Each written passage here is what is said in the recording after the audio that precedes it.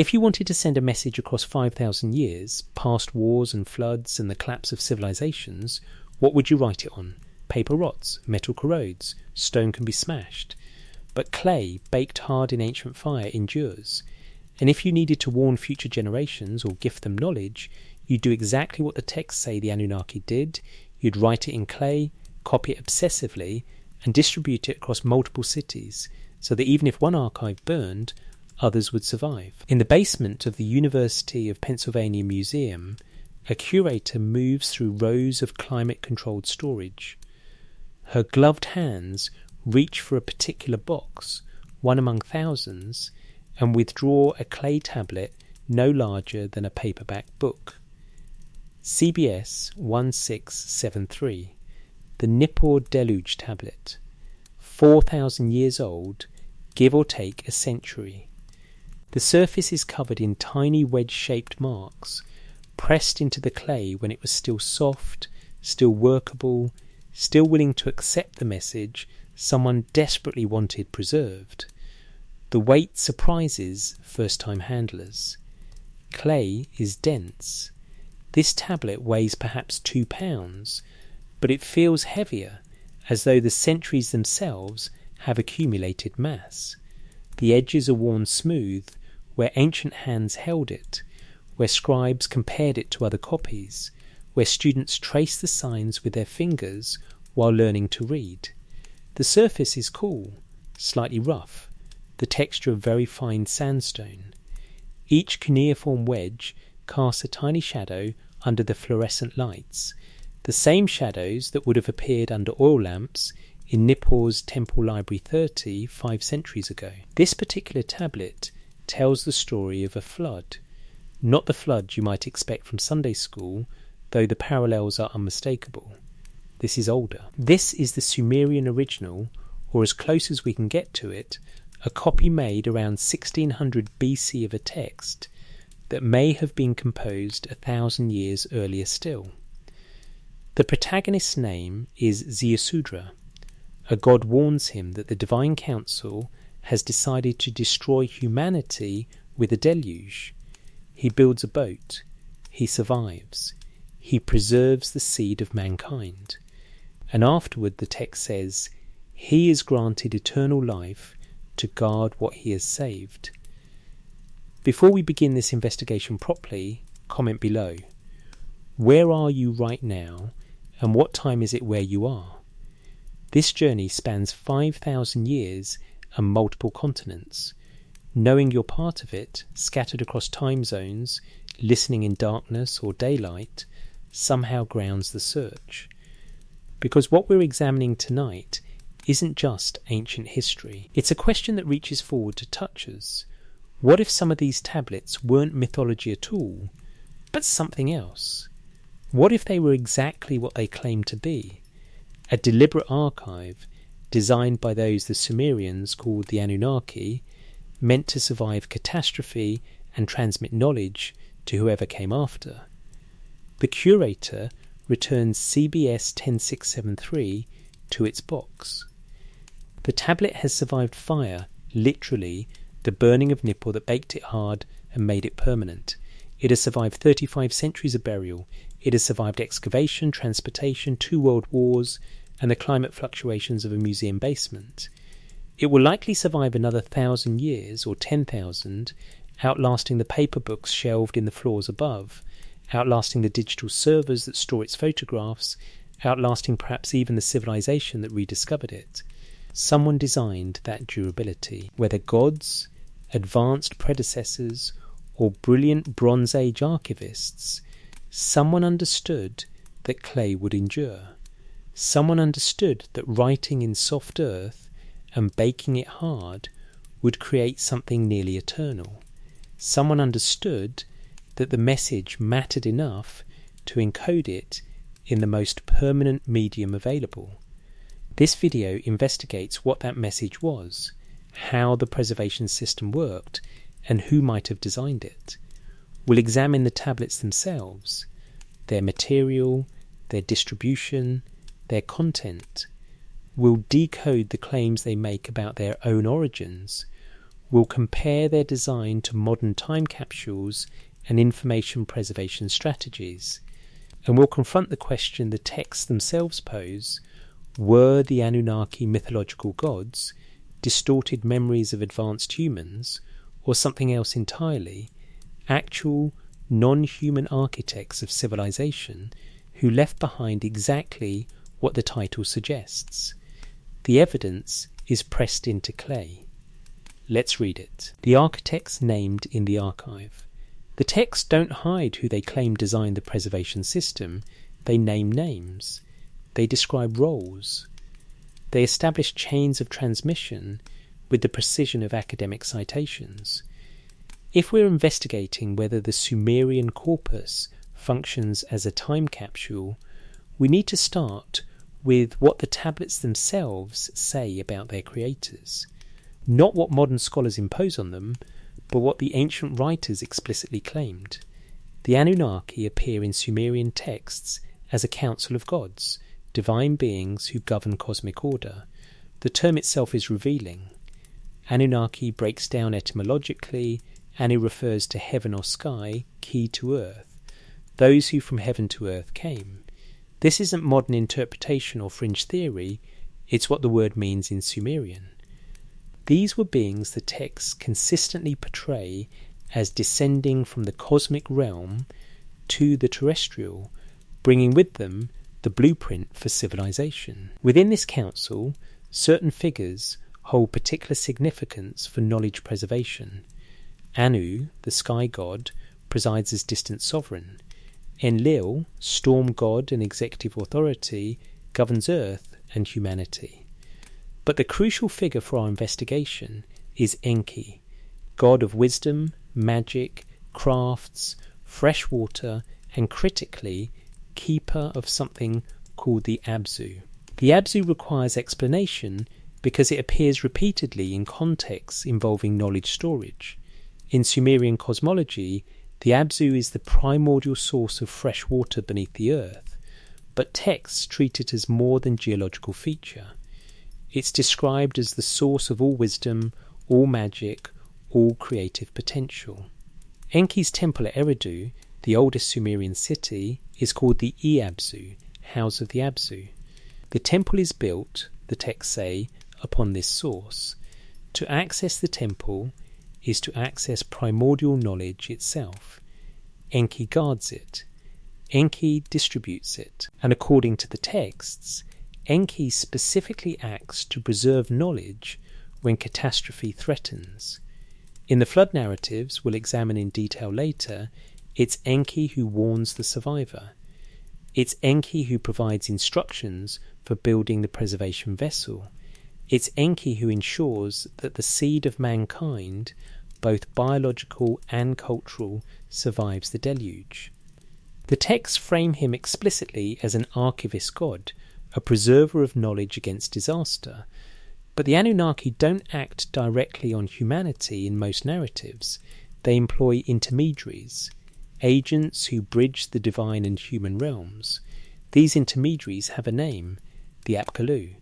The Apkallu tradition appears most explicitly in Neo-Assyrian texts from the first millennium B, but the tradition itself is far older. These were the seven sages, demigods, often depicted as part human and part fish or bird, who appeared before the flood and brought the arts of civilization. Their names are preserved. Adapa leads the list, sometimes called Oannes in Greek transliteration. Each sage corresponds to one of the antediluvian cities listed in the Sumerian king list. Each brought specific knowledge, writing, mathematics, astronomy, agriculture, metallurgy, medicine, law, architecture. The crucial detail for our investigation, the Apkallu, didn't just bring knowledge orally, they established tablets. They founded scribal traditions.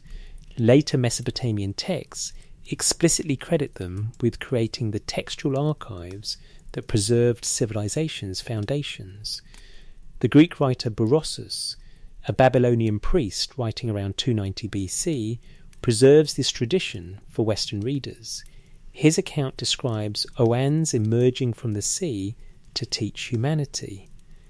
Oannes, Berossus writes, gave humans writing and instructed them in arts and sciences.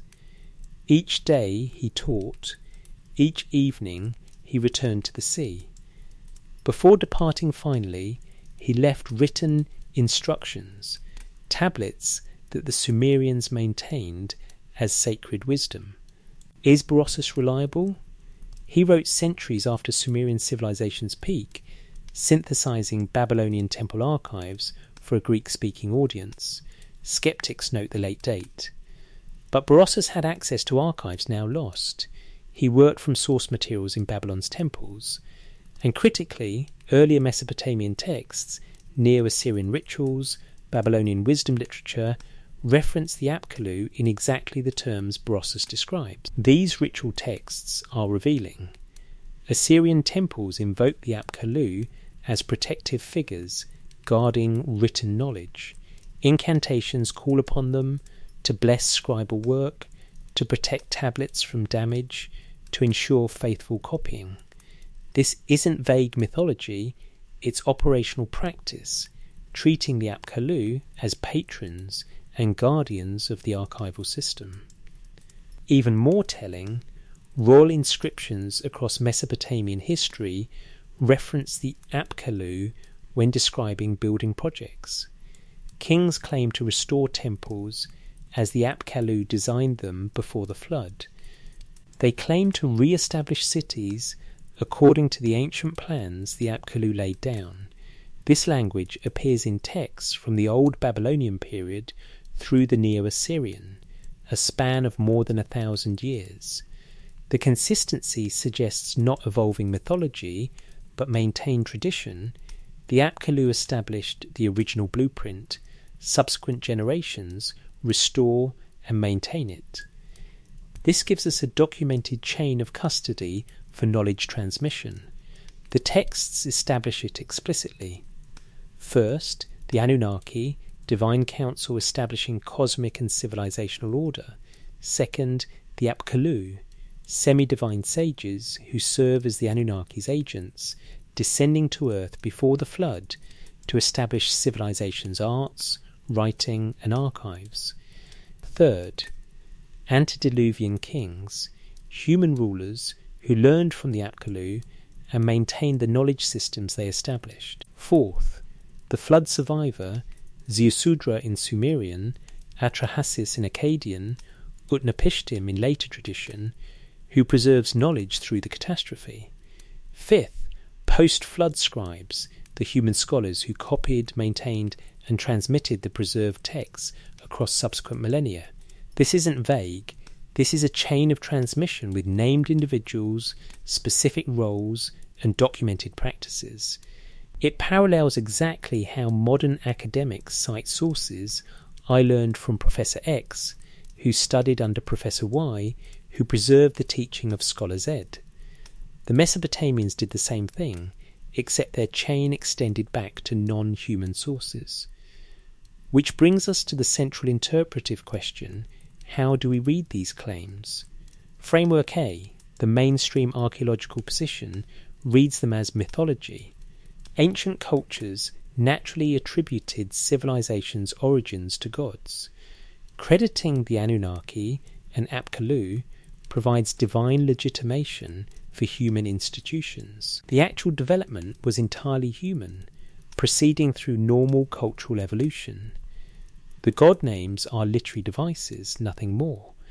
This framework sees no preservation design, just routine religious scribal practice that happened to create durable records. Framework B, advocated by some alternative historians and catastrophist researchers, reads them as cultural memory. Perhaps the Anunnaki and Apkallu represent distorted recollections of an advanced human civilization that existed before the archaeological flood layers dated around 2900 BCE. Catastrophic flooding destroyed much of this predecessor culture. Survivors transmitted their knowledge to the emerging Sumerian civilization. The Sumerians preserved this inherited wisdom, but lacking context for its sophisticated origins, attributed it to gods or sages who seemed impossibly advanced. In this reading, the archive is real, preservation was deliberate, but the designers were human, just earlier and more sophisticated than mainstream archaeology currently accepts. Framework C, the most controversial, but the one the texts themselves suggest, reads them more literally. The Anunnaki were actual non-human intelligences, whether extraterrestrial, interdimensional, or advanced non-human terrestrial species. They established civilization and designed the knowledge preservation system. The Apkallu were their representatives or hybrid agents. The system was built to preserve knowledge across an expected catastrophe. The Sumerians inherited, maintained, and copied the archive, but didn't originate its design. Each framework makes different claims about evidence. Framework A requires showing that apparent design is coincidental, that redundancy patterns emerge naturally from routine religious practice. Framework B requires finding archaeological evidence for an advanced pre-Sumerian civilization and explaining why its material culture hasn't been clearly identified. Framework C requires extraordinary proof for extraordinary claims, physical evidence incompatible with Bronze Age human technology or knowledge. For now, we'll hold all three frameworks in mind. What we can do, what the next chapters will do, is examine the system itself with precision. We'll document exactly how the preservation network functioned. We'll compare its design to modern time capsule principles. We'll trace redundancy patterns, content curation, encoding strategies, and maintenance protocols. Then, when we've established what was actually built, we can return to the question of who built it. The texts say the Anunnaki and Apkallu designed a knowledge preservation system to survive catastrophe. Mythology, cultural memory, or literal claim, let's examine whether the physical evidence matches what a deliberate time capsule would actually look like. If we're investigating a crime scene, first we document the scene. Then we consider suspects. The scene is 5,000 years of cuneiform tablets, distributed across a dozen ancient cities, copied systematically across centuries, preserving specific categories of knowledge with remarkable consistency. The suspects are Bronze Age humans, advanced prehistoric predecessors, or non-human designers. The evidence is pressed into clay, waiting in museum basements and Iraqi tells, patient as stone. Let's start with the first design choice any time capsule maker faces. What do you write your message on? The language of permanence. If you're designing a time capsule, a message meant to survive not decades, but millennia, your first critical decision is material. What medium will outlast empires, withstand fire and flood, remain readable when your language is dead and your civilization forgotten? Modern time capsule designers face this question constantly, and their answers are revealing. In 1977, NASA launched the Voyager probes carrying the Golden Record, humanity's message to the cosmos. The record itself is gold-plated copper, chosen because gold doesn't corrode. In the vacuum of space, protected from atmospheric oxygen and water, those golden discs should remain playable for billions of years. The cover includes symbolic diagrams explaining how to play the record, how to interpret the images encoded in the grooves, even where Earth is located relative to pulsars whose known frequencies provide cosmic landmarks, expected lifespan, longer than Earth's sun. The Keo satellite project, conceived but not yet launched, plans to place messages in orbit for 50,000 years. The messages will be written on radiation-resistant glass in multiple languages. The satellite's orbit will decay eventually, and the capsule will survive atmospheric re-entry, delivering its contents to humans 50 millennia hence, humans who may be as different from us as we are from Neanderthals. The material choice: glass. Because glass is essentially stable stone, readable as long as light exists to illuminate it. The Svalbard Global Seed Vault in Norway preserves crop diversity against agricultural catastrophe. Seeds rest in aluminum packets stored in permafrost 400 feet inside a mountain on an Arctic island. The location provides natural refrigeration, geographic isolation, and protection from most conceivable disasters. Multiple samples of each seed exist, redundancy ensuring that even if some packets fail, others preserve the genetic line. Material: aluminum for the packets, natural ice for storage, mountain stone for protection. But perhaps the most telling modern project, one that directly parallels our investigation, is the Memory of Mankind in Hallstatt, Austria. This ongoing archive stores messages on ceramic tablets, deliberately mimicking Sumerian technology. Recognizing that paper degrades, that digital media requires powered readers, that metal corrodes, the project returns to what the ancients knew: clay fired to ceramic is nearly eternal.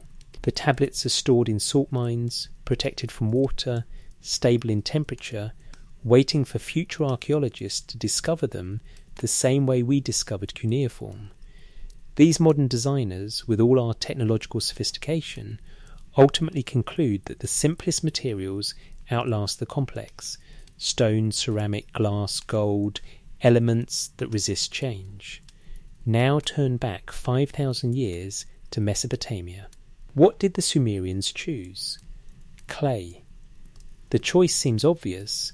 Mesopotamia is alluvial plain, river-deposited sediment from the Tigris and Euphrates. Clay is everywhere, the landscape's fundamental substance. But abundance doesn't explain everything. The Egyptians had papyrus in abundance, yet virtually none survives in Mesopotamia's climate. The Sumerians could have used papyrus imported from Egypt, or leather, or wood, or carved stone. They used all these materials for various purposes. But for texts meant to endure, for literature, for mathematics, for sacred hymns, for king lists, for the archives, they chose clay almost exclusively. Why? Because clay does something extraordinary when fired. Unfired clay is plastic, workable, erasable, reusable. A student's practice tablet could be smoothed and reused daily. But once heated beyond a certain temperature, clay undergoes irreversible chemical transformation. The silicate minerals in the clay fuse into ceramic. The material becomes waterproof, fireproof, immune to biological decay, chemically stable for millennia. Ceramic won't burn a second time, it's already been through fire. Ceramic doesn't rot, there's no organic material for microbes to consume. Ceramic doesn't corrode, it's already fully oxidized stone. The marks pressed into the clay remain perfectly clear. Cuneiform signs are impressions, not surface drawings. The wedge-shaped stylus pushes into the clay, displacing it, creating three-dimensional marks that casting light reveals through shadow. Even if the surface erodes slightly, the impressions remain readable. Even if the tablet breaks, the fragments preserve their text, waiting for archaeologists to reconstruct them like a jigsaw puzzle. Compare this to every other ancient writing material. Papyrus, the Egyptian miracle plant, creates excellent writing surfaces when split, pressed and dried. Hieroglyphics and hieratic script flourished on papyrus scrolls, but papyrus is organic. In Egypt's desert climate, sealed in dry tombs, papyrus can survive millennia. In Mesopotamia's more humid environment, exposed to seasonal rains and flooding, papyrus rots. We know the Sumerians imported some papyrus because administrative texts mention it, yet virtually none survives. The material failed in that climate. Leather and parchment, animal skins treated and scraped for writing, serve brilliantly where conditions permit. The Dead Sea Scrolls, preserved in desert caves, remain readable after 2,000 years. But leather requires dry conditions. Moisture causes rot and mould. Insects consume it. Time reduces it to fragments. We know Mesopotamian scribes used leather for some documents because the tablets reference leather scrolls. But the leather is gone, completely degraded while the clay endures. Wood, carved or written, decays even faster. Wood burns easily. Wood rots in moisture. Wood-boring insects consume it. Wooden writing tablets existed in Mesopotamia, but none survive beyond occasional carbonized fragments. Stone endures, and the Sumerians carved stone when permanence was paramount, royal inscriptions on palace walls, victory monuments, boundary markers. But stone is expensive. Stone requires specialized skills to carve. Stone is heavy and transport intensive. Most critically, you can't mass produce stone tablets. Each requires hours of skilled labour. For an archive containing thousands of texts, stone is impractical. Clay offers the perfect combination: durability plus mass production. A trained scribe can produce a tablet in hours. A student can practice on cheap clay, smoothing and reusing until the lesson is learned, then firing the final copy for permanent storage. A library can commission hundreds of copies without bankrupting the temple. Clay makes preservation affordable at scale. And here's the most remarkable thing. Clay tablets often survived because of the very catastrophes that destroyed everything around them. The library of Ashurbanipal at Nineveh contained perhaps 30,000 tablets when Babylon and Mede armies sacked the city in 612 BCE. The attackers burned the palace. The fire consumed wood, leather, textiles, and the lives of defenders. But the fire baked the clay tablets, transforming unfired or partially fired tablets into permanent ceramic. Destruction became preservation. The disaster that ended the Assyrian Empire inadvertently created the most complete ancient library ever recovered. This pattern repeats across Mesopotamian archaeology. Burned, its tablets survived hardened. Nippur's buildings collapsed in fire, the tablets emerged readable. The fires that destroyed cities often preserved their archives, baking tablets that might have been left unfired, sealing them for modern excavation. Did the original designers know this? Did they understand that fire paradoxically preserves clay? The evidence suggests yes. Some tablets show clear signs of deliberate firing beyond what simple drying required. Colophons, the scribal notes at the end of tablets, occasionally mention writing for eternity or made permanent. These phrases appear on tablets that show evidence of intentional baking. The scribes seem to have known that thorough firing created permanence beyond simple dried clay. Whether they fully anticipated that burning buildings would bake unbaked tablets is unclear, but they certainly knew that baked clay outlasted every alternative. They knew ceramic was waterproof, essential in a flood-prone river valley. They knew it was fireproof, essential in cities built of mud, brick and reed that burned periodically. They knew it was stable across generations, essential for archives meant to endure. The material choice alone demonstrates sophisticated thinking about information preservation across time. Now, consider the encoding, cuneiform itself. Cuneiform, literally wedge-shaped, describes marks made by pressing a reed stylus at various angles into soft clay. The stylus's triangular tip creates wedge shapes, vertical wedges, horizontal wedges, diagonal wedges, combinations forming the signs that represent sounds, syllables, words, and concepts. Why wedges instead of drawn lines? Several reasons converge. First, efficiency. Pressing is faster than drawing. A scribe can produce clear wedges rapidly by rotating the stylus, pressing, lifting, moving to the next position. Drawing smooth curves or continuous lines in clay is slow and produces less distinct marks. Second, clarity. Wedge impressions remain distinct even if the tablet's surface is slightly damaged. The three-dimensional impressions cast shadows, making the text readable even when viewed at shallow angles or in poor light. Drawn lines can blur or fade, impressions persist. Third, standardization. A wedge is a wedge. The shape is consistent regardless of who makes it, unlike cursive scripts where individual handwriting varies dramatically. Different scribes produce readable cuneiform because the building blocks are uniform. This matters for an archive. Readers centuries later can still decode the signs because the forms don't drift with calligraphic style. Fourth, information density. Cuneiform combines logograms representing whole words, syllabograms representing syllabical, and determinatives indicating the category of the following word, divine name, geographic place, wooden object, etc. This multi-layered system packs significant information into compact space. A single tablet the size of a hand can contain hundreds of words. Fifth, learnability. While cuneiform looks impenetrable to modern eyes, the system is learnable with finite vocabulary.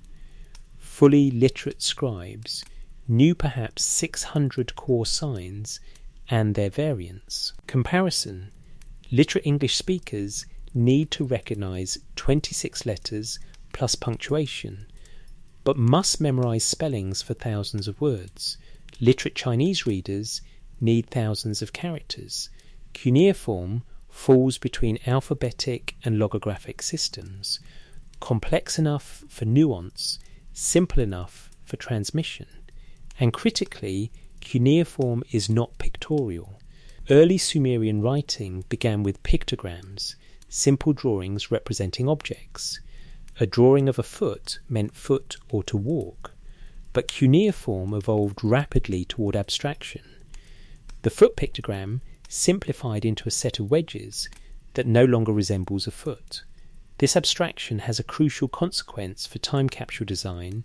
The signs become pure symbols, divorced from the specific objects they originally depicted. Why does this matter?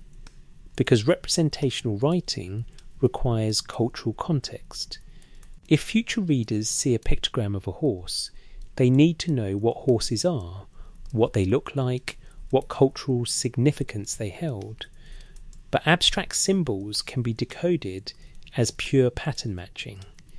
If you understand that the signs represent sounds and syllables, you can theoretically reconstruct the language without knowing the original culture, especially if you have bilingual texts as reference keys. We'll return to bilingual texts in a later chapter when we examine decoding instructions. For now, the key point: cuneiform as an encoding system shows design features that promote long-term preservation and eventual decipherability. Compare this to modern encoding. Digital information is stored as binary, ones and zeros, electrical charges in silicon, magnetic orientations on disks, pits and lands on optical media. Binary is extraordinarily information dense and works brilliantly as long as you have powered readers that understand the file format. Without electricity, without computers, without knowledge of the encoding protocol, digital media becomes gibberish. The information is there, but inaccessible. Morse code, dots and dashes, works similarly. Efficient, precise, but useless without knowing the code. Cuneiform is more robust because it's physical and pattern-based. The signs are visible to the naked eye. Their organisation on the tablet, columns, lines, arrangement shows that they're text even if you can't read them. Their repetition patterns reveal grammatical structure. Their contextual groupings suggest meaning even before full translation. A sufficiently clever future linguist, given enough tablets, could theoretically begin to decode cuneiform even without a Rosetta Stone, though having bilingual texts makes it vastly easier. The 19th century decipherment of cuneiform proceeded exactly this way. Scholars started with trilingual inscriptions like the Behistun rock, where Old Persian, Akkadian and Elamite appeared in parallel. They decoded Persian first because it was related to known languages. From Persian, they decoded Akkadian. From Akkadian bilingual tablets, they decoded Sumerian. The system was crackable because it was pattern-based and redundantly documented. This brings us back to the central question, was this designed? Framework A/argues no. No. Cuneiform developed gradually from pictograms through natural evolution. Clay was used because it was available. Baking happened accidentally through fires or occasionally for important documents, but there was no master plan. The system's apparent robustness is retrospective projection. We notice it because it succeeded, but survival is partly luck. Framework B, want human predicate, and Framework C, Anunnaki, Ikachiawazis, both argue yes, but differ on who did the designing. If the archive was deliberately created to preserve knowledge through catastrophe, the material and encoding choices make perfect sense. You'd choose clay for durability and mass production. You'd develop standardized abstract symbols for long-term readability. You'd create redundant copies in case some were destroyed. You'd establish institutions to maintain the system across generations. The difference between frameworks B and C is who possessed the foresight. Framework B attributes it to sophisticated humans, perhaps pre-flood survivors who experienced knowledge loss and designed a system to prevent recurrence. Framework C attributes it to the Anunnaki and Apkallu, the non-human architects named in the texts themselves. What we can say with certainty, the system that emerged, clay tablets with cuneiform writing, systematically copied and archived, is remarkably well suited to information preservation across millennia. Whether by design or evolutionary accident, the Mesopotamians created the most durable mass information storage system in ancient history. Modern ceramic time capsules deliberately copy the design because, even with all our technology, we haven't improved on baked clay for ultra long-term storage. The tablets in museum basements tonight will outlive the museums themselves. They'll outlive the digital catalogues describing them. They'll outlive the papers scholars write about them. 5,000 years from now, when our buildings are dust, those tablets will still be readable, the wedges still crisp, the text still waiting for whoever comes next. Someone, whether Bronze Age scribes, their more ancient teachers, or the architects the texts claim, understood this. They understood permanence. They understood that the message mattered more than the messenger, and that clay, humble clay, could carry words across epochs. Now we need to examine what messages they chose to preserve. Because if this was a time capsule, content selection reveals priorities. What knowledge did they consider worth saving across the collapse of civilizations? The earliest instructions, Shurupak's Testament. The oldest surviving piece of wisdom literature in the world sits, fragmentary but legible, across multiple museum collections. The instructions of Shurupak, composed around 2600 BC, perhaps earlier, presents itself as a father's advice to his son. But the framing is extraordinary. The father is Shuruppak, priest-king of the antediluvian city of Shuruppak. The son is Ziusudra, who will become the flood survivor. The text claims to preserve knowledge from before the catastrophe that destroyed the old world. Whether this claim is literally true, whether it's literary framing, or whether it preserves genuine pre-flood tradition, we'll hold those questions for now. What matters for our investigation is this: the earliest substantial text we have is explicitly presented as knowledge preserved across catastrophic discontinuity, transmitted from before disaster to after, with instructions for how to live in the rebuilt world. If you were designing a time capsule, this would be exactly the kind of document you'd want to include. Not theological abstractions, not royal propaganda, but practical wisdom. How to survive, how to build community, how to navigate the restored civilization that follows collapse. The instructions of Shuruppak survives in multiple copies. The earliest fragments date to around 2600, 2500 BCE from the early dynastic period. But we know the text from more complete versions, Old Babylonian copies from around 1600 BC, 1,000 years after initial composition. These later copies preserve a text that's remarkably stable.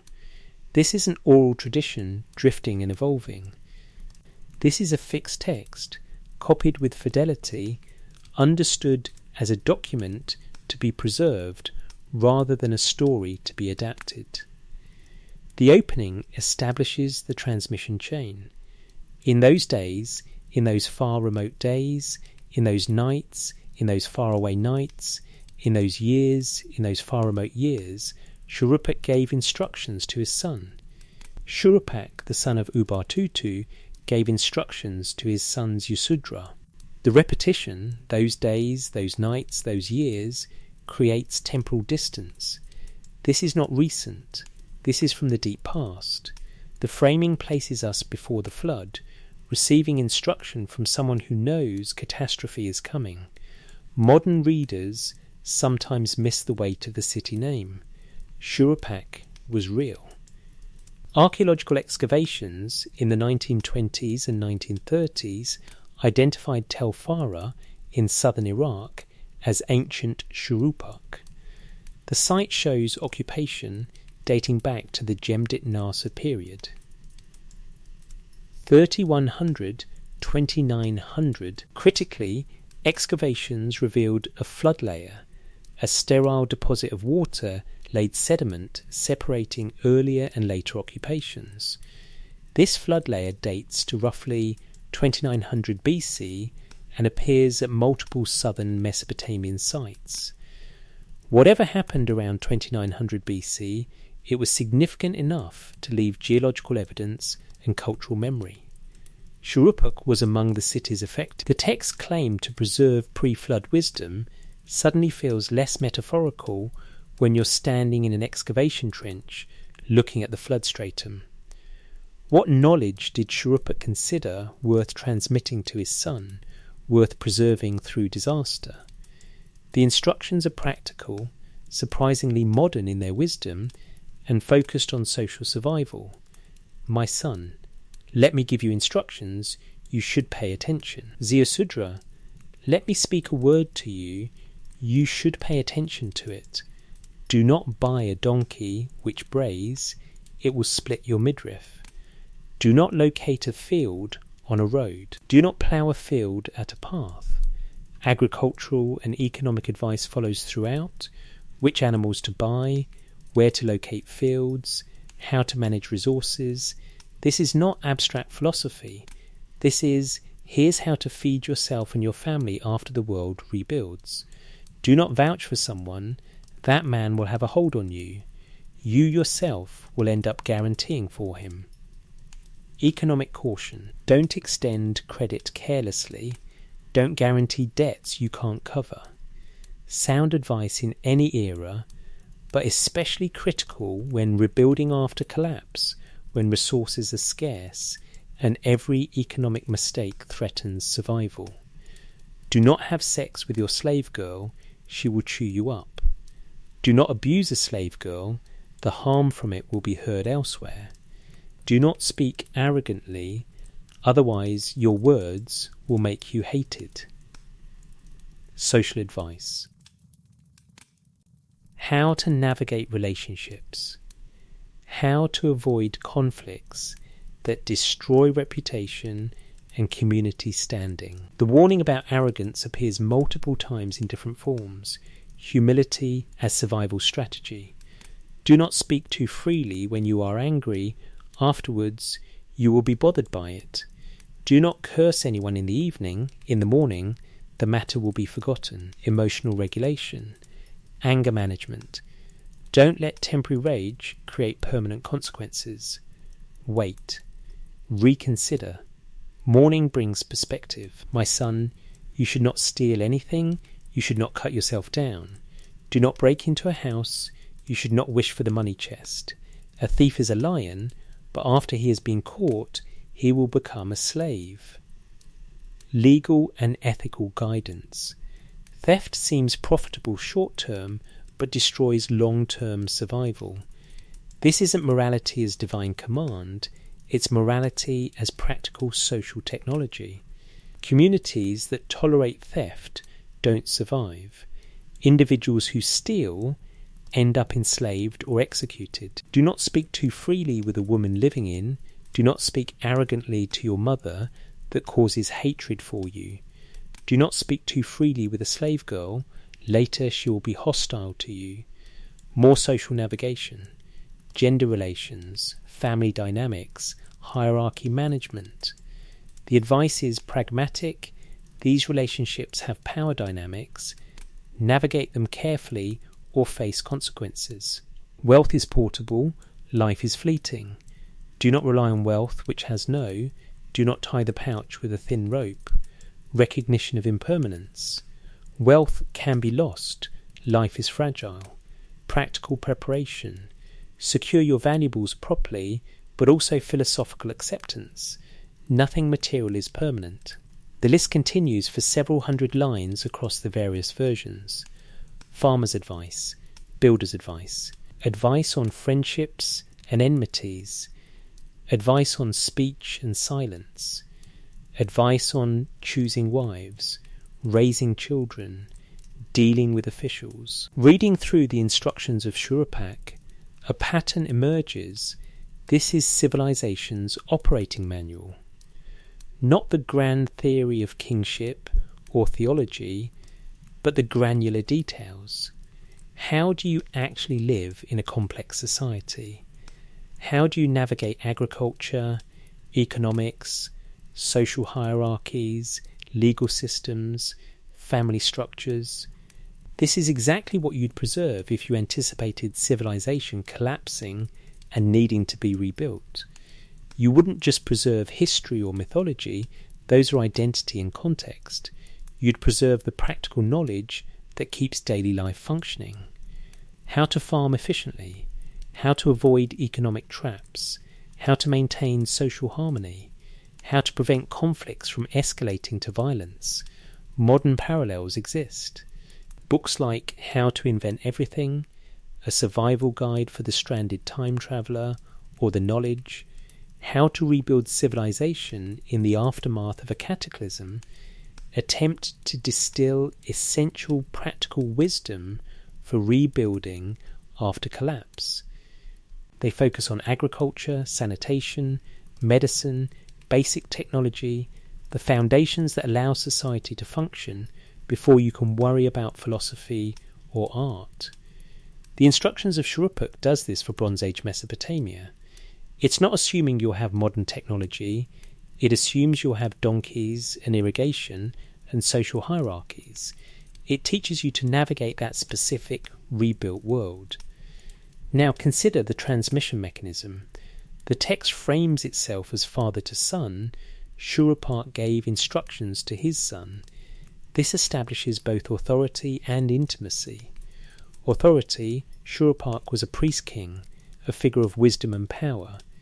Intimacy, a father speaking to his son, motivated by love and concern for the son's welfare, but the son is Ziusudra, the flood survivor.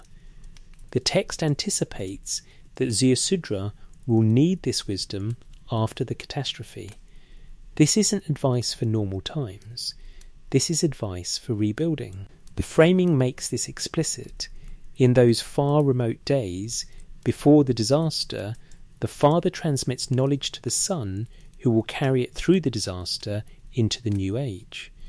Whether this literally happened, whether a historical Shurupak instructed a historical Ziusudra, is perhaps less important than the cultural function. The text establishes itself as antediluvian wisdom preserved through the flood. This framing ensures the text is taken seriously. This survived the apocalypse. This wisdom proved valuable enough to preserve through catastrophe. You should heed it. The literary device, if it is literary device, serves a preservation function. By attributing the text to pre-flood sources, it acquires urgency. This isn't one man's opinion. This is tested knowledge from before the world ended, carried through the ending, relevant to the rebuilding. The attribution to disaster survivors makes the text culturally precious. And here's the remarkable thing. It worked. The instructions of Shurupak was copied for over 1,000 years, possibly longer. The Old Babylonian copies from 1600 preserve a text originally composed around 2600 BC. That's a millennium of faithful transmission. The text didn't evolve significantly. The core advice remains consistent across versions. Minor variations exist, copying errors, local adaptations, additions, but the fundamental content persists. Why would scribes copy this text unchanged for 1,000 years if it was just one man's opinions? Why preserve it in temple and palace libraries alongside sacred hymns and royal inscriptions? Because it was understood as archive content. This was knowledge to be maintained, not stories to be adapted. This was part of the civilizational inheritance from before to be passed through the present to whoever came after. The instructions of Shurupak functions as a time capsule document, whether or not its creators consciously designed it that way. It preserves practical knowledge across centuries. It frames itself explicitly as transmission across catastrophe. It was maintained with fidelity rather than allowed to evolve. This matches what modern time capsule designers do. They include practical knowledge because future recipients need to survive before they can appreciate art or philosophy. NASA's Voyager Golden Record includes diagrams of dinar, human anatomy, mathematical principles, foundations for understanding before the cultural content makes sense. The instructions of Shuruk does the same. Here's how civilization works at the most practical level. Master this and you can rebuild the rest. 3 frameworks interpret this differently. Framework A, Zoology, Natural Evolution, sees the instructions of Shurupak as wisdom literature that happened to survive. Many ancient cultures produced wisdom texts. Some were copied repeatedly and survived, others were lost. The antediluvian framing is literary convention providing authority to the advice. The copying happened because scribes found the advice useful and because copying classics was standard training. There's no archive design, just normal textual transmission. Framework B, Advanced Human Prides, sees the instructions as genuine pre-flood knowledge preserved by survivors. Perhaps the catastrophic flooding around 2900 BC destroyed a sophisticated culture, and survivors transmitted their practical wisdom to the emerging Sumerian civilization. The text's attribution to Shurupak preserves real memory of knowledge transmission from before the disaster. The systematic copying represents conscious preservation of inherited wisdom, understood as precious because it came from those who experienced collapse. Framework C Anunnaki, your code, sees the instructions as part of the deliberately designed archive. The Apkallu, or their human agents, composed practical wisdom texts and attributed them to antediluvian figures to ensure preservation. The framing was intentional, make the text valuable by claiming it survived catastrophe, ensuring future generations would copy it faithfully. The 1,000-year preservation with minimal variation shows the design working as intended. All three frameworks agree on the facts. The text exists. It claims antediluvian origins. It was copied faithfully for a millennium or more. It contains practical survival knowledge. The frameworks differ only on intentionality and original authorship. What we can say with certainty, if you were building a time capsule to preserve civilization across catastrophe, you'd want exactly this kind of document. Practical, detailed, focused on the granular realities of survival and social functioning. Not grand theories, but operating procedures. Not mythology, but manual. The instructions of Shurupak preserves practical knowledge from before. But other texts preserve something even more fundamental, the memory of the disaster itself and how knowledge survived it. If the archive was designed, the flood narratives would serve a specific function, demonstrating that preservation through catastrophe is possible, providing protocols for how to do it, and establishing authority for the preserved knowledge. Let's examine what the flood texts actually say about preserving the seed of mankind. The flood as archive protocol. 3 major flood narratives survive from ancient Mesopotamia, each separated by centuries, each telling the same essential story with remarkable consistency. The Eridu Genesis, the Atrahasis Epic, 1635, and Tablet C of the Gilgamesh Epic Neo-Assyrian Copy C. 7th century B, but older Babylonian versions exist. All describe a catastrophic deluge that destroys humanity, except for one man warned by a god, who builds a boat, preserves life, and becomes the guardian of what survived. If these were oral myths evolving randomly, we'd expect significant variation. We'd expect the stories to drift, details to change, each telling to reflect its own time and place. That's how oral traditions work, but these texts show remarkable stability in their core elements, suggesting not evolving oral tradition, but preserved narrative, copied with fidelity, maintained as something too important to alter.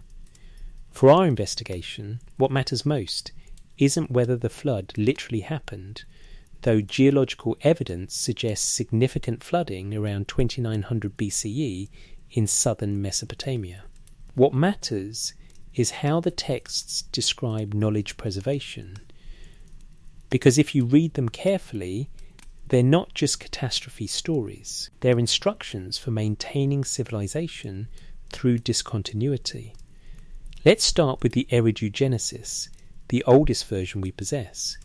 The tablet CBS 1673 at the University of Pennsylvania Museum preserves portions of this text in Sumerian.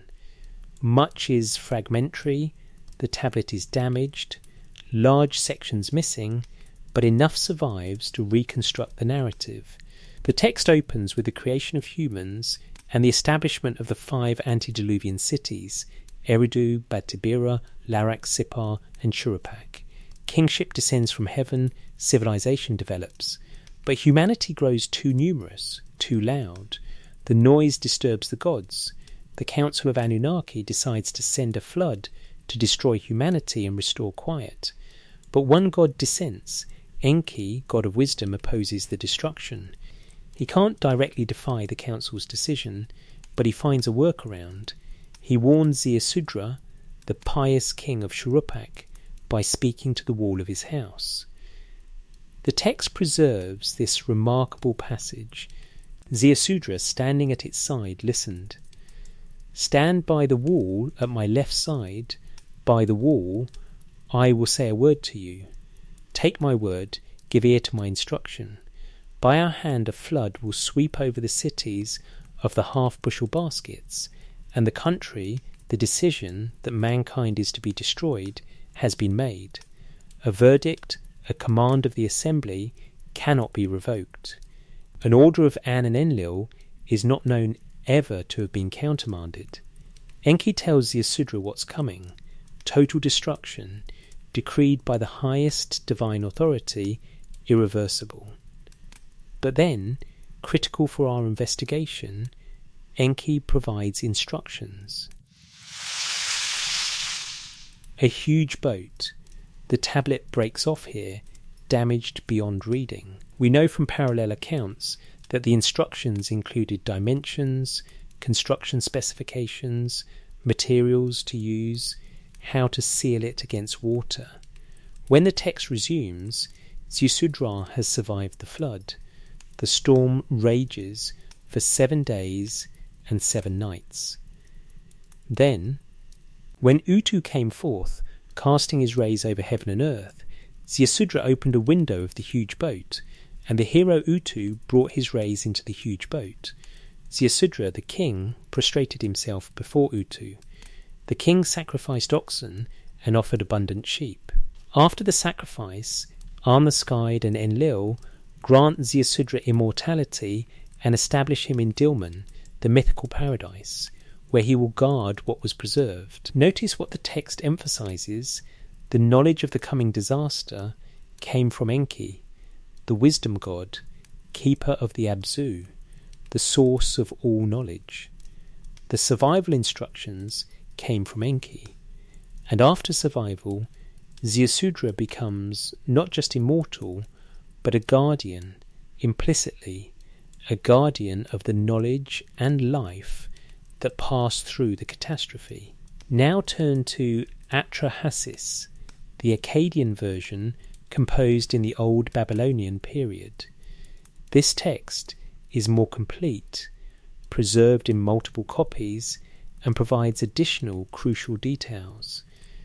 The story begins similarly. Humans are created to work for the gods, relieving the lesser gods from labour. Humans multiply. Their noise disturbs the gods. The divine council, led by Enlil, decides on destruction, first by plague, then drought, then finally flood. Each time, Enki here, called Ea in Akkadian, helps the human hero Atrahasis, seasonally wise, note the name's meaning survive. When the flood is finally decreed as unavoidable, Ea warns Atrahasis by speaking to the reed wall of his house. Reed wall, wall, wall, reed wall, listen, wall, pay attention, man of Shuruppak, son of Ubatutu, tear down your house, build a boat. Spurn property and save life. Again, the instruction, abandon material wealth, save life, biological continuity. But then Atrahasis adds something critical. The boat that you build, roof it over like the Apsu, so that the sun cannot see inside. Let it be roofed over both above and below. The tackle shall be very strong. Let the bitumen be tough, and so give the boat strength. Take on board the seed of all living creatures. The boat, the phrase seed of all living creatures, parallels the Eridugenesis' seed of mankind. But Atrahasis elaborates. Atrahasis opened his mouth and spoke to Ea his lord. I have never built a boat. Draw a design on the ground so that I may see it. Ea provides detailed instructions, dimensions, proportions, construction methods. Atrahasis follows them precisely. He loads not just animals, but explicitly mentions craftsmen, the skilled workers who know how to do things. He preserves not just biological life, but technological knowledge embodied in people who possess skills. This is archive thinking. It's not enough to save random individuals. You need to preserve the knowledge bearers. The craftsmen know metallurgy, carpentry, weaving, pottery, architecture. Losing them means losing the knowledge, even if biological humans survive. Atrahasis understands this, or is told this: save the craftsman. After the flood, the survivors emerge. Atrahasis offers sacrifice. The gods smell the sweet savour and gather around. Enlil is initially furious that anyone survived, but Ea defends his action, arguing that punishing all humanity for the many's offence was unjust. The Divine Council reaches a compromise. Humanity will continue, but with new limitations to control population. And then Atrahasis, like Ziusudra, is granted special status, not quite immortality in this version, but a role as intermediary between gods and humans, a keeper of the renewed covenant. The third version, Gilgamesh Tablet C, 3375 in the British Museum, tells the same story through the character Utnapishtim, who is the same figure as Ziusudra and Atrahasis. Gilgamesh, seeking immortality after his friend Enkidu's death, travels to the ends of the earth to find the one human who achieved eternal life. Utnapishtim tells him the story. The gods decided to send a deluge, but Ea, because of his oath, repeated their decision to the Reed Hut. Reed Hut, wall, wall. Listen, Reed Hut, attend wall. Man of Shuruppak, son of Ubatutu, tear down your house and build a boat. The instructions follow: remarkably detailed dimensions, 10 dozen cubits each side for height, 10 dozen cubits the base, making it a perfect cube, 6 decks, 9 compartments per deck, waterproofing with bitumen, loading of all living creatures. Utnapishtim describes the flood's ferocity, his fear, and eventual survival. After the waters recede, Utnapishtim releases birds, a raven, a swallow, a dove, to test for dry land, a detail that famously parallels the Noah narrative. He offers sacrifice. The gods smell it and gather. And then the god Ea opened his mouth to speak, and said to the warrior Enlil, "You, the wisest of the gods, how could you so senselessly bring about this deluge? It was not I who disclosed the secret of the great gods. I made Utnapishtim have a dream, and thus he heard the secret of the gods." Enlil accepts this and grants Utnapishtim and his wife immortality. Formerly Utnapishtim was a human being, but now he and his wife shall become like us gods. Let Utnapishtim dwell far away at the mouth of the rivers. They took me and settled me far away at the mouth of the rivers. Utnapishtim becomes guardian at the cosmic boundary, where fresh waters meet salt waters, where earthly realm meets divine, a liminal figure between worlds, keeper of the knowledge that survived. 3 versions, spanning perhaps 1,000 years of composition and copying, telling the same essential story with the same narrative beats. Divine decision to destroy humanity through flood. One god, always Enki-E, the wisdom deity, warns one pious human. Detailed construction instructions. For a preservation vessel, explicit command to save the seed, biological and coral. Survival through the catastrophe. Sacrifice after emergence. Divine grant of special immortal status to the survivor. Survivor becomes guardian of what was preserved, if these were independent oral traditions. Such consistency would be extraordinary. Oral myths drift, details change. Each teller adds flourishes, removes elements that don't resonate, adapts to local culture. Instead, we see core narrative stability, exactly what you'd expect from texts being deliberately preserved, copied from established sources, maintained as too important to significantly alter. Why this stability? 3 frameworks offer different explanations. Framework A, natural evolution / mythology, argues this stability results from the flood story being culturally central. a foundation myth explaining humanity's relationship with gods and mortality. Such foundational myths get preserved more carefully than peripheral stories. The copying happened because the story mattered culturally, not because of any archive design. The detailed survival instructions are just good storytelling. Vivid details make narratives memorable. Framework B at Non-Human Predator argues this stability preserves actual memory of a historical catastrophe and actual survival instructions. The flooding around 2900 BC was severe enough to threaten southern Mesopotamian culture. Survivors who preserved knowledge and rebuilt civilization became legendary. Their actual preservation strategies, building flood-resistant structures, saving craft specialists, maintaining knowledge of essential technologies, were encoded in the narrative as cultural memory.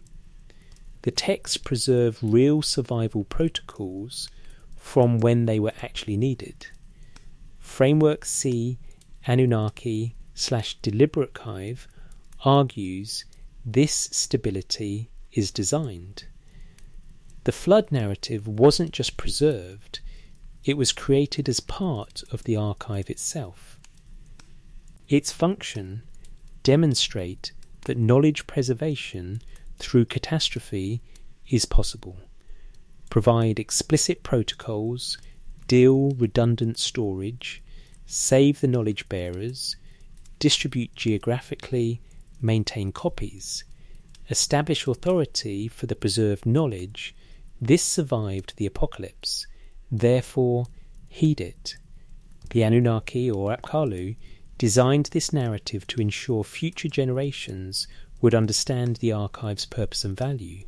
All three frameworks recognize the same phenomenon. This story was preserved with unusual care for unusual duration. The question is whether that care was coincidental, reactive to real catastrophe, or designed part of a deliberate preservation system. But here's what we can extract, regardless of framework. The texts themselves describe knowledge preservation protocols that match sophisticated information theory. First, redundancy. All three versions emphasize building a contained, protected vessel separate from the world to be destroyed. This is the principle of redundant backup. Don't keep all your data in one vulnerable system. Create a separate, protected copy. Second, selectivity. The hero can't save everyone or everything. He must choose what's essential: biological seeds malls, cultural seeds with knowledge, and his own family. Modern data archival does the same. You can't back up everything, so you prioritize critical files. Third, instructions must be explicit. The texts dwell on detailed construction specifications. Why? Because build a boat isn't enough. Exact dimensions, materials, methods, this is documentation. Modern archive protocols similarly emphasize documentation. It's not enough to store data, you must store instructions for interpreting it. Fourth, geographic isolation. After the flood, the survivor is placed at a liminal location at the mouth of the rivers, far from human habitation. This suggests understanding that preserved knowledge should be kept separate from active civilization, protected from the conflicts and disasters that destroy cities. Modern seed vaults follow this principle. Svalbard is chosen precisely because it's isolated, unlikely to be destroyed in regional conflicts. Fifth, the survivor becomes guardian. Post-flood, Ziusudra/Atrahasis/Utnapishtim gains immortality or special status and becomes keeper of what was preserved. This is the principle of institutional continuity. You need someone or something in an institution, a priesthood a protocol to maintain the archive across time. Without guardians, archives decay from neglect. Whether the Mesopotamians consciously recognized these as information preservation principles, or whether their mythological narratives accidentally embodied them, that question divides the frameworks. But the principles are there, documented in texts copied across a millennium, stable enough to suggest deliberate maintenance. And here's the most telling detail. The texts credit Enki/Ea, god of wisdom and keeper of the Abzu, the Yolage Wall, with providing the survival instructions, not a warrior god, not a storm god. The deity specifically associated with knowledge preservation is the one who ensures knowledge survives the catastrophe. If this was random mythology, why that specific attribution? Why not have any god warn the hero? The consistent attribution to the wisdom deity suggests the texts understand what they're describing. Knowledge preservation is the core function. The flood threatens to destroy everything: cities, people, culture, knowledge. The god whose domain is knowledge acts to preserve it. The hero follows the wisdom god's instructions and succeeds. This is the narrative structure you'd create if you wanted to teach future generations, here's what was at stake, here's how it was saved, here's who saved it, here's how you can do the same if catastrophe comes again. The flood narratives aren't just stories, they're documentation of preservation protocols, framed as mythology, maintained with the care reserved for critical information. They describe exactly what you'd do if you were designing a time capsule and wanted future recipients to understand its purpose. This knowledge survived catastrophe. It's valuable because it survived. You should preserve it and transmit it because catastrophe may come again. Now we need to ask, who were the teachers? The texts credit the Apkallu, the seven sages, with bringing civilization before the flood. Let's examine what these figures represent and whether they might have been the archive's actual architects. The ME, knowledge as transferable objects. In Sumerian texts, there exists a concept that modern translators struggle to render into English. The word is me, may, usually translated as divine powers or divine decrees, but neither translation captures what the texts actually describe. Because the me aren't abstract principles or ethereal forces, the texts describe them as objects, physical or at least tangible things that can be stolen, transferred, worn, stored, lost, and given as gifts. If you're designing an information preservation system, you need to conceptualize knowledge as something discrete and portable, something that can be copied, moved, protected, inventoried. The Sumerian concept of me does exactly this. It treats civilization's knowledge as a collection of distinct, transferable units, what we might call today a modular information architecture. Let's start with what the texts actually show us. The most famous me narrative appears in Inanna's Descent to the Underworld, preserved on tablets dating to the Old Babylonian period, but likely composed earlier in Sumerian. The story describes the goddess Inanna journeying to the underworld realm of her sister Ereshkigal. To enter, Inanna must pass through 7 gates. At each gate, the gatekeeper demands she remove one of her me. The text lists them specifically. At the first gate, she removes the crown from her head, the me of sovereignty. At the second, she removes the rod and measuring line, the me of judgment and just measurement. At the third, the lapis lazuli necklace, me of nobility. Fourth, the breastplate, me of protection and war. Fifth, the golden ring, me of authority. Sixth, the lapis measuring rod, me of precise knowledge. 7th, the royal robe, me of queenship itself. By the time Inanna reaches the throne room, she's naked and powerless, stripped of every me that made her divine. The text treats the removal of each me as removing a specific capacity, a specific power, a specific domain of knowledge or authority. Put the me back on, and the power returns. They're not symbolic, they're functional. This is the language of objects, of tools, of information storage. Each me is discrete. Each carries specific knowledge or capability. Remove it, and that capability is lost. Restore it, and the capability returns. This is modular design. Other texts elaborate on what the me actually encompass. Fragmentary lists preserved in various temple hymns catalogue them. The longest list, reconstructed from multiple sources, includes somewhere between 60 and 100 distinct me.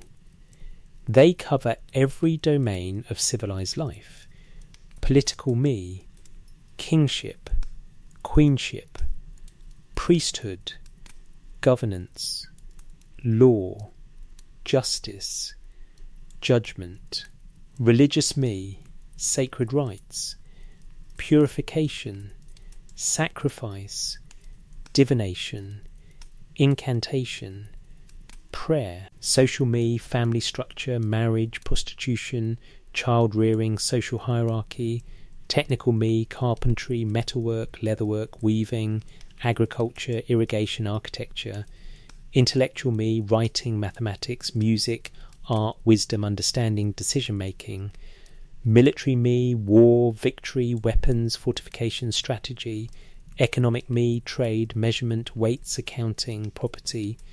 Even more abstract me appear: truth, falsehood, fear, peace, descent to the underworld, ascent from the underworld, sexual intercourse, prostitution, the destruction of cities, lamentation. Each me is a discrete unit. Each represents something essential to civilization's functioning. Together, they constitute the complete genome of culture, every element necessary for society to operate. Now consider another myth, Inanna and Enki, where these concepts become even more explicit as portable knowledge. In this story, Inanna travels to Eridu, Enki's city, where he guards the me in the Abzu, the primordial knowledge source beneath his temple. Enki, pleased by Inanna's visit, offers her beer. They drink together. Enki, drunk and generous, begins giving Inanna the me. The text lists them as they're transferred. He gave her the high priesthood. He gave her godship. He gave her the noble, enduring crown. He gave her the throne of kingship. And on through dozens of me, each named, each given as a discrete transferable unit. Inanna accepts them, loads them onto her boat of heaven, and flees back to her city Uruk before Enki sobers up. When Enki realizes what he's done, he sends his servant to retrieve the me. A chase ensues through the waterways of Mesopotamia, but Inanna escapes. The me reach Uruk. And Uruk, the text says, becomes great, because it now possesses me that previously belonged only to Eridu. Read this as mythology, and it's a charming story of divine drunkenness and trickery. Read it as archive protocol, and it's describing knowledge distribution. Eridu was the oldest city, the first city according to tradition, where Enki established the original temple archive containing all the me.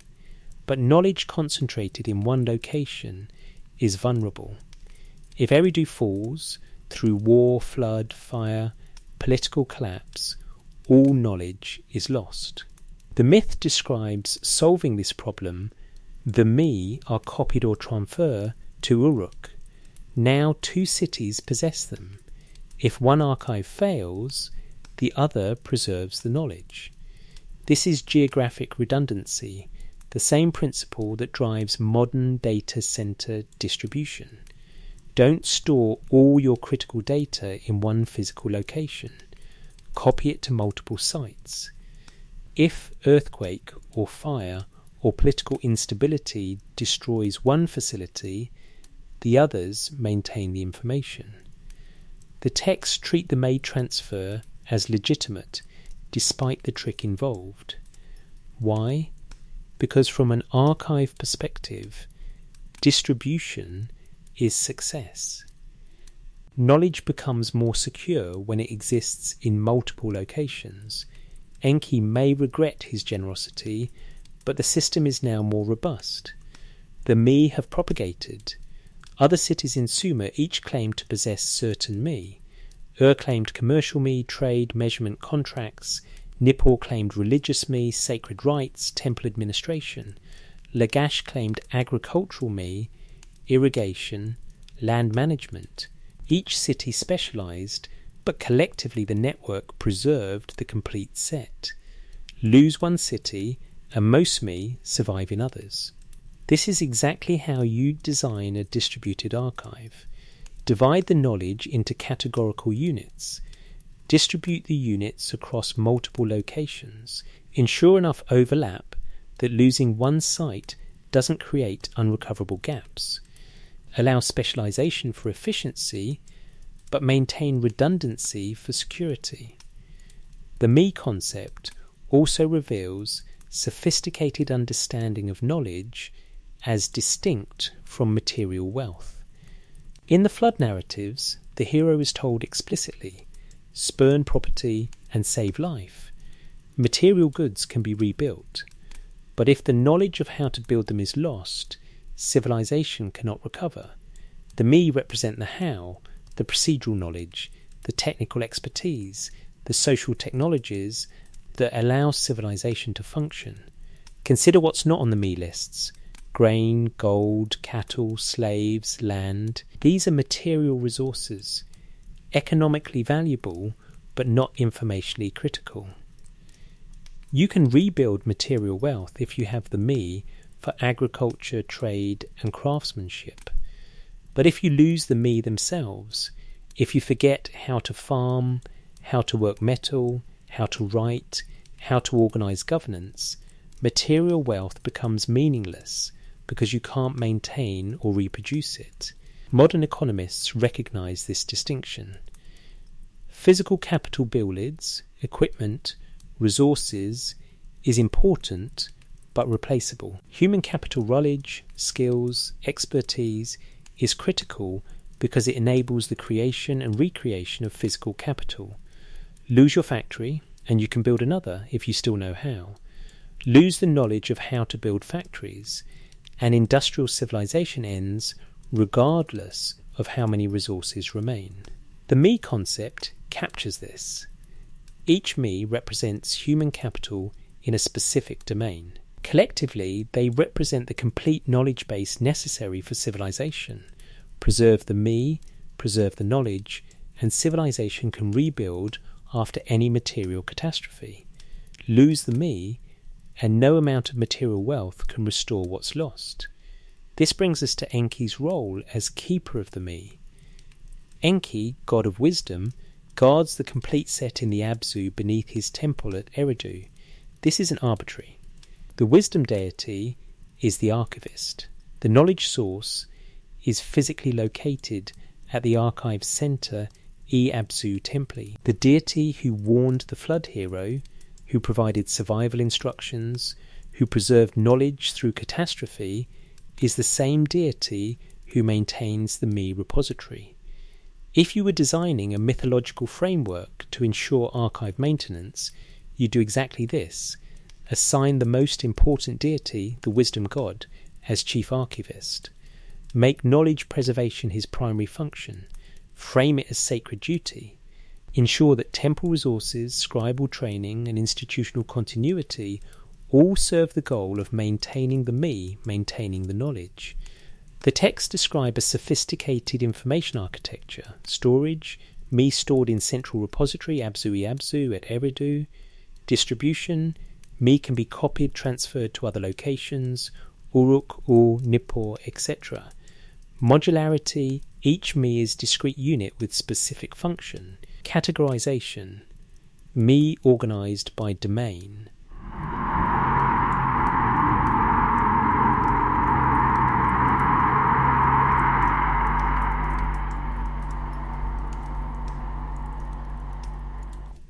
Relitical, religious, technical, etc.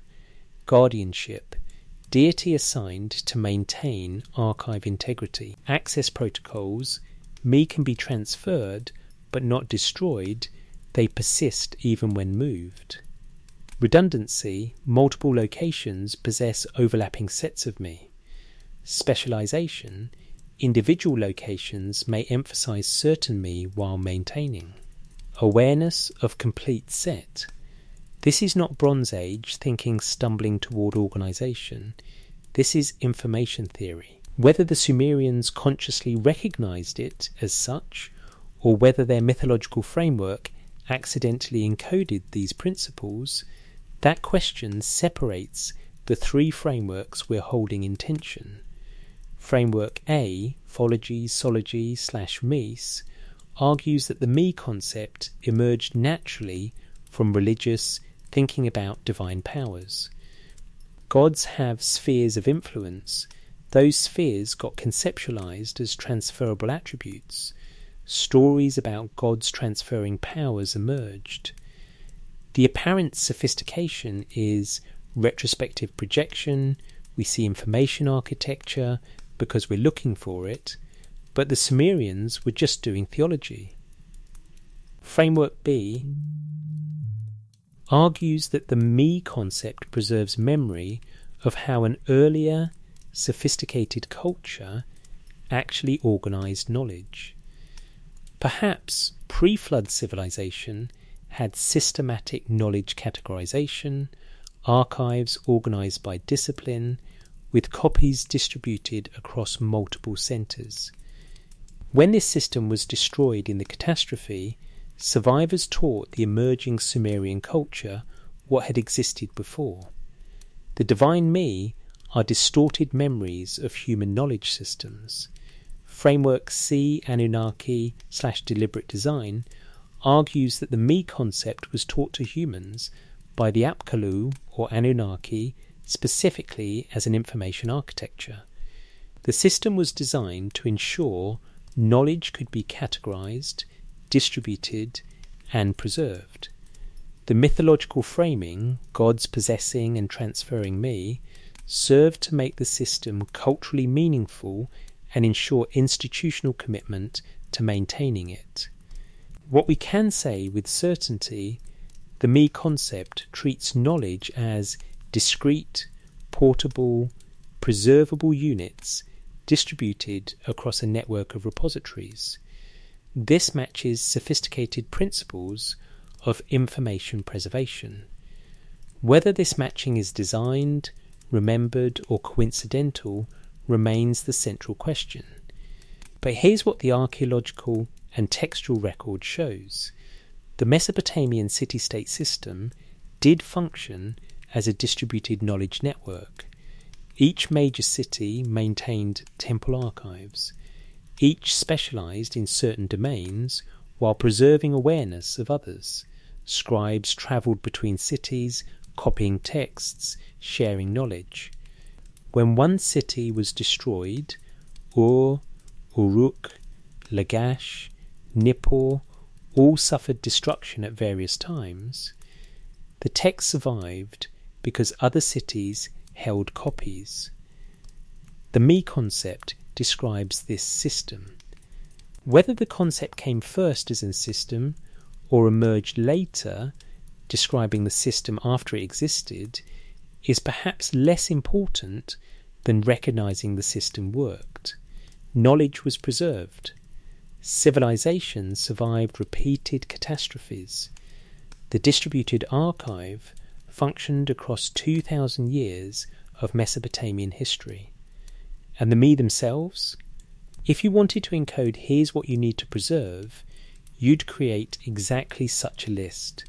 Not vague abstractions, but specific domains, writing, mathematics, quantitative knowledge, agriculture, food production, metallurgy, technology, law, mishal, medicine, health, music and art.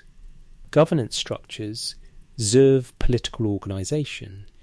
The me lists read like a disaster recovery checklist. After catastrophe, what must you restore to rebuild civilization? Every item on the me lists. Lose any of them, and civilization is incomplete. Preserve all of them, and recovery is possible. In the next chapter, we'll examine where this knowledge was supposed to be stored, the physical location the texts identify as the original repository, because if the me represent the content of the archive, the Iabzu at Eridu represents the archive itself. And archaeology has something to say about whether it actually existed. Eridu and the Iabzu, the first archive. In the Sumerian consciousness, all civilization traced back to one place.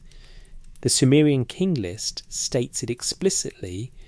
After the kingship descended from heaven, the kingship was in Eridu, the first city, the first temple, the first king, the place where everything began.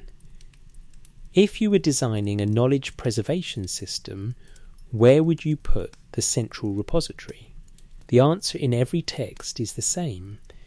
Eridu, at Enki's temple, the Abzu, built upon the Abzu, the primordial source of all wisdom. The question before us, did this place actually exist as the texts describe? And if so, what does archaeology tell us about its function? Eridu sits in southern Iraq, now called Abu Shurain, about 12 miles southwest of ancient Ur. It's desolate today, a tell rising from desert, the ruins eroded by millennia of wind and neglect. But excavations in the 1940s and 1950s by the Iraq Directorate General of Antiquities revealed something extraordinary. The site dates to the Ubaid period, around 5000 BC, making it among the oldest permanently settled locations in southern Mesopotamia. But what captured archaeological attention was the temple sequence.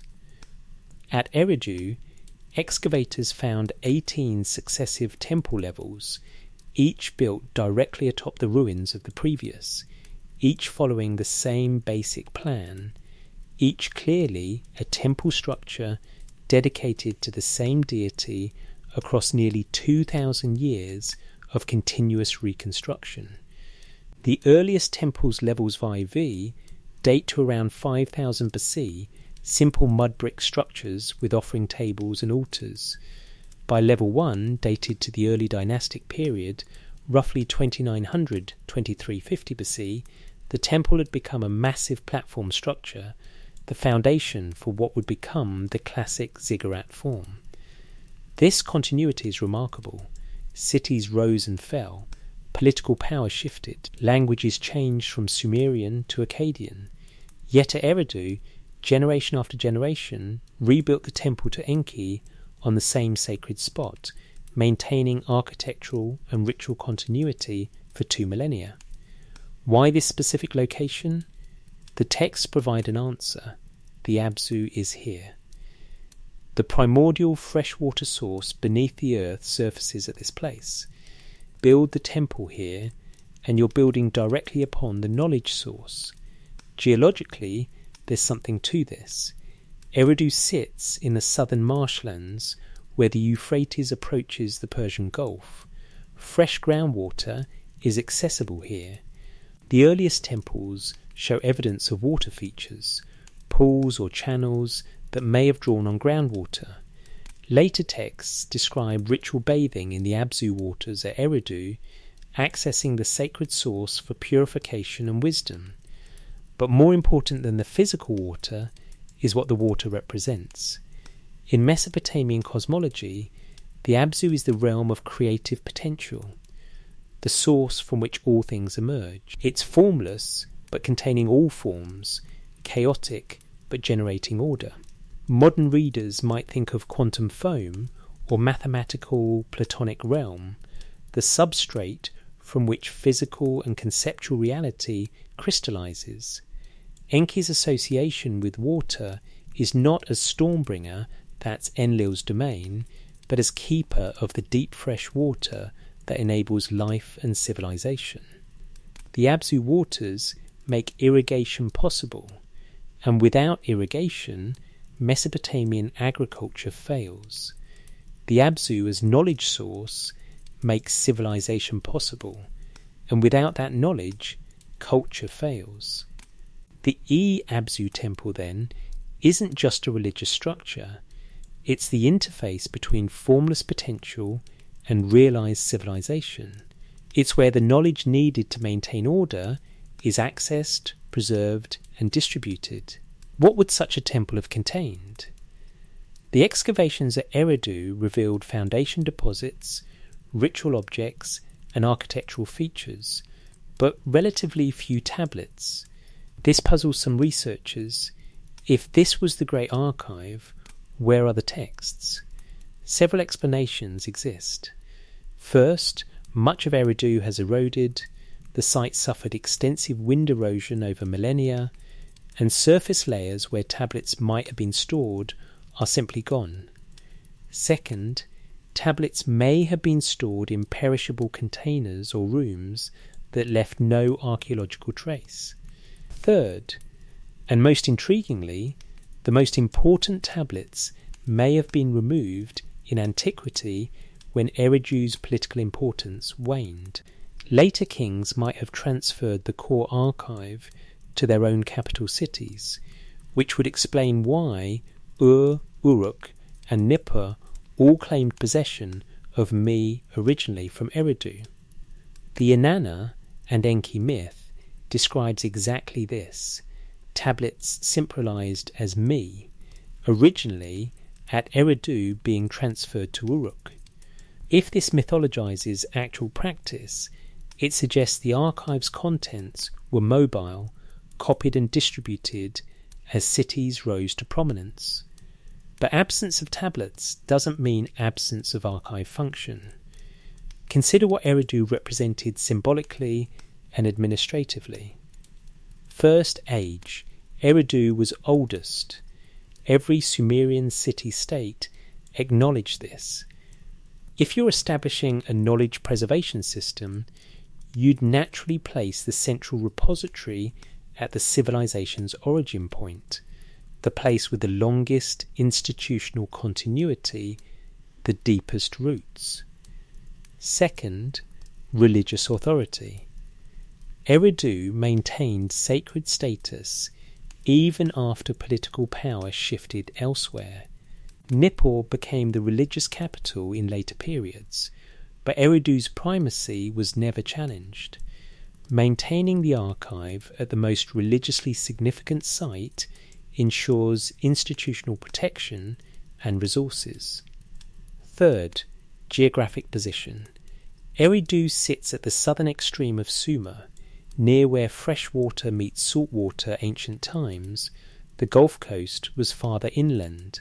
This liminal position, boundary between waters, boundary between civilization and the sea, makes it symbolically appropriate as the point where formless knowledge becomes ordered civilization, the city. Fourth, mythological function. Every creation narrative involving Enki centers on Eridu. The Mi are stored there. The flood hero receives his warning from there. Post-flood restoration begins there. The city functions narratively as the anchor point for civilization's continuity. If you were designing an archive system, establishing the central node at the site with maximum age, religious authority, geographic significance, and mythological legitimacy would be strategically brilliant.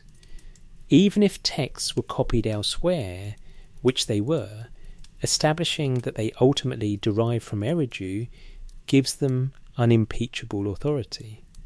The temple itself, the Abzu, appears in texts as a physical structure with specific features. The Kesh Temple Hymn, one of the oldest Sumerian literary texts, describes temple architecture in terms that emphasize permanence and cosmic significance. The princely one came forth from the house. Enlil, the princely one, came forth from the house. The kindly Enki built the house, its foundation laid by An, its appearance beautiful, its plan devised by Enki in the Abzu, its beams of alabaster, its great pilasters of juniper. Eridu, the pure place, where no one is to enter without holy garments. The hymn emphasizes the temple's cosmic foundations, laid by Anu, planned by Enki in the Abzu, built with precious materials, maintained as pure space, requiring ritual preparation for access. This is archive language as much as religious language, protected space, restricted access, cosmic authority, precious contents requiring preservation. Later kings, when building or restoring temples, claimed to follow the ancient plan or the pattern established at Eridu. This suggests Eridu's Iabzu served as the prototype, the template that other temples copied. If the Iabzu was an archive, this makes sense. The original repository establishes the organizational structure. Copies follow the same structure to ensure compatibility and continuity. The distributed system we see in later Mesopotamian civilization, multiple cities with temple archives, each maintaining specialized texts while sharing a common corpus, could have developed from a single center beginning at Eridu. As cities grew, they established local copies of the central archive. As political centers shifted, they claimed authority by transferring or copying Eridu's core texts. This is exactly how distributed information systems develop. Start with a central repository, Abzu. As the network grows, establish regional nodes, Uruk, Lagash, Nippur. Each node maintains local copies plus specialized content.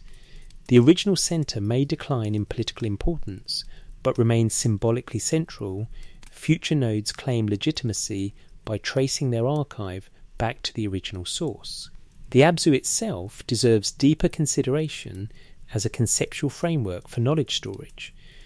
In modern terms, we might describe the Abzu as something like the Platonic realm of forms, or information space, or the mathematical substrate underlying physical reality. It's described as containing all potential knowledge, all possible me, all that can be known. It's not created, it's primordial, pre-existing even the gods. Access to it grants wisdom, creative power, the ability to shape reality. Enki's role as keeper of the Abzu makes him not creator of knowledge, but guardian and distributor.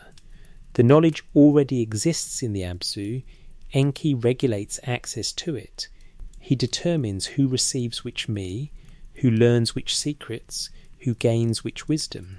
If this framework was designed for archive maintenance, it's psychologically sophisticated. By making knowledge pre-existent and eternal, rather than created by current authorities, you separate the archive from political power.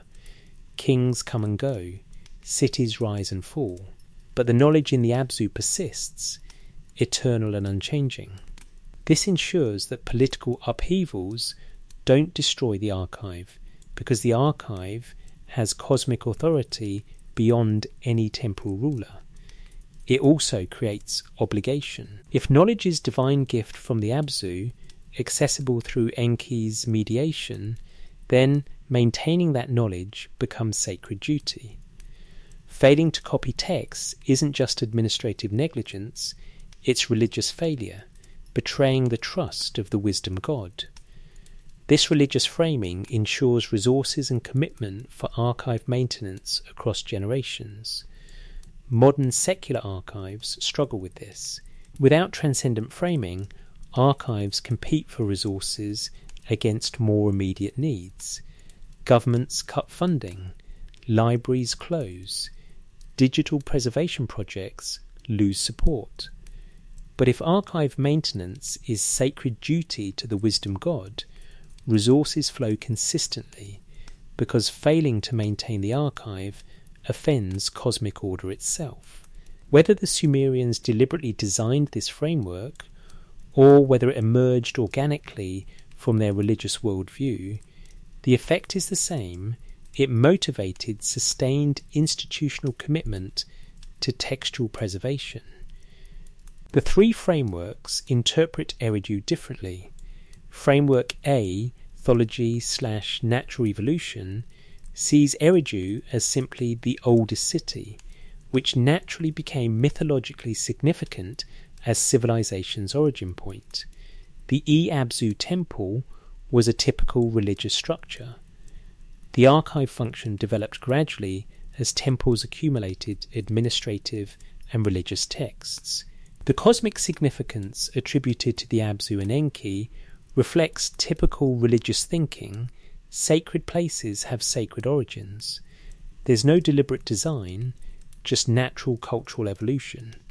Framework B, Paulal, sees Eridu as potentially preserving memory of a pre-flood knowledge centre. Perhaps a sophisticated pre-2900 BC culture established a central archive at this location. The catastrophic flooding destroyed or damaged it, but survivors rebuilt on the same site, maintaining continuity. The Abzu concept preserves memory of this earlier institution's vast knowledge. Later Sumerians rebuilt on the same spot because they knew or remembered this was where the knowledge had been kept. Framework C, Anunnaki/deliberate design, sees Eridu as the intentional first node in a design system. The Anunnaki or Apkallu established the central archive at Eridu before the flood, creating the institutional and mythological framework to ensure maintenance. The Abzu housed the original knowledge collection. After the flood, survivors rebuilt following the preserved architectural and organisational plans.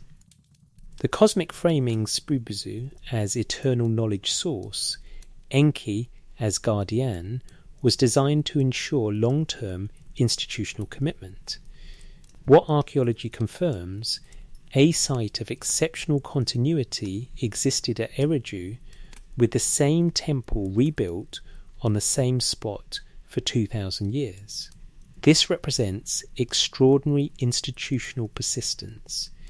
Whether that persistence preserved an earlier tradition, embodied designed intent, or simply reflected normal religious practice is the interpretive question. But consider what successful archive design requires. You need a central node with maximum authority and longevity. You need religious or cultural frameworks that ensure resource commitment. You need institutional structures that maintain the archive across political changes. You need physical architecture that protects contents from environmental damage. And you need the concept that knowledge is eternal and precious, deserving preservation at any cost. Eridu and the Abzu provided all of this, whether by design or accident, whether created by the Anunnaki, advanced predecessors, or emerging Sumerian civilization, the system worked. The texts from Eridu, or texts claiming Eridu origin, spread across Mesopotamia. Copies multiplied. The distributed archive network developed, and when Eridu itself declined, the system persisted because it had already propagated. This brings us to the next critical element, redundancy. An archive at one location, however well protected, remains vulnerable. Fire, flood, war, political collapse, single points of failure doom preservation systems. If this was designed, the designers would have known this. And the evidence suggests they did. Redundancy, copying as sacred duty. The most sophisticated element of the Mesopotamian knowledge preservation system is also the most easily overlooked systematic redundancy. Not one copy of important texts, but multiple copies. Not stored in one location, but distributed across multiple cities. Not copied once, but recopied across generations. This isn't coincidence or routine practice. It's the core design principle that allowed cuneiform literature to survive 2,000 years of political instability, warfare, and environmental catastrophe. Let's trace two types of redundancy, temporal and spatial across geography. Temporal redundancy, the instructions of Shuruppak revisited. We examined the instructions of Shuruppak earlier as a time capsule document.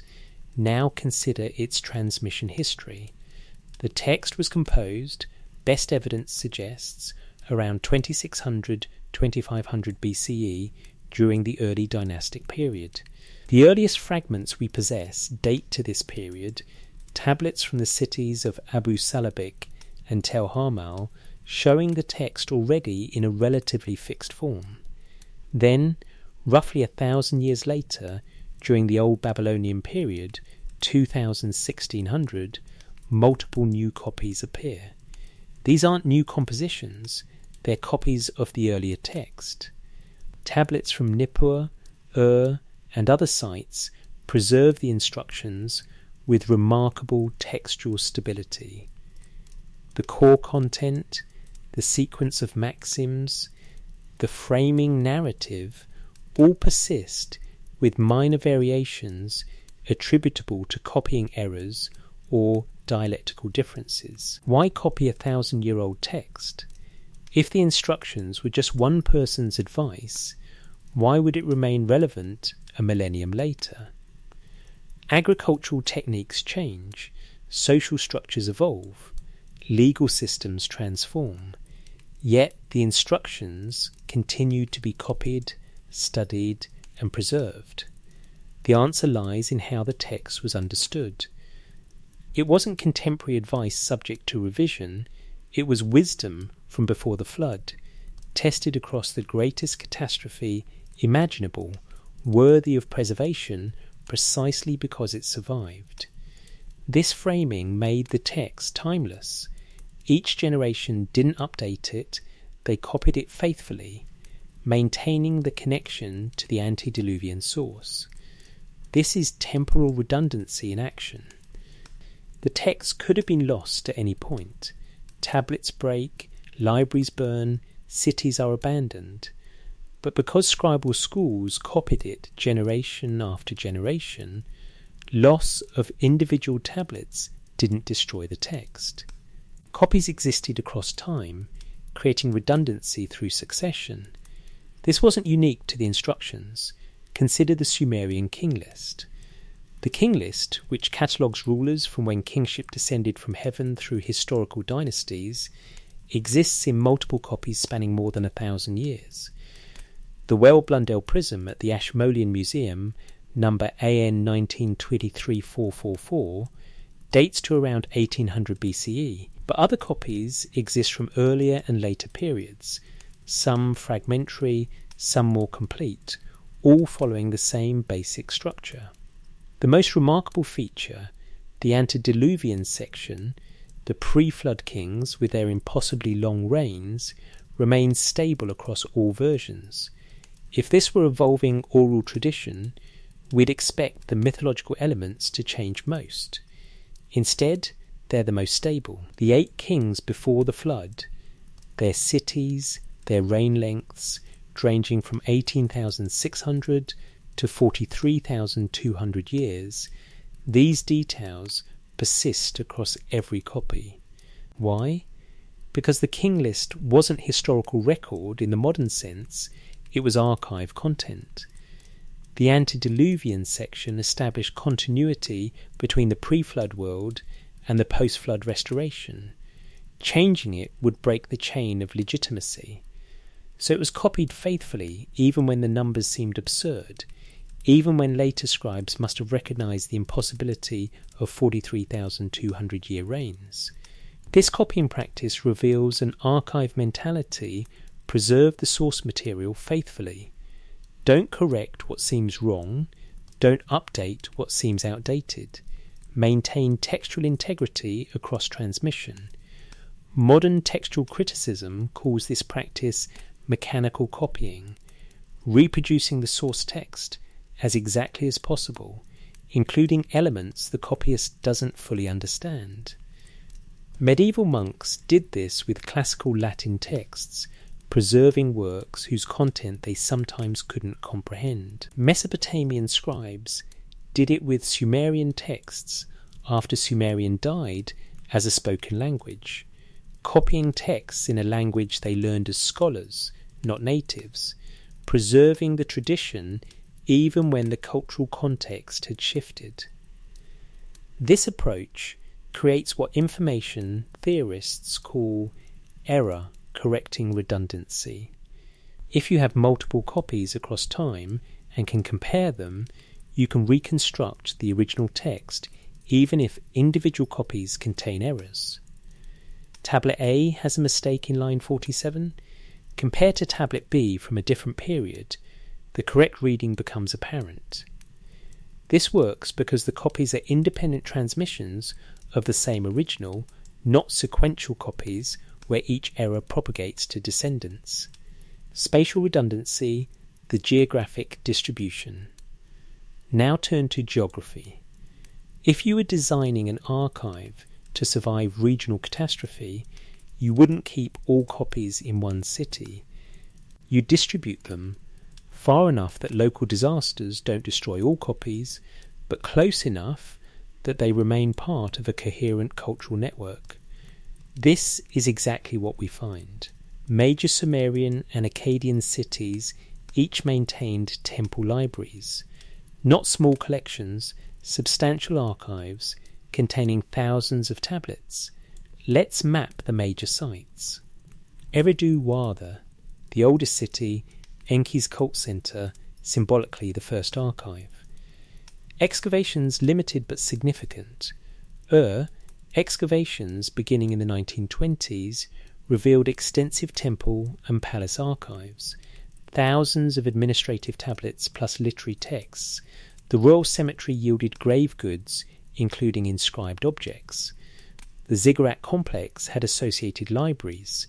Uruk-Rula, one of the largest early cities, home to the goddess Inanna. Excavations revealed tablets spanning from the earliest pictographic writing, 3200, through later periods. The Eanna temple complex housed substantial archives.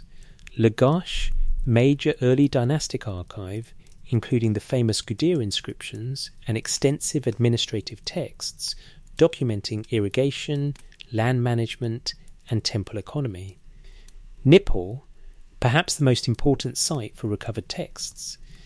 Called the religious capital of Sumer, Nippur's temple to Enlil housed enormous archives. University of Pennsylvania excavations from the 1880s through 1900s recovered tens of thousands of tablets, administrative, literary, mathematical, astronomical, medical, lexical. If one site had to represent the Mesopotamian archive system, Nippur would be it. Babylon-Tamia rose to prominence in the Old Babylonian period, 1606. Extensive archives, though many tablets were removed to other collections in antiquity, and many sites remain unexcavated due to modern settlement. Ashur-Werthen Mesopotamia Maker, Assyrian religious capital. Temple archives spanning from the Old Assyrian period through the Neo-Assyrian Empire. Texts from Ashur often reference copying from older Babylonian sources. Nineveh, Dawn, Mesopotamia, site of the library of Ashurbanipal, the most famous ancient library, with over 30,000 tablets recovered from the ruins of Sennacherib's and Ashurbanipal's palaces, destroyed in 612 BC when the Medes and Babylonians sacked the city, but the fire that destroyed the palaces baked the tablets, preserving them for excavation in the 19th century. The geographic spread is deliberate.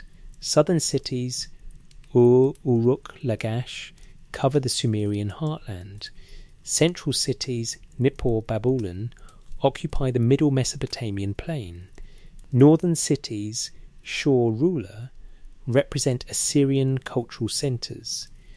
Together they span roughly 500 miles north to south.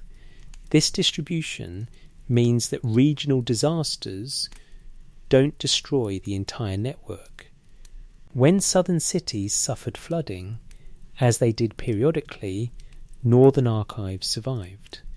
When northern cities faced invasion, as they did frequently, southern archives preserved the texts. When central Mesopotamia went through political upheaval, constant throughout the region's history, distributed copies meant knowledge endured. Evidence suggests texts moved deliberately between cities. Tablets reference their sources, copied from a tablet from Ur or copied from the library at Nippur. Scribes travelled between cities. Kings commissioned expeditions to copy texts from other archives, most famously Ashurbanipal's agents, who swept through Babylonia copying tablets for transport to Nineveh. This created a network effect. Core texts, flood narratives, king lists, creation epics, wisdom literature, mathematical tables, astronomical observations appear at multiple sites.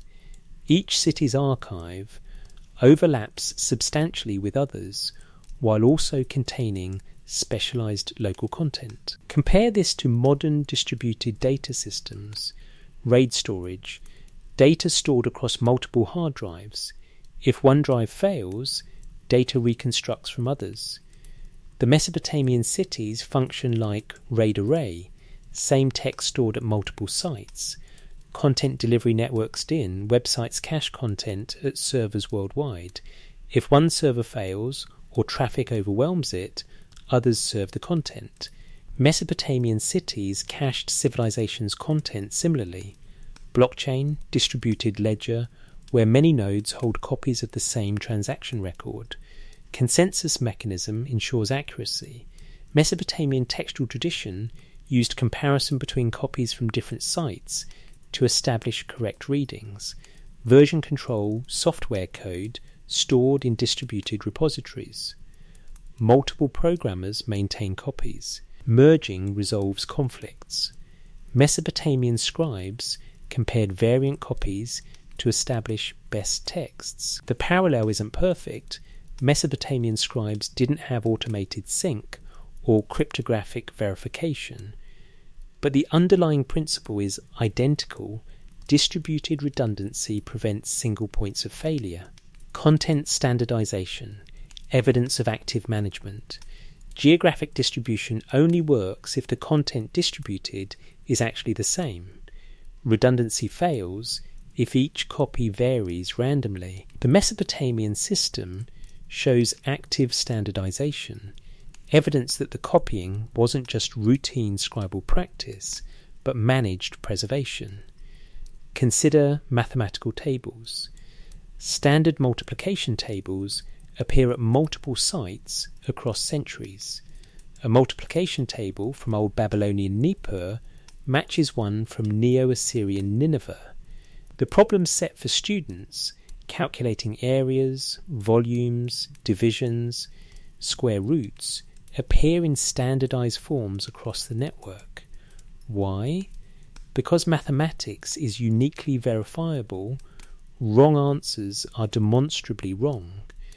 But the consistency suggests something more. A shared curriculum, common source texts, standardized pedagogical materials. Mathematical training didn't vary randomly from city to city. It followed common patterns suggesting centralized standards, or at least shared traditions, maintained deliberately. The same appears in astronomical texts. The mole.apian star catalogues, which list constellations, heliacal risings, and lunar calendar correlations appear in similar forms across multiple sites and periods. Observations of Venus recorded in the Venus tablet of Amisaduqa preserve a 21-year cycle that later astronomers reference and copy. This is cumulative knowledge, observations recorded over decades, copied and maintained because future astronomers will need them. Lexical lists show perhaps the clearest standardization. The Sumerian Akkadian word lists, essentially bilingual dictionaries, follow standard sequences, Ana Itu tablets, Sa tablets, Izi tablets vocabulary. These weren't independent compositions varying by locality. They were standardized reference texts, copied in the same order, with the same content across the network. Why standardize? 2 reasons. First, error detection. If all copies should match, deviations indicate errors. Scribes could compare new copies to established versions, correcting mistakes. Colophons sometimes note collated or checked against original, evidence of verification against standard sources. Second, interoperability. Students trained in Nippur using standardized lexical lists could work in Babylon because the reference materials were the same. Scribes could move between cities without retraining. The archive network functioned as a system because its components were compatible. This is why modern technical standards exist. USB specifications ensure devices interoperate. HTML standards ensure websites display consistently. Unicode ensures text renders across platforms. Without standards, systems fragment and fail. The Mesopotamians achieved standardization through copying practices and institutional continuity, not perfectly, but effectively enough that the network functioned for 2 millennia. The Library of Ashurbanipal peak implementation. The most impressive demonstration of systematic redundancy appears in the 7th century BC at Nineveh, where King Ashurbanipal assembled what may be the ancient world's most comprehensive intentional archive. Ashurbanipal reigned 668-627, was unusual among Neo-Assyrian kings, literate, scholarly, personally interested in texts and knowledge. Inscriptions record his pride in literacy. I have learnt the wisdom of Nabu-God of writing, the entire scribal craft. I can solve complex mathematical problems. I read tablets written before the flood. That last claim is extraordinary. Ashurbanipal claimed to read Sumerian texts from before the flood. Whether literally or figuratively, he asserted access to the oldest knowledge traditions. He commissioned a comprehensive collection project. Royal inscriptions describe sending scribes throughout the empire with instructions, copy tablets, seek out rare texts, find old versions, bring everything to Nineveh. The colophons on Ashurbanipal's tablets preserve his instructions and motivations. One tablet ends, Palace of Ashurbanipal, King of the World, King of Assyria, whom Nabu and Tashmitu have given vast understanding, who has acquired keen perception, I have written this tablet and placed it in my palace for viewing, learning, and study. Whoever may read this tablet, may his god and his goddess give him long life. Another states, I wrote upon tablets wisdom from Nabu, all the inscriptions from the scribal craft, as many as have been created, I wrote and collated. I deposited them inside my palace for my royal viewing and reading. The phrase for my royal viewing reveals something fascinating. This wasn't just a working library for administration. Ashurbanipal wanted these texts for himself, for knowledge, for learning. He understood that the tablets contained wisdom worth preserving beyond immediate practical utility. The results were staggering. When British archaeologist Austen Henry Layard and later Hormuzd Rassam excavated the palace ruins in the 1840s-1850s, They recovered approximately 30,000 clay tablets and fragments. The collection covered every domain: literature, Gilgamesh epic, Enuma Elish creation epic, Atrahasis flood epic, Etana myth, Anzu myth, descent of Ishtar, wisdom literature, royal inscriptions, annals of various kings, building inscriptions, conquest accounts, divination, extensive omen, series if X occurs, Y will result, covering astronomical events, birth anomalies, liver divination, dreams, medicine, diagnostic texts, prescription texts, surgical procedures, pharmacology, mathematics, problem sets, mathematical tables, geometric calculations, astronomy, star catalogues, planetary observations, eclipse predictions, calendar texts, lexical texts, Sumerian Akkadian dictionaries, sign lists, grammatical texts, administrative texts, treaties, diplomatic correspondence, economic records, rituals, temple procedures, incantation texts, magical, formulae. This wasn't random accumulation, this was systematic collection covering every branch of Mesopotamian knowledge. Ashurbanipal built a comprehensive archive, what we would today call a universal library. And then, in 612 BC, it burned. The Medes and Babylonians destroyed Nineveh, sacked the palaces, killed the population, and burned everything burnable. Which saved the tablets? The fire baked the unfired or partially fired clay, transforming it to permanent ceramic. The palace collapse buried the tablets under protective rubble, and there they sat, forgotten, for 2,450 years, until Victorian archaeologists rediscovered them. This is the profound irony of clay tablet archives. Destruction preserves them. The catastrophe that ended the Assyrian Empire created the most complete ancient library we possess. Ashurbanipal's archive survived specifically because his capital was annihilated.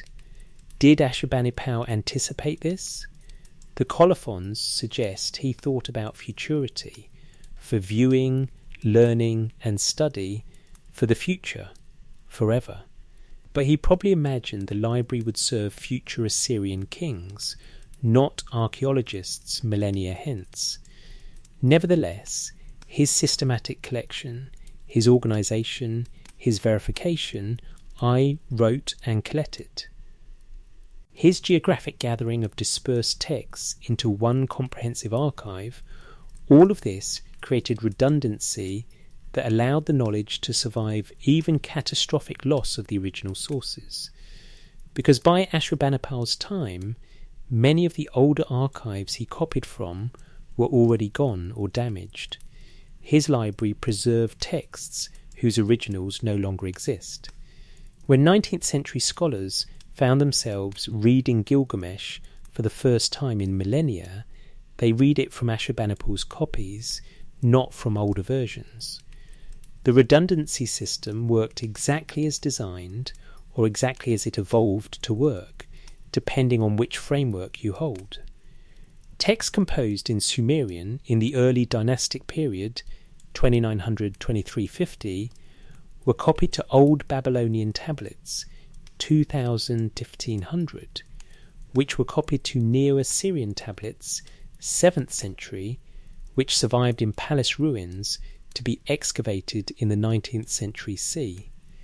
The transmission chain spans 4,500 years from composition to modern reading. Every link in that chain required intentional copying. Break any link, fail to copy in any generation, and the knowledge would be lost. But the redundancy built into the system meant that even if one city's archive failed, others maintained the texts until some later archive collected them again. 3 framework interpretations. Framework A, natural evolution, attributes redundancy to normal scribal practice. Temples naturally accumulate texts. Students copy classics for training. Administrative need requires maintaining records. Over time, important texts get copied more frequently. Those that remain culturally relevant survive. Those that become irrelevant are lost. The system's apparent sophistication is retrospective pattern recognition. We see design because we're looking at survivors, not the vastly larger number of texts that didn't survive. Framework B attributes redundancy to learned behaviour. Post-flood survivors experienced knowledge loss and understood its dangers. They implemented systematic copying and distribution specifically to prevent recurrence. The redundancy is designed by humans who knew what happened when archives fail. The system was deliberately built as a response to catastrophe. Framework C Anunnaki/deliberate design attributes redundancy to the original archive design. The Apkallu or Anunnaki established the multiple city archive network before the flood, implementing redundancy as a core principle. The system was taught to humans as part of the knowledge transmission. The religious framing was created specifically to ensure multi-generational commitment. What we can document regardless of framework, the redundancy existed. It was maintained across millennia. Core texts show remarkable stability. Geographic distribution matches principles of fault-tolerant system design, and the system successfully preserved knowledge across repeated catastrophes, exactly what redundancy is designed to do. But redundancy alone isn't enough. You also need documentation, metadata that explains what the texts are, where they came from, who copied them, when and why. This is what modern archivists call provenance. And extraordinarily, Mesopotamian scribes provided exactly this through colophons, scribal notes that function as archive metadata. The colophons, scribes speaking to the future. At the end of many cuneiform tablets, after the main text concludes, scribes added notes. These colophons, from the Greek meaning finishing touch, provide information about the tablet itself, who wrote it, when, from what source, for what purpose, under what conditions, their metadata, documentation about the document, and they reveal that Mesopotamian scribes were conscious archivists who understood they were creating records for future readers. The existence of colophons demonstrates archival consciousness. You don't document your sources unless you think verification matters. You don't record the date unless you think future readers will care when this was written. You don't note the condition of your source text unless you're trying to transmit not just content, but provenance, the history of how this knowledge came to you. Standard colophon formulae. A typical old Babylonian colophon might read, tablet written by Suno's son, father's name, hand of scribe's name, month, day, year, king's name, plus regnal year. This provides content identification, subject matter, attribution, who created this copy, lineage, the scribe's family, date, precise dating to the day, authority, the reigning king. Why include the father's name? Because scribal training was often hereditary. Knowing the scribe's lineage indicates their training background and implicitly their reliability. A scribe from a long line of scribes is presumed more competent than a first-generation scribe. Why include the date with such precision? Because dating establishes temporal context. If later readers find variant versions, the dates help establish which is older and potentially more authoritative. Neo-Assyrian colophons often expand these formulae significantly. A typical example from Ashurbanipal's library, Palace of Ashurbanipal, King of the World, King of Assyria, to whom Nabu and Tashmitu gave vast understanding, who acquired keen perception, who has learned the scribal craft, who among all kings who came before has no equal in knowledge. This tablet, According to tablets from Babylon, Borsippa, and Nippur, I wrote, collated, and checked. For future times, forever, I deposited it in the library of the Temple of Nabu, my god, in Nineveh. This is extraordinarily rich.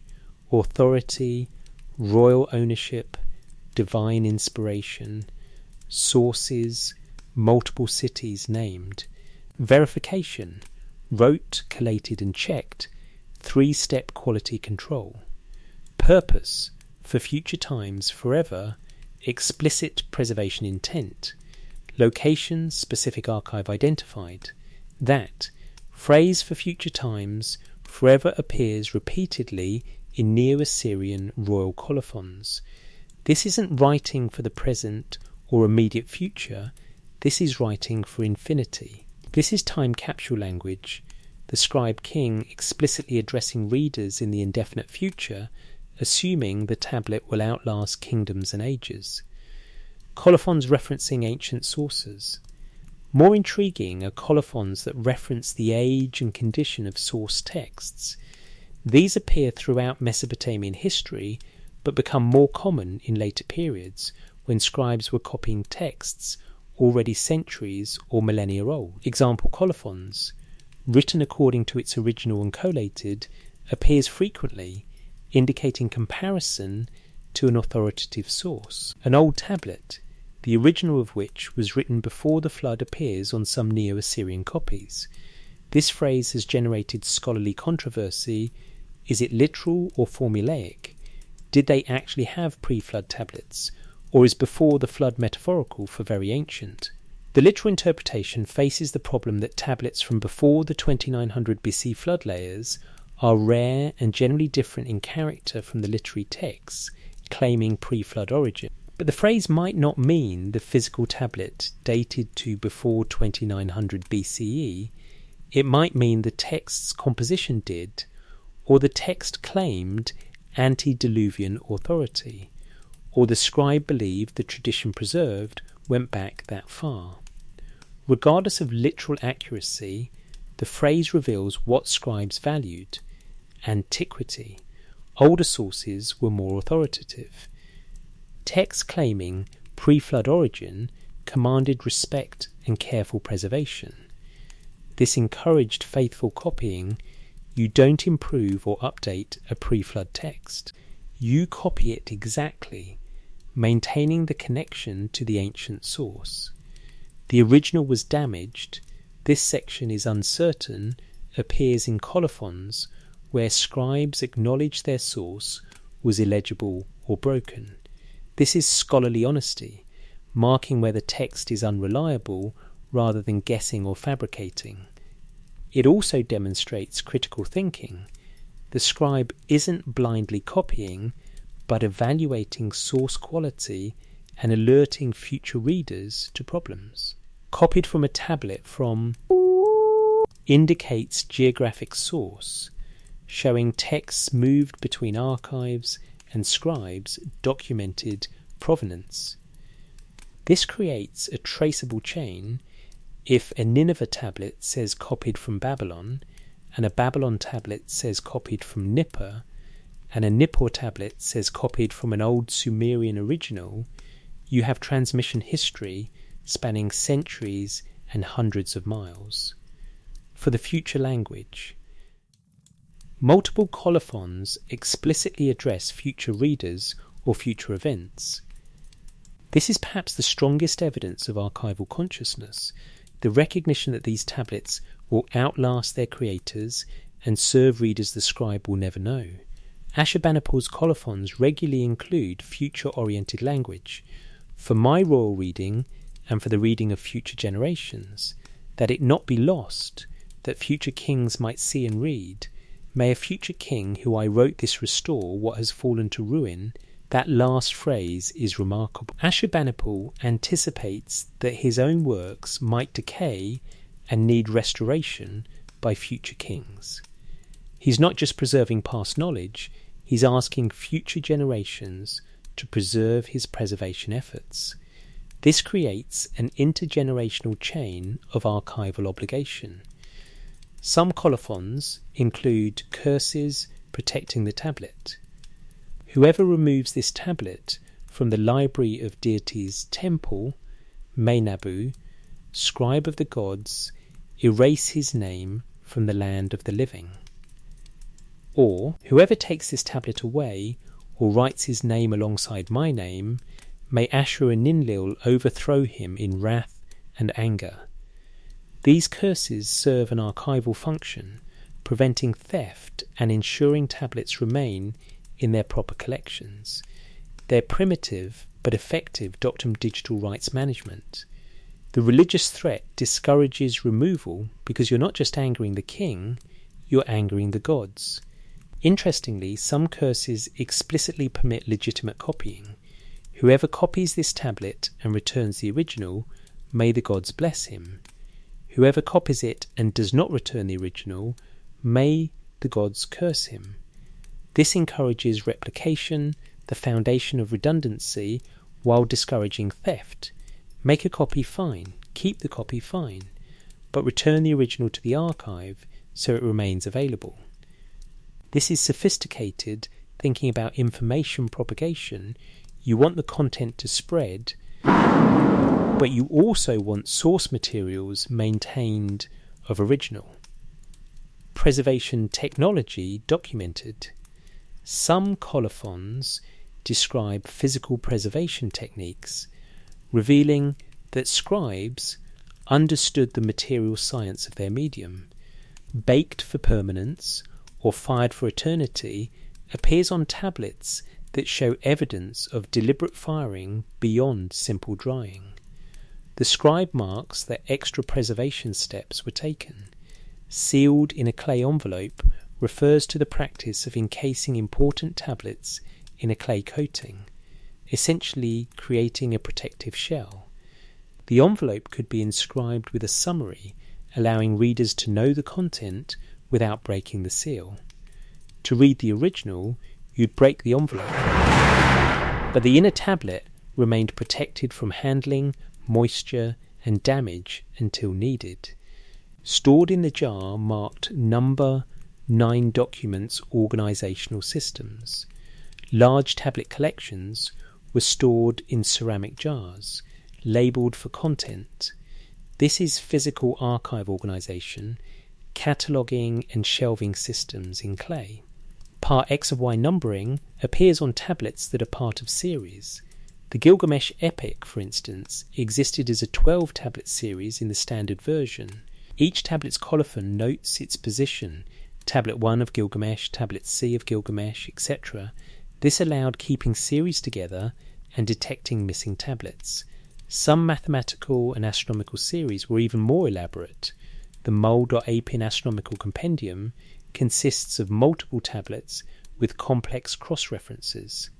Colophons note, see tablet X for eclipse predictions, or continues from tablet 2, line 45. This is hypertext linking in clay, documents pointing to related documents, allowing navigation through complex information networks. Verification and quality control. The phrase I wrote, collated and checked, appearing in many Neo-Assyrian colophons, describes a 3-step process. Write, create the copy from the source. Collate, compare the copy to the source, marking discrepancies. Check, verify that corrections were properly made. This is editorial procedure, quality control ensuring copy fidelity. It shows that mechanical copying wasn't mindless. Scribes actively verified their work, understood that errors could creep in, and implemented checking procedures.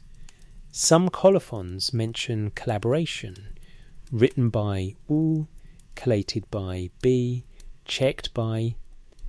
This separation of duties reduces error. The writer might miss his own mistakes, but an independent collator will catch them. Multiple eyes improve accuracy. This is why modern academic papers have peer review and why software undergoes code review. Independent verification catches errors that creators miss. 3 framework interpretations. Framework A, natural evolution, sees colophons as normal scribal practice that gradually developed over centuries. Administrative tablets needed dating and attribution for legal purposes. These practices extended to literary and scholarly texts. The preservation language for future reflects normal desire for fame and legacy. The curses protect valuable temple property. There's no grand design, just professional practices emerging organically. Framework B sees colophons as preserving older archival practices. Perhaps pre-flood or early post-flood archives used similar documentation. The emphasis on ancient sources written before the flood and careful provenance preservation suggests the practice was learned from an earlier, highly organised knowledge system.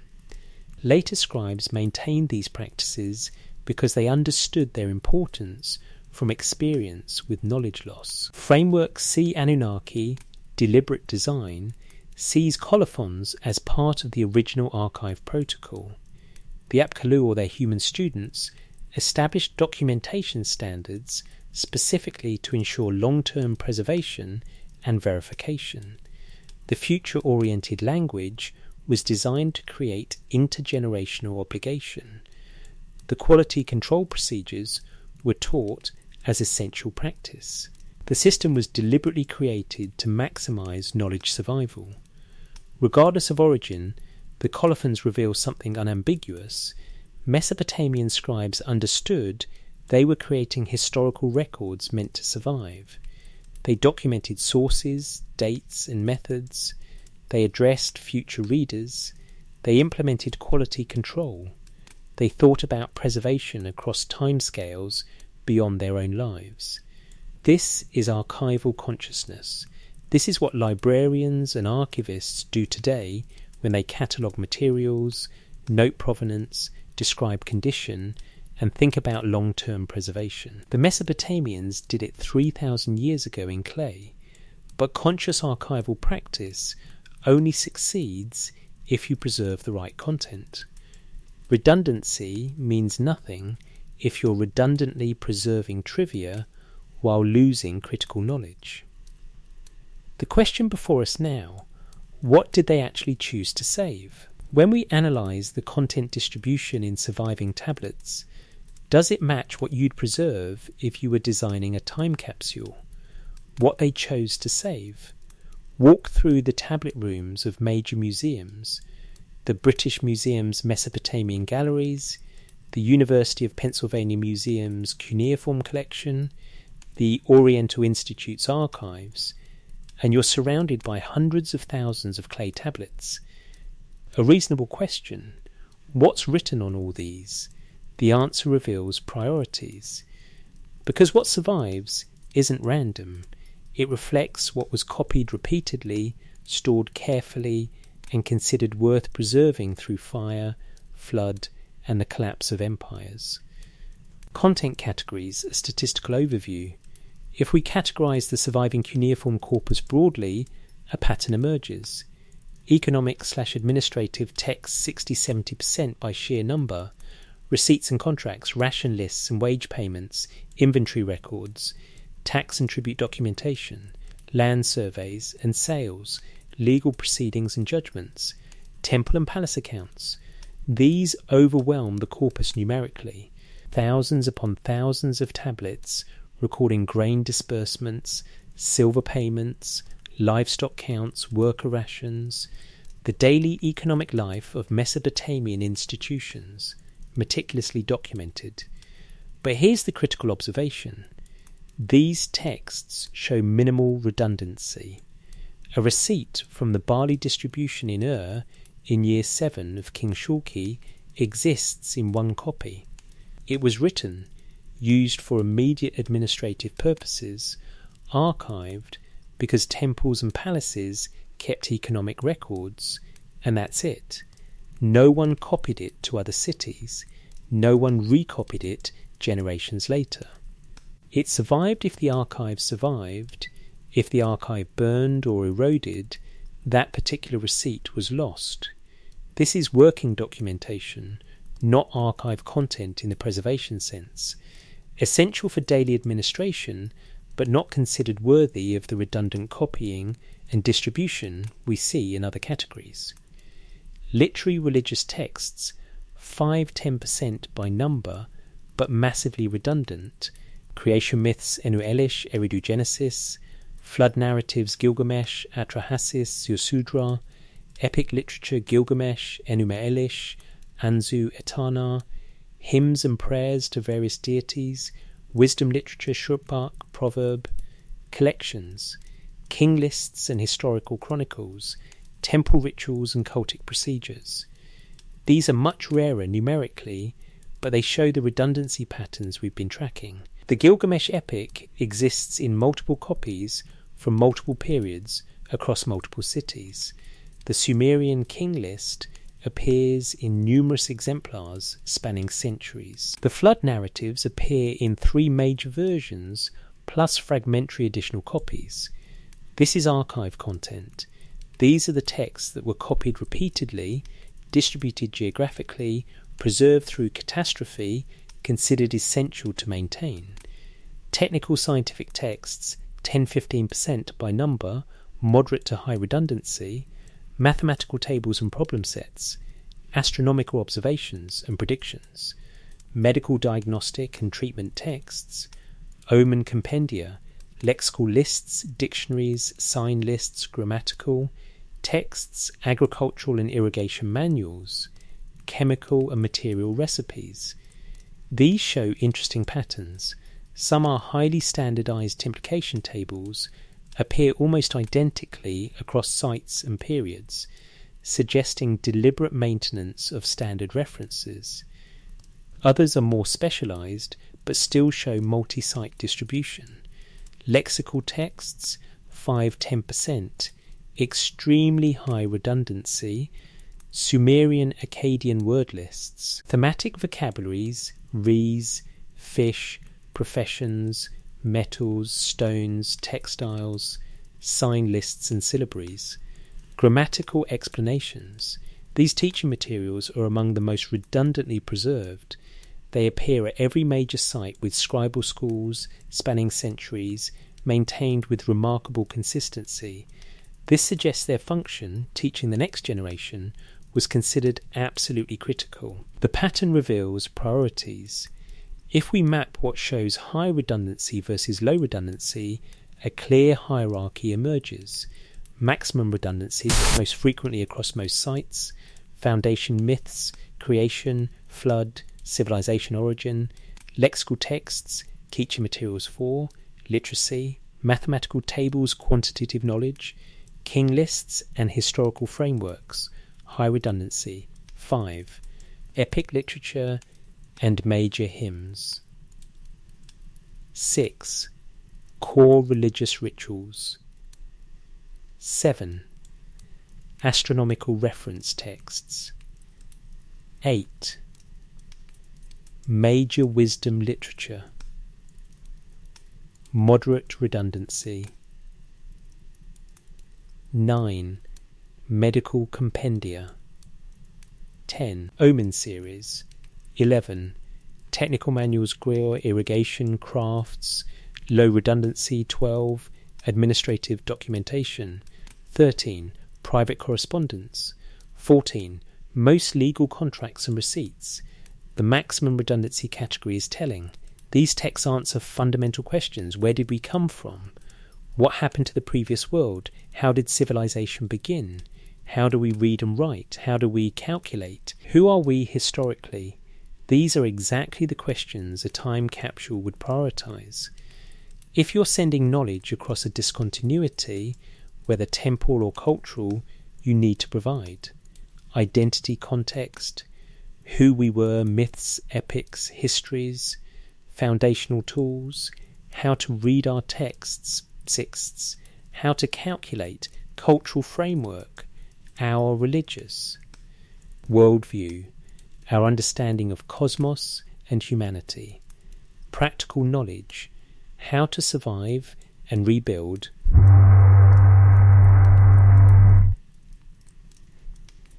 The redundancy pattern matches this precisely. Mathematical knowledge, example analysis. Let's examine one category in detail to see the preservation pattern. Babylonian mathematics is sophisticated, sexagesimal 60 number system, place value notation, extensive tables, complex problem solving. Surviving tablets include multiplication tables, standard tables for multiplication up to 5959, division, squares, cubes, square roots, cube roots. These appear across multiple sites in nearly identical form. A multiplication table from Old Babylonian Nippur, circa 1800 Burdurs, looks virtually identical to one from Neo-Assyrian Nineveh, 7th century, 1,000 years of faithful copying. Problem sets, collections of mathematical problems with solutions. Some are clearly pedagogical, simple problems for students. Others are advanced interest calculations, irregular field area computations, Pythagorean triples. These problems appear in similar formats across sites, suggesting standardized curriculum. Plimpton 322, one of the most famous mathematical tablets, showing a sophisticated understanding of Pythagorean relationships 1,000 years before Pythagoras. The tablet lists number triples BC, where a plus B equals C. This represents advanced number theory, not just practical calculation, but mathematical insight into numerical relationships. Why preserve mathematics with such fidelity? Because mathematics is civilization's foundation. Without arithmetic, you can't manage food distribution, calculate taxes, measure fields, or engage in commerce. Without geometry, you can't construct buildings, design irrigation, or survey land. Without astronomy-linked mathematics, you can't maintain calendars, predict seasons, or time religious festivals.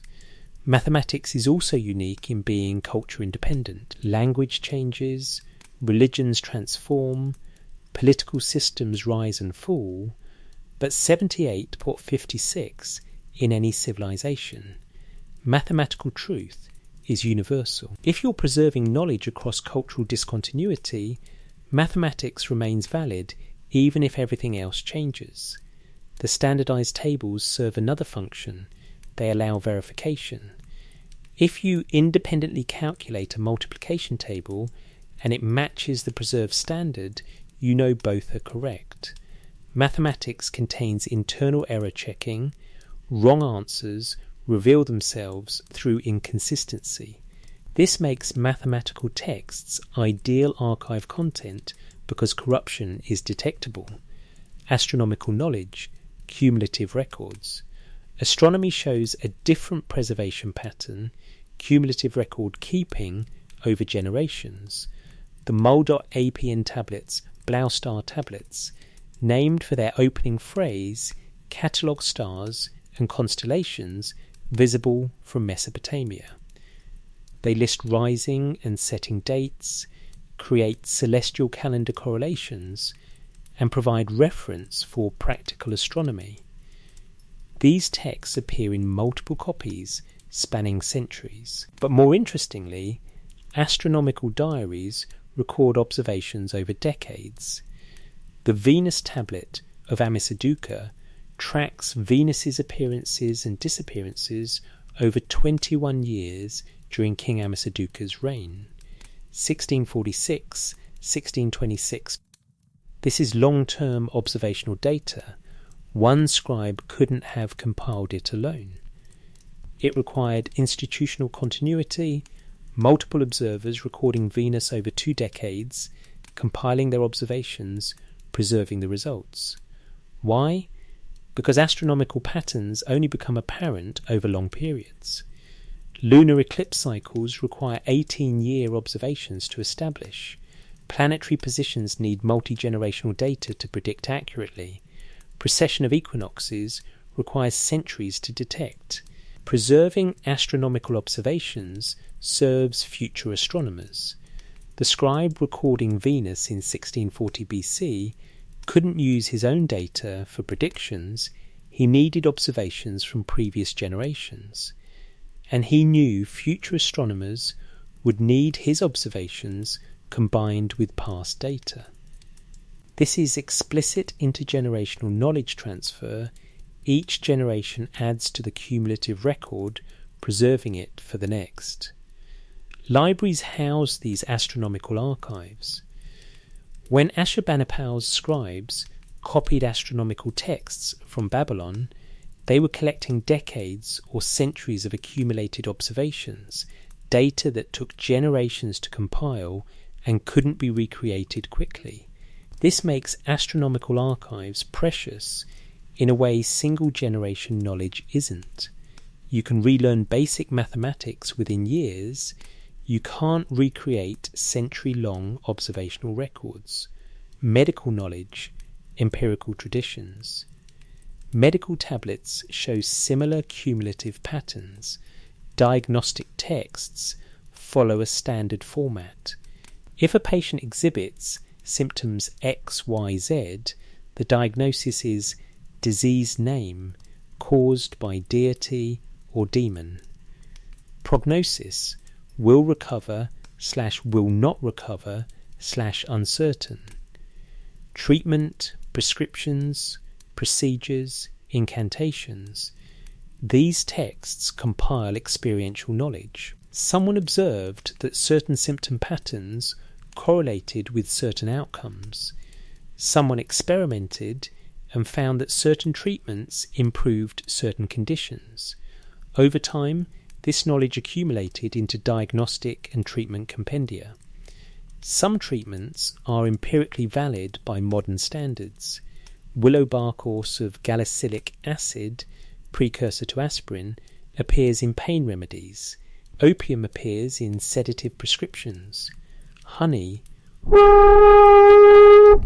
appears in wound treatments. Mouldy bread appears in some infection therapies. This doesn't mean Babylonian medicine was scientifically sophisticated in the modern sense. It mixed effective empirical treatments with ineffective magical procedures. But the empirical component represents accumulated trial and error knowledge. What works gets retained, what doesn't gets discarded or modified. Preserving medical texts preserves this experiential learning. Losing them means rediscovering through trial and error, a dangerous process when experimentation means human lives. Modern pharmaceutical researchers sometimes study traditional medicine systems because they represent centuries of human experimentation. The Babylonian medical corpus is the same, a record of what worked or was believed to work based on long experience. What's missing? Revealing absences. What doesn't show high redundancy is also informative. Private correspondence rarely appears in multiple copies. Letters sent between individuals were kept in specific archives, but not copied widely. This makes sense. Personal correspondence is context-specific, not general knowledge. Its preservation depends on the survival of particular archives, not systematic distribution. Most legal contracts exist in single copies or small numbers. A land sale contract matters to the parties involved and perhaps to subsequent property claims, but it's not knowledge requiring wide distribution. Many contracts were probably destroyed deliberately once their legal relevance ended, unlike literary texts maintained indefinitely. Most specialized technical knowledge appears only in limited copies. We have irrigation manuals, but fewer copies than core literary texts. We have recipes for glass and glaze making, but not as widely distributed as flood narratives. This suggests the preservation system recognized different categories of knowledge: universal knowledge, needed by all cities, all scholars, all future generations, maximum redundancy. Professional knowledge, needed by specific trades or institutions, moderate redundancy within relevant. Contexts. Contextual knowledge, specific to particular times, places, or people. Minimal redundancy, preserved only if locally archived. The high redundancy category matches what you'd put in a time capsule, knowledge of widest value, least tied to specific temporal context, most foundational too. Civilizations functioning. 3 framework interpretations. Framework A Nat Revolu argues this pattern emerged naturally. Important texts get copied more because they're culturally central. Popular literature like Gilgamesh survives because many people wanted copies. Useful references like multiplication table survive because scribal schools needed teaching materials. There's no conscious prioritization, just natural selection favouring texts that remained relevant. Framework B, Adidia, argues the pattern preserves pre-flood priorities. Survivors knew what knowledge mattered most because they'd experienced loss. They prioritised foundation myths and king lists because these maintained cultural identity. They prioritised mathematics and astronomy because these enabled rebuilding. The pattern reflects learned wisdom about what to preserve. Framework C Anunnaki / deliberate design argues the pattern was designed. The Apkallu, or their agents, identified critical knowledge categories and implemented copying protocols to ensure preservation. The high redundancy of foundation narratives, teaching materials, and technical fundamentals wasn't coincidental, it was engineered. The system was built to prioritise what mattered most for knowledge transmission across catastrophic discontinuity. What we can document, the redundancy pattern is real. Some texts were copied hundreds of times across centuries and cities, others weren't.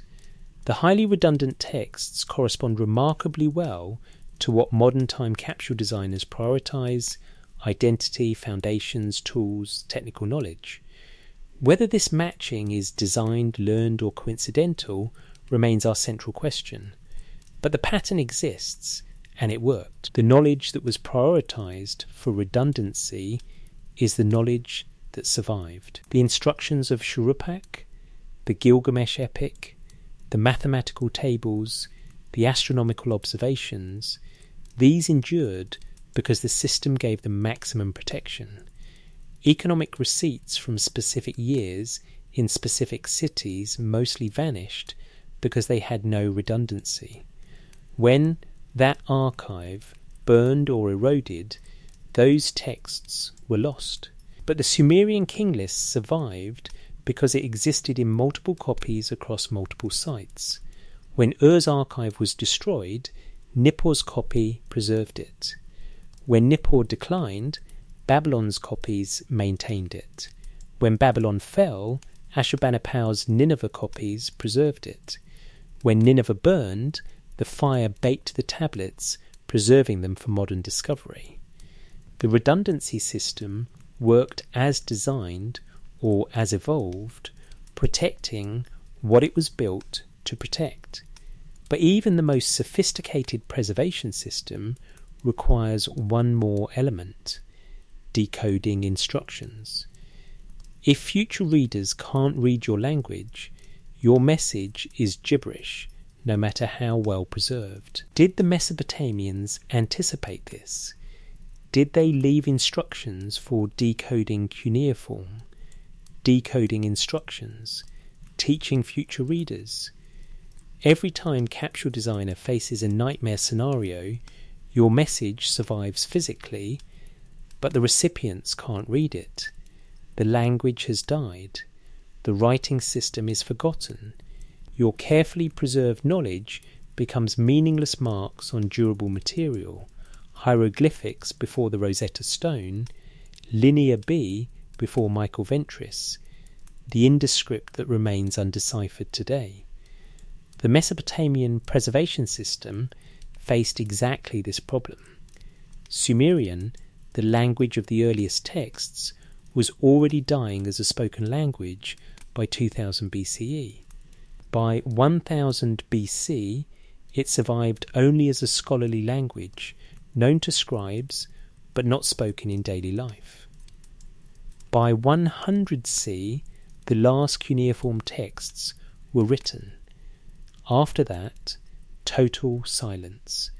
For 1750 years, no one on earth could read cuneiform. The tablets sat in ruins, unreadable, their messages locked behind wedge-shaped marks that had become meaningless.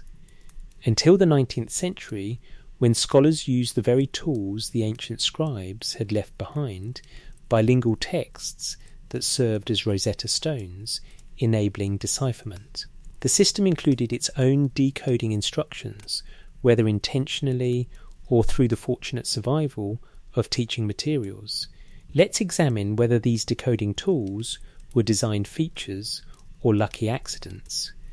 The language death problem. Sumerian is a language isolate, no known relatives, no descendant languages, no linguistic family to provide clues. When it died as a spoken language, it should have died completely. Yet Sumerian texts continue to be copied for another 1500 years after native speakers vanished. How? Because scribal schools taught Sumerian as a scholarly language. Akkadian-speaking students in Babylon learned Sumerian the way modern students learn Latin or classical Greek, as a dead language necessary for accessing ancient texts, religious literature, and scholarly tradition. But teaching a dead language requires reference materials. You need dictionaries, you need grammars, you need parallel texts showing the dead language alongside the living one. The Mesopotamian scribes created all of these, and in doing so, they created decoding keys that would enable decipherment millennia later. Lexical lists, the ancient Rosetta Stones. The most important decoding tools are the lexical lists, bilingual word lists pairing Sumerian terms with Akkadian translations. These weren't created for modern archaeologists. They were teaching materials for ancient students. But they function perfectly as decipherment aids because that's essentially what they were designed for, helping later readers understand an earlier language. The lexical lists follow standardized formats that evolved over centuries but maintained consistent organizational principles. Thematic lists, words grouped by category, trees, birds, fish, stones, metals, textiles, professions, body parts, etc. Each entry has Sumerian on the left, Akkadian translation on the right. Sometimes pronunciation guides appear in additional columns. Example format: Gi-Akkadian translation. Gi.Beagle Ernu, Gi.Isi Iaru, Gi.Ma Nu Gu Ru. The thematic organization helps learners because related concepts appear together. If you know one tree name in both languages, you can infer patterns for others. The structure aids memory and reveals semantic relationships. Sign lists and ear. These list cuneiform signs systematically, showing the sign's shape. Its phonetic values, how it now. Its logographic values, whole words it can represent. Akkadian equivalents. This is essentially how to read this writing system instruction. It catalogues the cuneiform repertoire, explains multivalency, one sign having multiple readings depending on context, and provides pronunciation guides.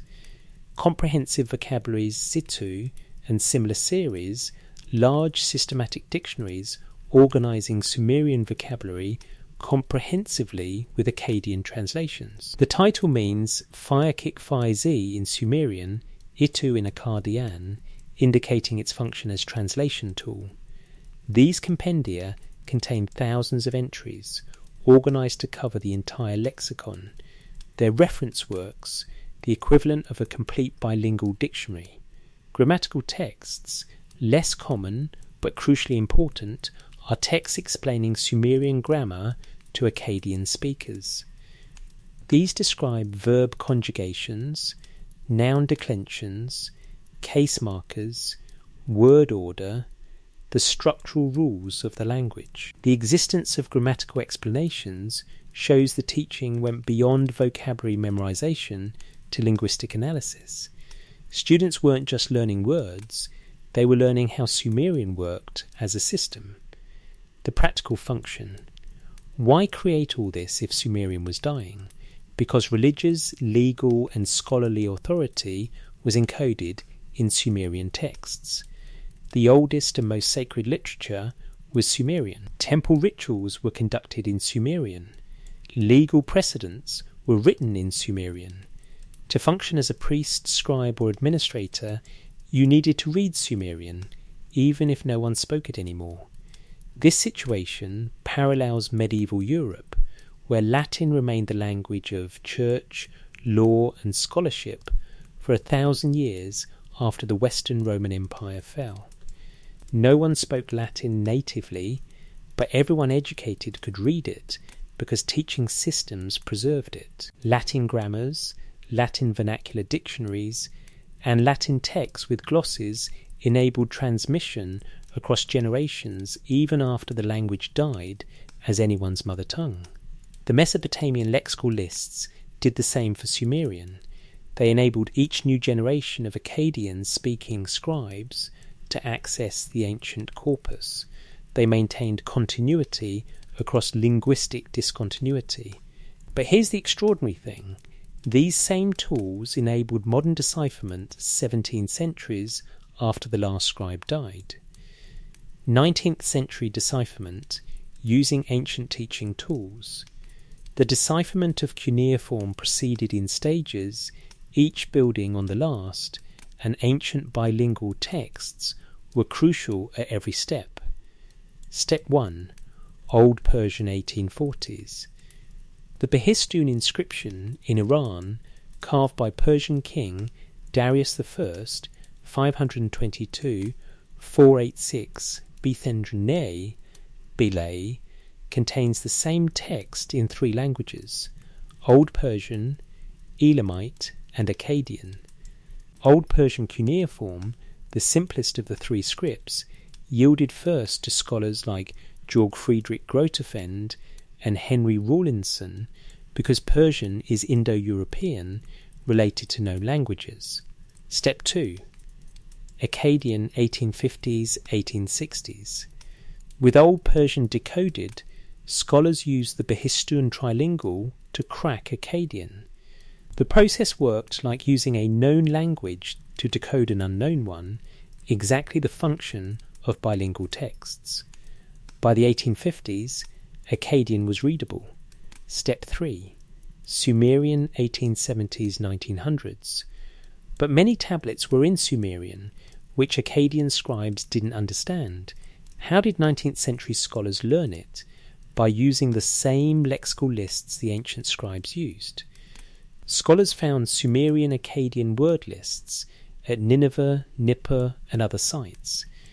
With Akkadian now readable, they could use these ancient teaching materials exactly as intended to translate Sumerian into a known language. The lexical lists created for students 2,000 years earlier became decipherment keys for modern academics. Franois Thureau-Dangin, Arnaud Pobel, Samuel Noah Kramer and others gradually decoded Sumerian grammar and vocabulary through the 20th century, relying heavily on bilingual texts. The ancient teaching materials functioned perfectly for their unintended modern purpose because their original purpose was essentially the same: help readers who don't know Sumerian learn to read it. Syllabaries and sign lists, reading instructions. Beyond vocabulary, the ancient sign lists provided critical information about how cuneiform works. Cuneiform is complex, signs can be, logograms, representing whole words, pecs, syllabograms, representing sounds ba, ab, b, etc. Determinatives, marking categories without pronunciation g before a word indicates it's wooden/tree related. Polyvalent, same sign with multiple readings depending on context. Without understanding this system, cuneiform is impenetrable. The ancient sign lists explain it systematically. They show that the same mark can be read multiple ways. They catalogue the repertoire of signs. They provide pronunciation guides. Modern decipherers use these ancient pedagogical tools to understand the script's logic. The sign lists created for students became instruction manuals for modern scholars. Here's how this writing system works. Did they anticipate language death?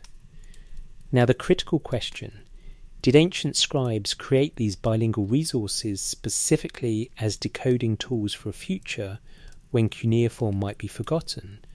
Or were they just normal teaching materials that happened to survive and happened to enable decipherment?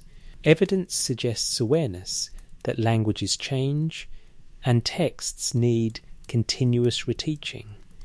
First, the creation of comprehensive bilingual dictionaries goes beyond minimal teaching needs. A student learning Sumerian for priestly duties might need a few hundred core words. The Izzy Klux Etu series contains thousands of entries covering the entire lexicon systematically. This is reference work construction, building comprehensive resources, not just minimal pedagogical tools. Second, colophons sometimes mention ancient language when referring to Sumerian texts, showing awareness that the language had changed and required special study. By the Neo-Assyrian period, scribes explicitly recognized Sumerian as the ancient tongue, distinct from the current Akkadian. Third, the standardization and wide distribution of lexical texts suggest institutional priority. These weren't local compositions varying by city, they were standardized reference works appearing at every major scribal center. This indicates centralized standards or shared commitment to maintaining these resources. Fourth, the lexical texts themselves were copied and preserved with the same redundancy patterns as literary classics. They appear at multiple sites across centuries. This shows they were valued not just as temporary teaching aids, but as essential preserved knowledge. Could the ancient scribes have anticipated complete abandonment of cuneiform? Probably not explicitly. No colophon says when our writing is forgotten, use these tablets to relearn it. But they understood that languages change, that knowledge transmission requires teaching materials, and that comprehensive dictionaries and grammars ensure even complex dead languages remain accessible. Whether they anticipated readers 25 centuries in the future, or just scribes 25 years in the future, the effect is the same. They provided decoding instructions that worked across total linguistic discontinuity. Modern time capsules, learning from ancient success. Modern time capsule designers struggle with this same problem. How do you create messages readable by recipients whose language you don't know? The Voyager Golden Record includes diagrams explaining how to play the record, what the images mean, where Earth is located, all using mathematical and physical constants assumed to be universal. The pulsar map shows Earth's location relative to pulsars, using the pulsar's known frequencies as reference markers. Any civilization capable of intercepting Voyager should recognize the physics. But crucially, Voyager also includes greetings in 55 languages, samples of human speech, music from various cultures, providing linguistic diversity. If one language is incomprehensible, maybe another provides clues. The diversity creates redundancy in linguistic encoding. The pioneer plaques show human figures, hydrogen transitions, and pulsar locations, using assumed universal constants to communicate basics. The Arecibo message broadcaster space in 1974 used binary encoding, assuming recipients would recognize the mathematical structure even if they don't understand the content immediately. All these approaches assume recipients have sufficient intelligence and technical knowledge to decode unfamiliar symbols by recognizing underlying patterns, mathematical relationships, physical constants, visual representations. The Mesopotamian approach was similar but more straightforward. They provided bilingual texts. If future readers know any related language, the bilinguals serve as bridges. And if future readers know Akkadian, which persisted longer and is Semitic, related to later languages like Aramaic, Hebrew, and Arabic, the Sumerian Akkadian bilinguals enable learning Sumerian. This worked perfectly. By the time modern scholars reached Mesopotamian sites, they had some knowledge of Semitic languages. They could use those as bridges to decode Akkadian, and they could use Akkadian via the ancient bilinguals to decode Sumerian. The ancient teaching materials functioned as intended across a discontinuity much larger than anyone could have anticipated, not just teaching the next generation of students, but teaching scholars millennia later after complete linguistic break. 3 framework interpretations. Framework A, Natural Evolution, sees the lexical lists as purely pedagogical, teaching materials created for practical needs with no preservation intent. They survived because they were copied repeatedly for each generation of students, creating redundancy accidentally. Their function as decoding keys is fortunate coincidence, not designed purpose. Framework B sees the lexical lists as preserving earlier linguistic work. Perhaps pre-flood or very early post-flood scholars created comprehensive linguistic resources, dictionaries, grammars, teaching materials, and later Mesopotamians maintained them. The sophistication of the lexical series suggests building on earlier foundations rather than developing from scratch.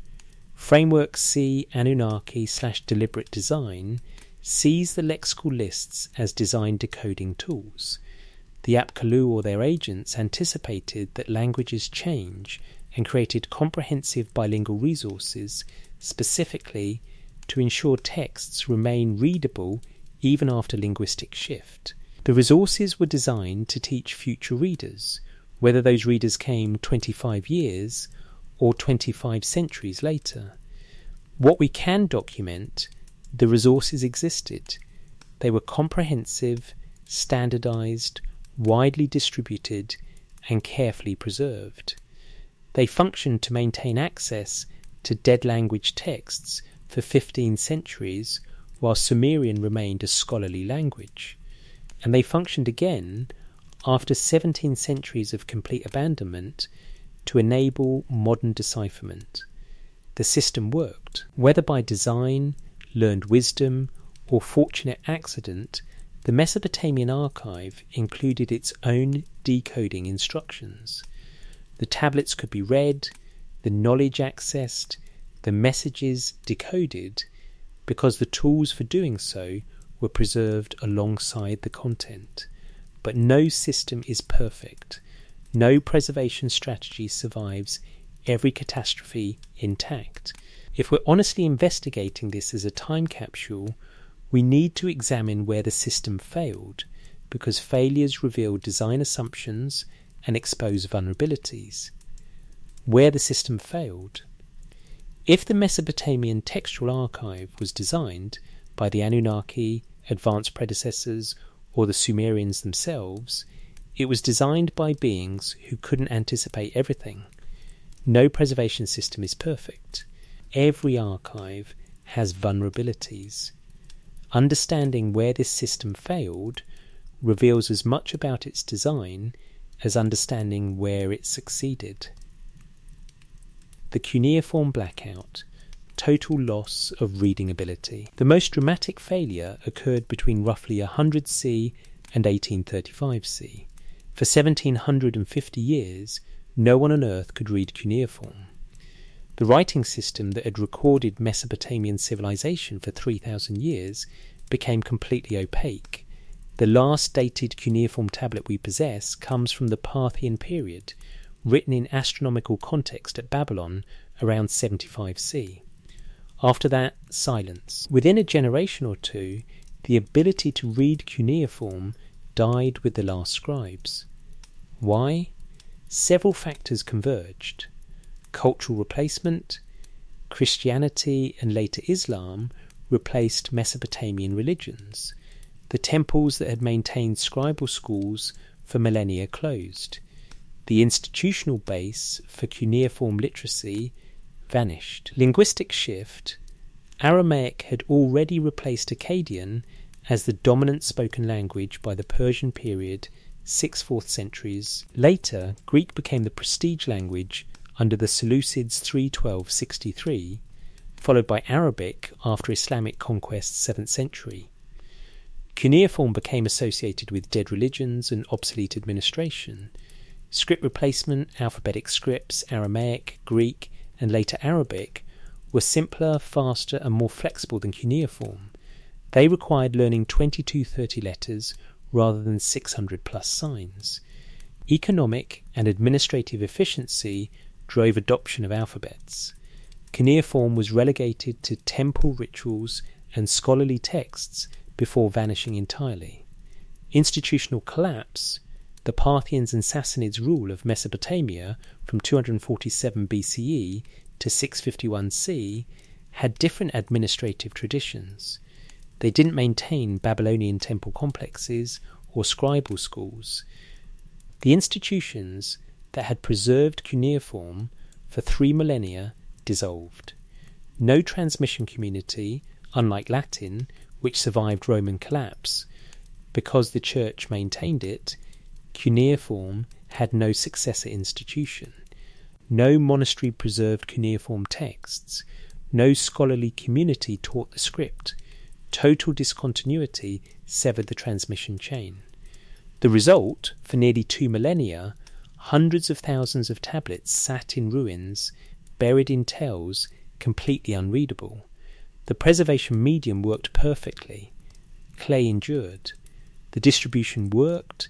Tablets at multiple sites meant some survived each catastrophe. But the cultural continuity failed. Without living readers, the archive became dormant. This is the nightmare scenario for any time capsule. Physical survival without interpretability. The information exists but can't be accessed. The message is preserved but not received. Modern decipherment solved this eventually using the tools we discussed: bilingual texts, systematic analysis, linguistic comparison. But the 17th century gap represents system failure. The archive depended on unbroken institutional continuity, and when that continuity broke, the system failed. Design assumption revealed, the system assumed cultural and institutional continuity. It didn't anticipate or couldn't prevent total replacement of the culture that created it. The redundancy was geographic and temporal looping across generation, but it wasn't cultural, reserved across cultural discontinuity. Lesson: archives need active maintainers. Passive storage isn't enough. You need institutions committed to transmission, generation after generation. When those institutions collapse entirely, the archive becomes latent until some future civilization develops the tools to reactivate it. Geographic concentration, regional vulnerability. A second failure mode: despite distribution across multiple cities, all the archives were in Mesopotamia, a region roughly 500 miles north to south, perhaps 300 miles east to west. This is respectable geographic distribution, but not global. When the entire region came under foreign control, Persian, Greek, Roman, Parthian, Sassanid, Islamic, the archive network's cultural context was lost everywhere simultaneously. A truly global distribution might have preserved enclaves where cuneiform literacy persisted, but regional concentration meant regional collapse affected the entire system. Modern distributed systems avoid this by distributing truly globally. Internet backbone infrastructure spans continents. Data centers exist on every inhabited continent. Cloud storage replicates across oceans. If one entire region suffers catastrophe, nuclear war, asteroid impact, climate collapse, other regions maintain the data. The Mesopotamian system never achieved this. It distributed across cities, but not across civilizations. It protected against local disasters, one city fall, but not against regional cultural transformation, the entire civilization being subsumed. Design assumption revealed, the system assumed the Mesopotamian cultural sphere would persist. It protected against city-level disasters, but not civilization-level transformation. Counter-consideration, could they have done better with Bronze Age technology? Establishing archives in Egypt, India or China would require those civilizations to adopt cuneiform and commit to maintaining Mesopotamian texts. This seems implausible. Different writing systems, different languages, different cultural priorities. Geographic distribution might have been maximized within the realistic constraints of cultural reach. Texts known to be lost, incomplete preservation. Despite redundancy, some texts mentioned in ancient sources have never been recovered. Library catalogues list works we don't possess. Colophons reference tablets that preceded or followed the surviving tablet, but those other tablets are lost. Authors quote texts we've never found. Examples. Lost tablets in the Gilgamesh series. The standard version comprises 12 tablets. We have most, but some are fragmentary or reconstructed from multiple damaged sources. If only 1 or 2 copies existed and all were damaged, parts of the narrative would be lost forever.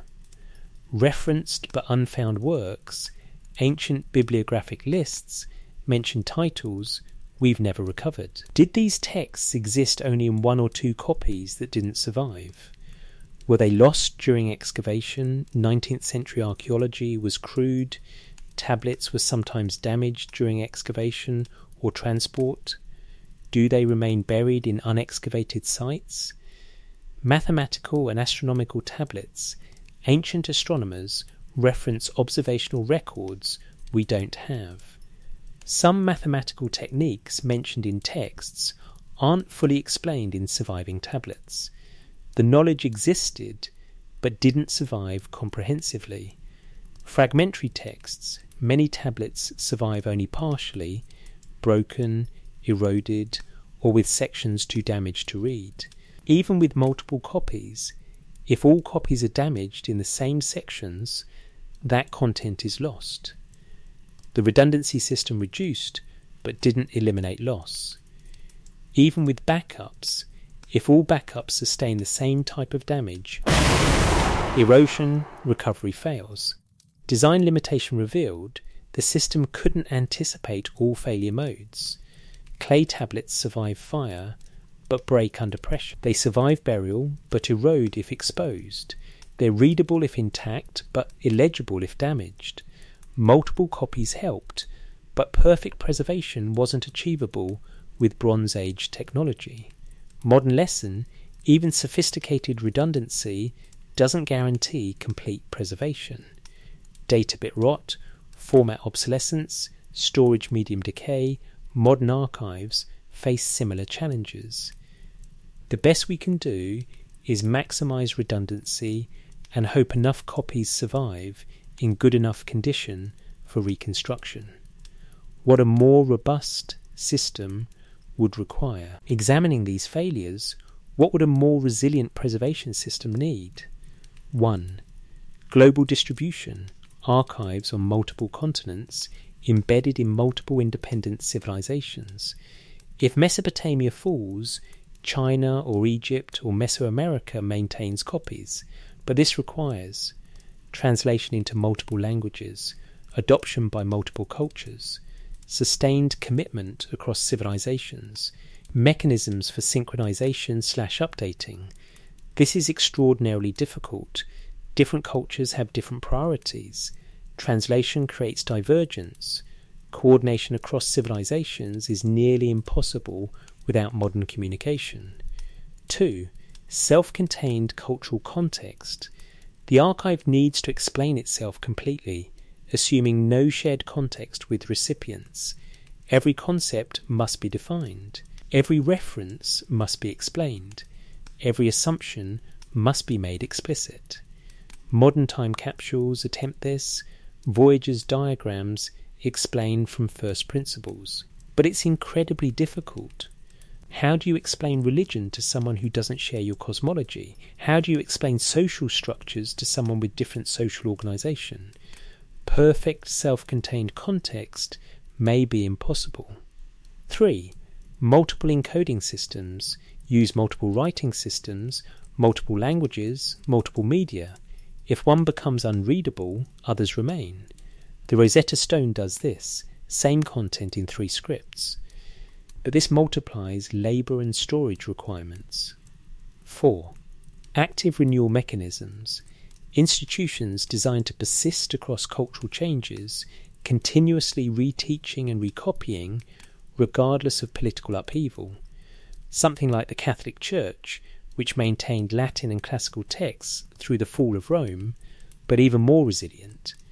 This requires institutions that survive political collapse, adapt to new cultural contexts, maintain commitment across generations, fund preservation continuously, resist corruption/degradation of mission. Creating such institutions is perhaps the hardest challenge. Most institutions become corrupt, lose direction, or collapse eventually. Can you design an institution that functions for 5,000 years? 10,000? The Mesopotamian temple scribal system lasted about 3,000 years before failing. Remarkable longevity, but not infinite. 5. Dormancy-proof design. Assume the archive will go dormant for unknown periods. Ensure it can be reactivated by sufficiently intelligent future discoverers. This requires self-explanatory structure, decoding instructions preserved with content, durable physical medium, multiple discovery pathways. The Mesopotamian system partially achieved this. It went dormant but was reactivatable using surviving bilingual texts. But the 17th century gap represents massive knowledge loss in human cultural continuity. Modern time capsules learn from ancient failures. Projects like the Long Now Foundation's 10,000 Year Clock explicitly address multi-millennial preservation challenges. The clock is designed to function without maintenance for 10,000 years, remain physically impressive enough to inspire rediscovery and preservation, include instructions for operation visible in the structure, prompt questions that lead to learning about its purpose. The memory of mankind. Project stores messages on ceramic tablets in Austrian salt mines, learning directly from Mesopotamian success with clay while improving on distribution, the logic environment, and hoping future discoverers find the mine. The Svalbard Seed Vault uses redundancy multiple, stable environment, and geographic isolation to maximize preservation likelihood. All these projects recognize what the Mesopotamian system demonstrated: physical preservation is solvable. Cultural continuity is not. The archive will likely go dormant. The question is whether future discoverers can reactivate it. 3 framework interpretations of system failures. Framework A, natural evolution, sees failures as expected. No system designed by humans could anticipate institutional collapse spanning millennia. The Mesopotamian archive wasn't designed for future archaeological discovery, it was designed for continuous cultural use. When the culture ended, the archive became archaeological artifact. The 17th century gap is unfortunate, but not evidence of design flaw, just evidence of impossibility of perfect preservation. Framework B sees failures as evidence that even sophisticated designers couldn't prevent cultural discontinuity. Perhaps the pre-flood civilization experienced similar failures, which is why post-flood societies built redundancy. But ultimately, cultural collapse defeats even sophisticated archive design. The system did remarkably well lasting 3,000 years, but nothing lasts forever. Framework C, Anunnaki / deliberate design, has two interpretations. Either the designers anticipated dormancy and included reactivation tools specifically for future rediscovery, and the system worked as designed, physical survival, until a future civilization developed sufficient technology to decode it. Or the designers couldn't anticipate complete cultural replacement and the system partially failed, though its physical robustness allowed eventual recovery. What we can conclude, the system had weaknesses.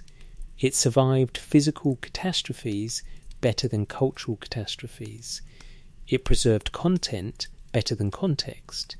It maintained information better than interpretation. These limitations reveal assumptions about cultural continuity that proved fragile. But here's the remarkable thing. Despite these failures, despite 17 centuries of dormancy, despite the collapse of the entire civilization that created it, the archive eventually yielded its knowledge. Modern scholars reactivated it. The messages were decoded. The preservation, though imperfect, ultimately succeeded. Which raises our next question: how much remains unread? If 19th and 20th century scholars decoded the corpus, is the investigation complete, or does vast knowledge still wait, pressed into clay in museum basements and buried tales, overlooked or untranslated? The problem of intentionality. We've documented a sophisticated system, durable storage medium, redundant distribution, content curation, teaching materials, institutional maintenance, explicit preservation language in colophons.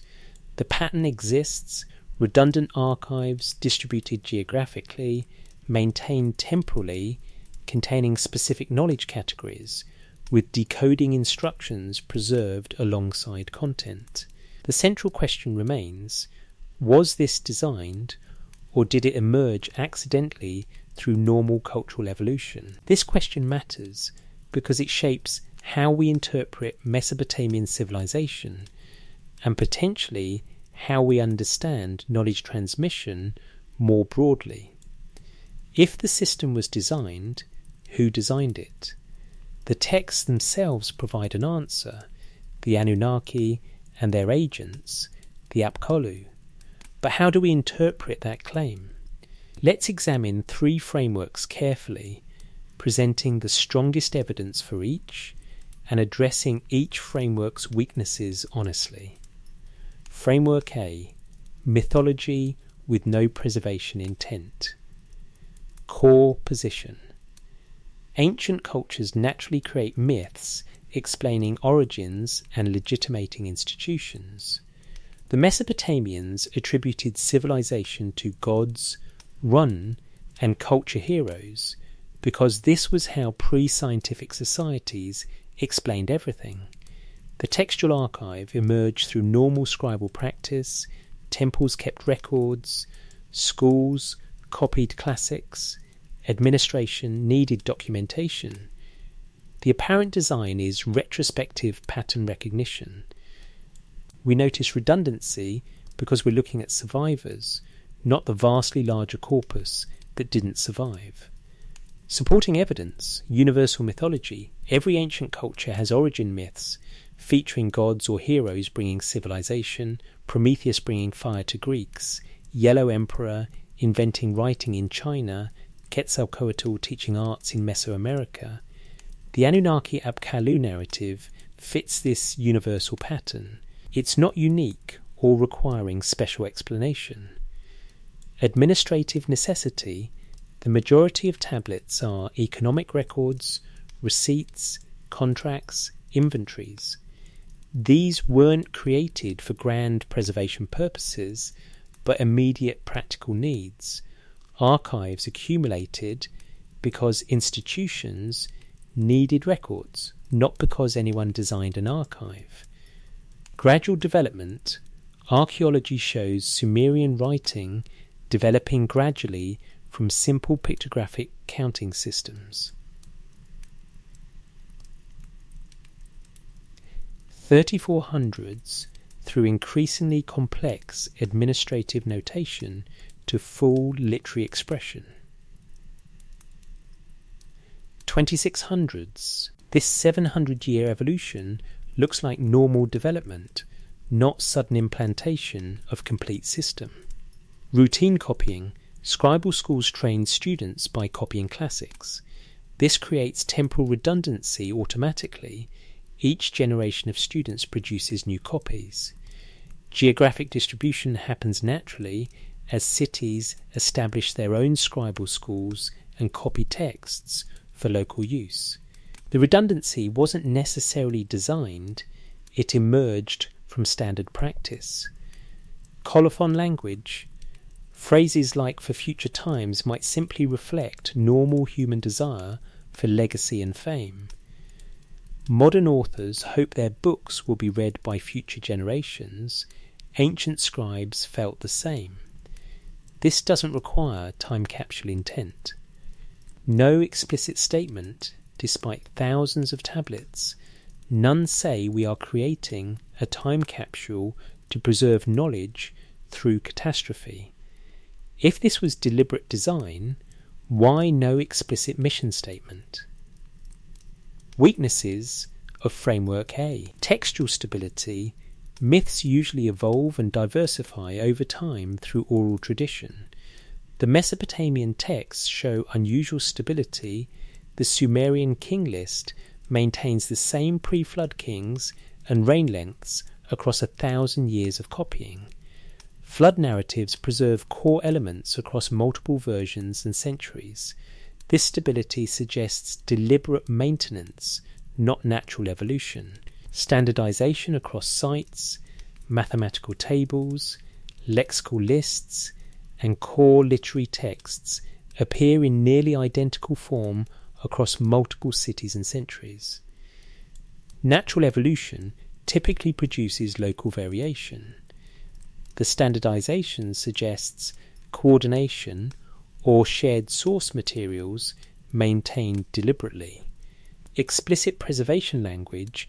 Colophons don't just say "for future times" vaguely, they detail verification procedures: wrote, collated, checked, cite ancient sources, prepared from tablet from Nippur, note source condition, Ralder, and invoke divine protection against removal. This is archival thinking, not mere personal legacy. Content prioritization. The redundancy pattern isn't random. Foundation myths, king lists, mathematical tables, lexical texts show maximum redundancy, while administrative records show minimal. If this emerged naturally from routine practice, why the clear prioritization? System sophistication, the combination of elements, durable medium, redundant copies, geographic distribution, content standardization, bilingual decoding tools, institutional maintenance, temporal continuity, matches sophisticated archive design principles. Attributing all of this to coincidence requires multiple fortunate accidents. Framework B. cultural memory of advanced predecessor civilization. Core position.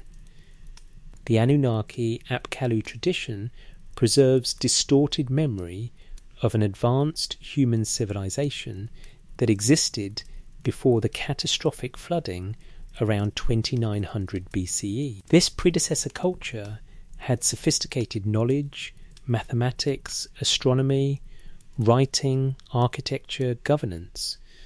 The flooding destroyed much of it, but survivors transmitted their knowledge to the emerging Sumerian civilization. The Sumerians preserved this inherited wisdom and, lacking context for its sophistication, attributed it to gods or sages who seemed impossibly advanced. The archive is real, preservation was deliberate, but the designers were human, just earlier and more advanced than mainstream archaeology currently recognises. Supporting evidence. Archaeological flood layers, multiple southern Mesopotamian sites, show flood deposits dated around 2900 BCE, Uruk, Shuruppak, Kish. This wasn't global flood, but regional catastrophic flooding that would have devastated the civilization of that period. The geological evidence matches the textual claims of catastrophe. Sudden appearance of civilization. Sumerian civilization appears in the archaeological record with sophisticated writing, mathematics, astronomy and architecture already developed. The Uruk period 4000–3100 C shows rapid urbanization and state formation. Where did this sophistication come from? Mainstream archaeology cites gradual Ubaid period development, but some researchers argue the complexity appears too rapidly. Explicit antediluvian attribution, texts like the instructions of Shuruppak frame themselves as pre-flood wisdom. The King List divides history into pre-flood and post-flood periods. The Apkallu tradition describes knowledge brought before the flood. If this preserves actual memory of earlier sophisticated culture destroyed by flooding, the cultural framing makes perfect sense. Standardized knowledge, mathematical tables, astronomical observations, and technical knowledge appear in early Sumerian texts, with sophistication suggesting inheritance rather than invention. The mathematics includes concepts like place value notation and Pythagorean relationships. The astronomy shows long-term observational data. Could this represent inherited knowledge from earlier culture? Global flood traditions. Cultures worldwide have flood narratives, Genesis, Mesopotamian texts, Greek Deucalion, Indian Manu, Chinese Gunyu, Mesoamerican legends. Commonality might reflect shared memory of actual catastrophic flooding at the end of the last ice age, 10,000, 8,000, or regional catastrophes like the 2900 B Mesopotamian flooding. If actual flooding destroyed advanced cultures, survivors would transmit those memories. Knowledge gaps. Some technical knowledge in early texts lacks clear developmental stages. It appears fully formed in early records. This could indicate inheritance from earlier sources rather than in situ development. Strengths over Framework A. Explains why preservation seems deliberate it was by flood survivors. Explains textual stability, maintaining inherited knowledge, not evolving mythology. Explains attribution to pre-flood sources, preserving actual memory.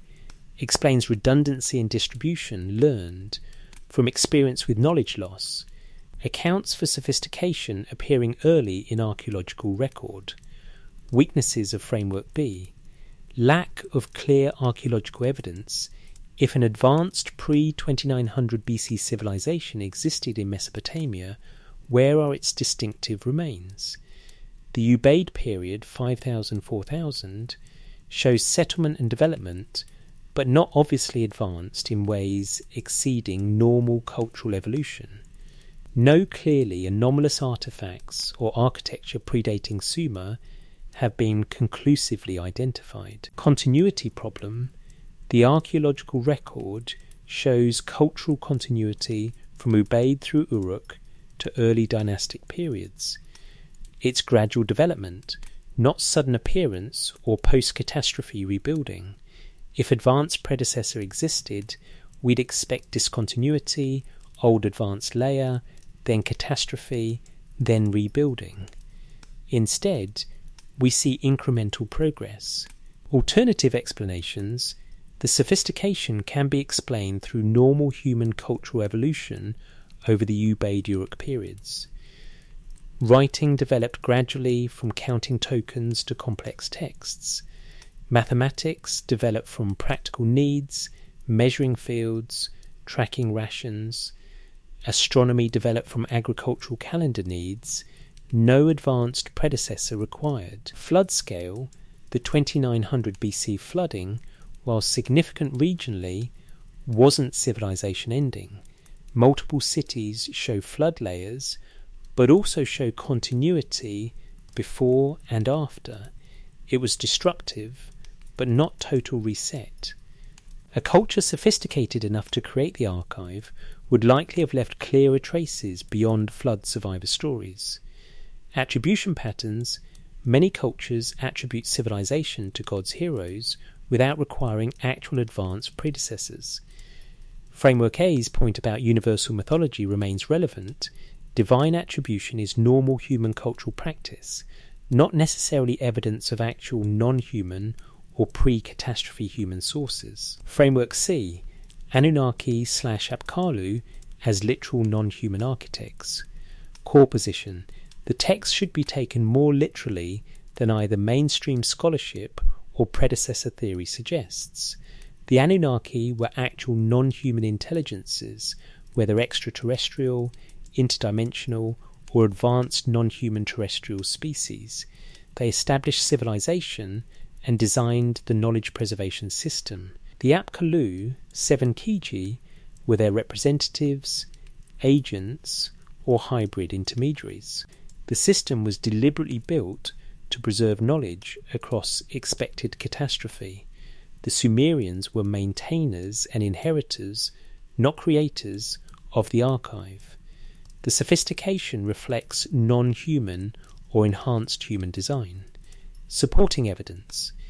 Texts taken at face value, Mesopotamian texts consistently attribute civilization's foundations to the Anunnaki and Apkallu. If we take these texts as their authors intended rather than assuming mythology, they're describing non-human entities bringing knowledge. The etymology, those who from heaven to earth came, is explicit about origin. System sophistication, the combination of durable medium, redundant distribution, content curation, temporal maintenance, geographic dispersal, decoding instructions, and institutional frameworks matches sophisticated information preservation principles that seem advanced for Bronze Age thinking. If designed by entities with superior knowledge of information theory, this makes sense. Rapid development, the appearance of complex civilization quickly in the archaeological record, though see Framework B's continuity objection, could indicate teaching/implantation rather than evolution. A sophisticated system appearing early suggests knowledge was given, not gradually developed. Global patterns. Multiple ancient cultures describe sky gods or teachers from the stars bringing civilization, Egyptian gods, Mesoamerican Quetzalcoatl/Kukulkan, Indian Nagas, Chinese celestial emperors. If multiple independent cultures report similar phenomena, perhaps something real underlies the common narrative, distorted through cultural lenses. Anomalous knowledge. Some argue certain ancient knowledge, precision astronomy, sophisticated mathematics, architectural achievements like precision stonework seems anomalous for the supposed technological level. If advanced entities taught humans, early sophistication makes sense. This claim is controversial. Mainstream archaeology generally explains achievements through human ingenuity and experiment. Text's own internal logic within Mesopotamian cosmology, the Anunnaki designed civilization deliberately. The texts frame this as intentional project, not happenstance. If the texts are accurate accounts from the author's perspective, they're describing actual events, even if we don't share their cosmological framework. Strengths over frameworks A and B, takes texts at face value rather than dismissing or reinterpreting, explains sophisticated design without requiring coincidence or lost human civilization, explains consistent attribution across texts and millennia, explains why system looks designed, because it was. Weaknesses of framework C critical evaluation. Extraordinary claims require extraordinary evidence. The existence of non-human intelligences teaching humans is an extraordinary claim. The evidence, sophisticated texts, advanced knowledge, attribution to gods, can all be explained through normal human development plus religious attribution. No physical evidence of non-human presence exists, no spacecraft, no tools beyond human Bronze Age technology, no non-human remains, no artefacts clearly beyond human capability. Human achievement capacity, humans are remarkably capable. The sophistication of Mesopotamian civilization, while impressive, is within human capability given sufficient time, resources, and cultural continuity. We don't need non-human intervention to explain writing, mathematics, astronomy, or archive systems. Humans developed these independently in multiple regions: Egypt, China, Mesoamerica. Gods as human constructs. The simpler explanation for divine attribution is that humans created gods to explain their world, not that gods existed and left records. This is Occam's razor. Prefer simpler explanations unless evidence demands complexity. Humans developed civilization and created gods to explain it is simpler than non-human entities existed, taught humans, and left. Archaeological consensus. The overwhelming consensus of professional archaeologists, based on extensive evidence, is that Mesopotamian civilization developed through normal human cultural evolution. While consensus can be wrong, overturning it requires compelling evidence. The existing evidence fits human development without requiring non-human intervention. Similar mythologies worldwide, that many cultures have gods from sky narratives, doesn't prove the gods existed, it proves humans universally create such narratives. Comparative mythology shows common patterns, myths, culture heroes, divine teachers, emerging independently because humans think similarly about ultimate questions. Convergent mythology doesn't prove shared source, just shared human psychology. No clear predictions. If the Anunnaki existed and designed this system, what testable predictions does that generate? What shall we find that we haven't? Without clear testable predictions that differ from human-only explanations, the hypothesis lacks scientific utility. What evidence would definitively resolve this? Since we're investigating honestly, what would prove each framework? To prove framework A, B, show clear evolutionary development of all knowledge systems from simple to complex over time. Find explicit ancient statements that Anunnaki Apkallu stories are acknowledged fiction. Demonstrate redundancy patterns are statistically indistinguishable from random survival. Show that similar patterns appear in cultures without preservation intent. To prove framework B, admire human predators, discover clear archaeological evidence of sophisticated pre-2900 BC civilization in Mesopotamia.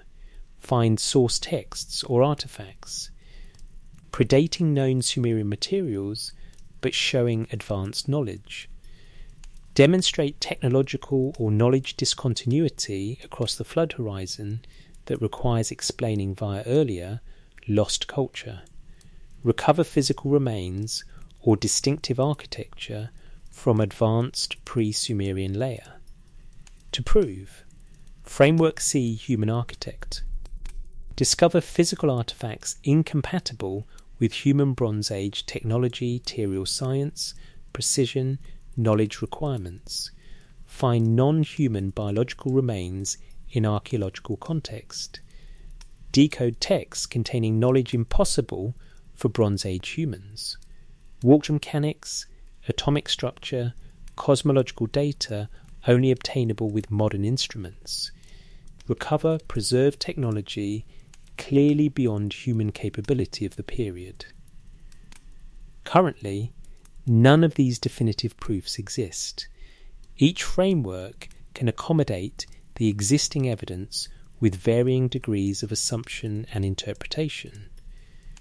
Synthesizing the question. The honest assessment, we can document the pattern. We cannot definitively prove intent or identity of designers. What's certain, the archive exists. It shows sophisticated redundancy, it preserved knowledge across millennia, it included decoding tools, it functioned despite catastrophes, it ultimately transmitted its knowledge to modern rediscoverers.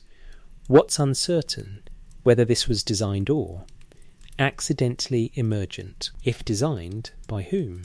Whether the Anunnaki Apkallu attribution reflects literal truth, cultural memory, or mythological framing. The frameworks differ in how much credit they give the ancient texts themselves.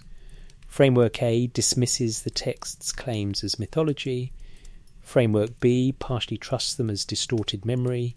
Framework C takes them relatively literally. Each position is defensible with available evidence. Each has weaknesses. Perhaps the question of original design and designer identity is less important than recognizing what was actually built. Whether created by the Anunnaki, advanced human predecessors, or the Sumerians themselves through iterative institutional development, the system worked. Knowledge was preserved. Civilization's foundations survived. The archive transmitted its contents across one of the longest spans of human history. Now let's examine what that system actually was, the distributed archive as a functional whole, regardless of who designed it. The distributed archive, a systems view, step back from individual tablets, from specific kings and gods, from debates about mythology versus history. Look instead at the system as a whole. The network that emerged over 3 millennia functioned through countless catastrophes and ultimately succeeded in its apparent purpose, preserving knowledge across time.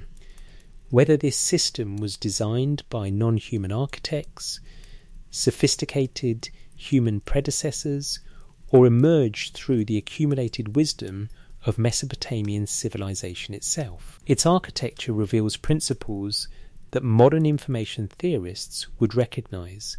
Let's examine it not as ancient history, but as information system, because that's what it was. Archive architecture, components identified. The Mesopotamian knowledge preservation system consisted of interconnected elements, each serving specific functions. 1. Storage medium, clay tablets. Durable across millennia, survives water, fire, biological decay. Mass-producible, abundant material, rapid production. Readable without technological marks, no power required. Self-describing format organization shows its text even, before decoding. Modern equivalent, ceramic storage, optical discs stable with light, no active electronics. 2. Encoding system, cuneiform. Information dense, stems, syllabograms, determinatives. Standardized inscription signs across sites and periods. Learnable with finite vocabulary, Napoleon 600 core signs. Pattern-based structure visible even before translation. Modern equivalent Unicode ASCII, 2 dies character. 3. content curation, prioritise knowledge categories, foundation narratives, density and culturals, teaching materials, sexical lists, sign catalogues, grammars, technical knowledge, thymnics, astronomy, medicine, historical frameworks, NISTs, chronal, modern equivalent, Wikipedia critical articles, archive source code, scientific databases. 4. Temporal redundancy, copying across generations, systematic recopying of important texts, multi-generational institutional commitment, quality control through collation and verification, error correction through comparison of multiple copies, modern equivalent, version control systems, incremental backups. 5. Spatial redundancy, geographic distribution, multiple archive sites across region, Ur, Uruk, Nippur, Babylon, Ashur, Nineveh, core texts replicated at each major site, sufficient separation that local disasters don't destroy entire network, interconnection allowing movement and copying between sites, modern equivalent, distributed data centers, cloud storage across regions, CDN networks. 6. Decoding instructions, bilingual texts and teaching materials, Sumerian Akkadian dictionaries, lexicons, sign lists with pronunciations, grammatical explanations, thematic vocabularies organised for learning, modern equivalent, Rosetta Disk, long now foundation documentation, metadata. 7. Maintenance institutions, temples and scribal schools, dedicated buildings housing archives, professional scribal class maintaining skills across generations, economic resources, funding preservation, training systems teaching each generation, modern equivalent, libraries, data centers, academic institutions, archival organizations. 8. Transmission protocols, colophons and documentation, source citation, where we'd from, date and authorship, when and by whom, verification notes, control document, preservation instructions, image, handling, protection, modern equivalent, file metadata, commit messages, provenance documentation. This isn't coincidental collection of practices. These elements form an integrated system where each component supports the others. Remove any element and the system becomes more fragile. How it would function after catastrophe. Imagine a disaster scenario, war, flood, political collapse. How would the system respond? Scenario 1, single city destroyed. Burns in warfare. The temple complex collapses. The archive is destroyed or heavily damaged. System response. Other cities, Nippur, Uruk, Babylon, maintain copies of Ur's core texts. When stability returns, survivors or new rulers can request copies from surviving archives. Texts are recopied and the archive rebuilt. Knowledge loss is minimal because spatial redundancy protected against. Single point failure. Historical example, was destroyed and rebuilt multiple times during invasion c. 2100 BC, Elamite destruction c. 2000 BC, later conflicts.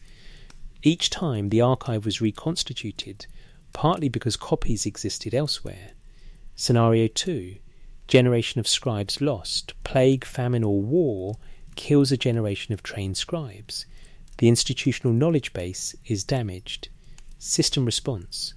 Teaching materials, sexical lists, sign lists, model texts allow training of new students.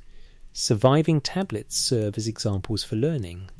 Foreign scribes from other cities can be invited to teach. The writing system and archive practices can be relearned. Historical example, Sumerian died as spoken language by 2000 BC, yet was taught successfully for another 1500 years using preserved teaching materials. The system survived complete language death of its source language. Scenario 3. Multiple sites damaged. Regional catastrophe, flooding, widespread warfare damages multiple archives simultaneously. System response. At least some sites at the network periphery likely survive. Core texts that were maximally redundant myths, king lists, mathematical tables probably survive in at least one location. Less redundant material specialized texts, administrative records, suffers higher. Loss. System continues with reduced but viable knowledge base. Historical example, the 2900 BC flooding affected multiple southern cities Ur, Uruk, Shuruki, but the archive network persisted.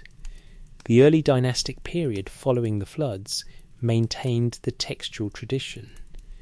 Scenario 4. All cities accessed, but cultural context lost.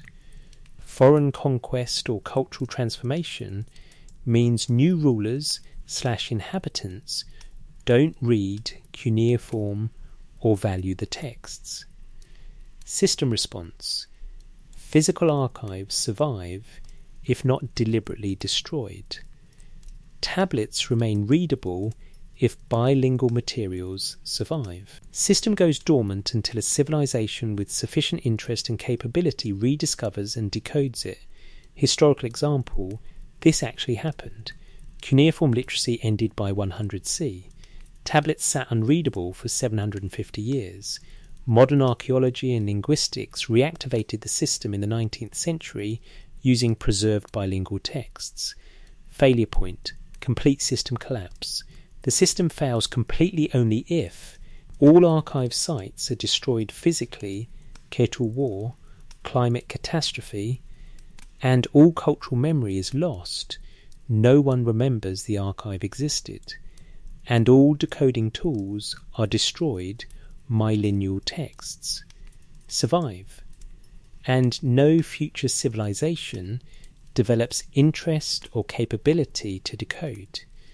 This requires catastrophic failure at multiple levels simultaneously, not just physical destruction, but cultural amnesia and lack of any rediscovery attempt. This is hard to achieve accidentally because physical destruction of all sites across 500 miles requires regional catastrophe. Cultural amnesia requires total population replacement or memory loss. Bilingual texts were distributed with core texts. Future curiosity is. Likely, mysterious writing prompts investigation. What actually happened? The system didn't fail completely. It went dormant, true context lost, no active readers, but remained physically intact enough that tablets survived in ruins and buried sites. Enough bilingual texts survived to enable decipherment. Recognizable artifact class tablets with writing prompted archaeological. Investigation. 19th century civilization had sufficient linguistic and analytical tools to decode. The system partially succeeded, not through continuous cultural transmission, but through dormant survival until reactivation conditions occurred. Comparison to modern distributed systems. The architectural principles mirror modern information technology. RAID storage, redundant array of independent disks. Data striped across multiple physical drives. If one drive fails, data reconstructs from others. Mesopotamian cities text RAID array across multiple sites. Drive failure text city destruction. Data reconstruction text copying from surviving sites to rebuild archive. Content delivery network scenes. Websites cache content at servers worldwide. User requests routed to nearest functioning server if one server fails. Others serve the same content. Mesopotamian network Kex ancient CDN. Each major city caches civilization's content. User accesses nearest archive. Blockchain and distributed ledgers. Transaction record replicated across many network nodes. Consensus mechanism ensures accuracy through comparison. No single point of failure or control. Mesopotamian textual tradition core ancient distributed ledger. Core texts, dual transaction history, untriable, scribal comparison of sources, dual consensus mechanism, verification through multiple copies, SEX blockchain, validation, version control / GitHub, source code stored in distributed repositories, multiple developers maintain copies, changes tracked, sources documented, conflicts resolved through comparison, Mesopotamian colophon SEX commit messages, copied from Nippur tablet SEX branch / merge, documentation, source verification SEX code review, multiple copies KEX distributed repositories. The parallels aren't perfect. Mesopotamian scribes lacked automated synchronization, cryptographic verification, or instant global communication. But the underlying architectural principles are identical. Redundancy prevents loss. Distribution prevents single-point failure. Standardization enables interoperability. Documentation enables verification. Institutional continuity enables temporal survival. These are universal principles of robust information preservation. Any civilization, human or otherwise, designing a long-term knowledge archive would converge on similar solutions because the logic of information preservation is consistent regardless of technological implementation. The genius of the design, whether created by Anunnaki, advanced human predecessors, or emerging Sumerian civilization, the system demonstrates sophisticated understanding of 1. Catastrophic risk. The designers-developers understood that cities burn, libraries flood, political systems collapse, and institutions fail. The redundancy and distribution show awareness that local safety is insufficient, only network resilience provides security. 2. Information theory. The encoding, standardization, IMORM, and error correction show understanding that information degrades through transmission. The protocols counteract entropy. 3. Institutional fragility. The provision of teaching materials, preservation of decoding tools, and religious framing of scribal duty show awareness that institutions decay. The system anticipates loss of institutional memory and provides mechanisms for recovery. 4. Timescales. The language in colophons, for future times, forever, shows thinking beyond individual lifetimes or even dynasties. This is millennial thinking, considering what survives across epochs. 5. Material science. The choice of clay, the understanding that fire preserves it, the deliberate baking for permanence, all show sophisticated understanding of material properties and preservation requirements. This level of systems thinking is remarkable. Whether it emerged over centuries through accumulated institutional wisdom or was implemented according to a designed plan, it represents sophisticated information architecture. 3 framework interpretations. Framework A, natural evolution.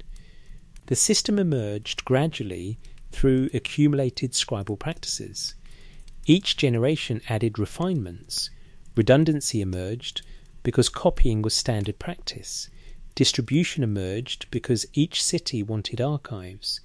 The sophistication is real but undesigned, the product of cultural evolution across centuries, with successful practices maintained and unsuccessful ones abandoned.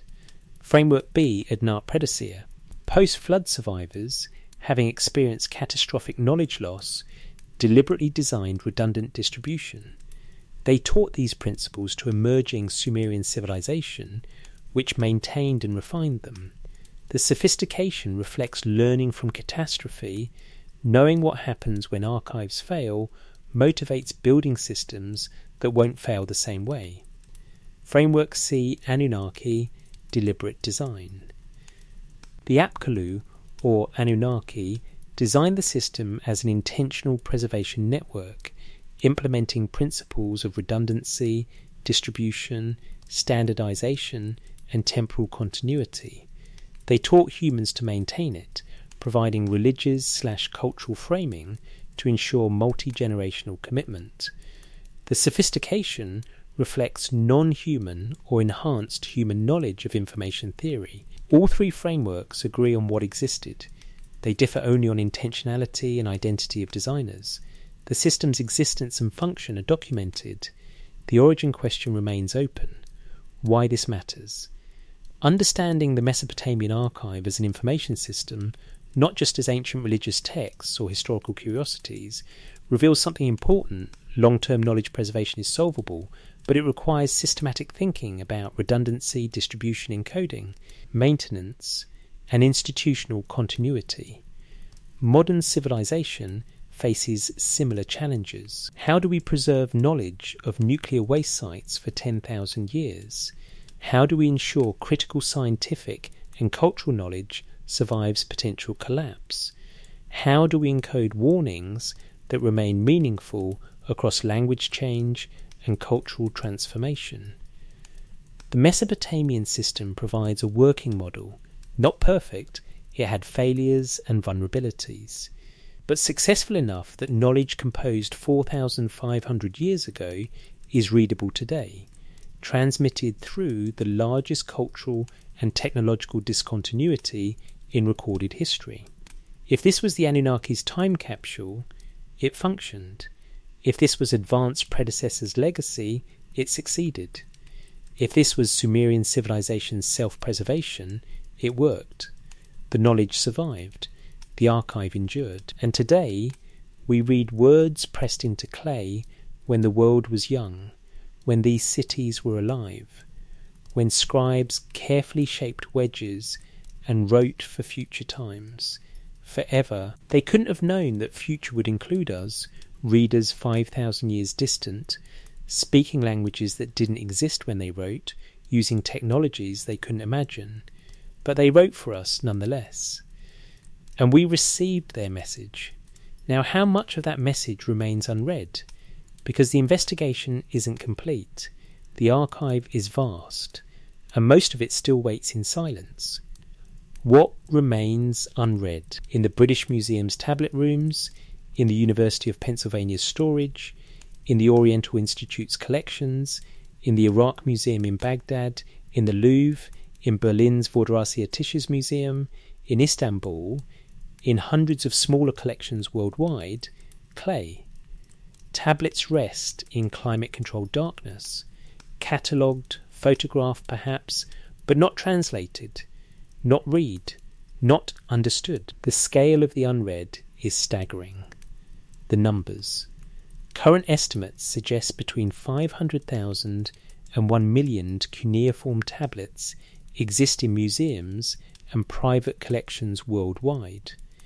This is approximate. Some collections aren't fully catalogued, some tablets are fragmentary and counted differently, some remain in private hands uncounted. Of these, perhaps 50 to 150,000 have been fully translated and published. That's roughly 10-15% of the total corpus.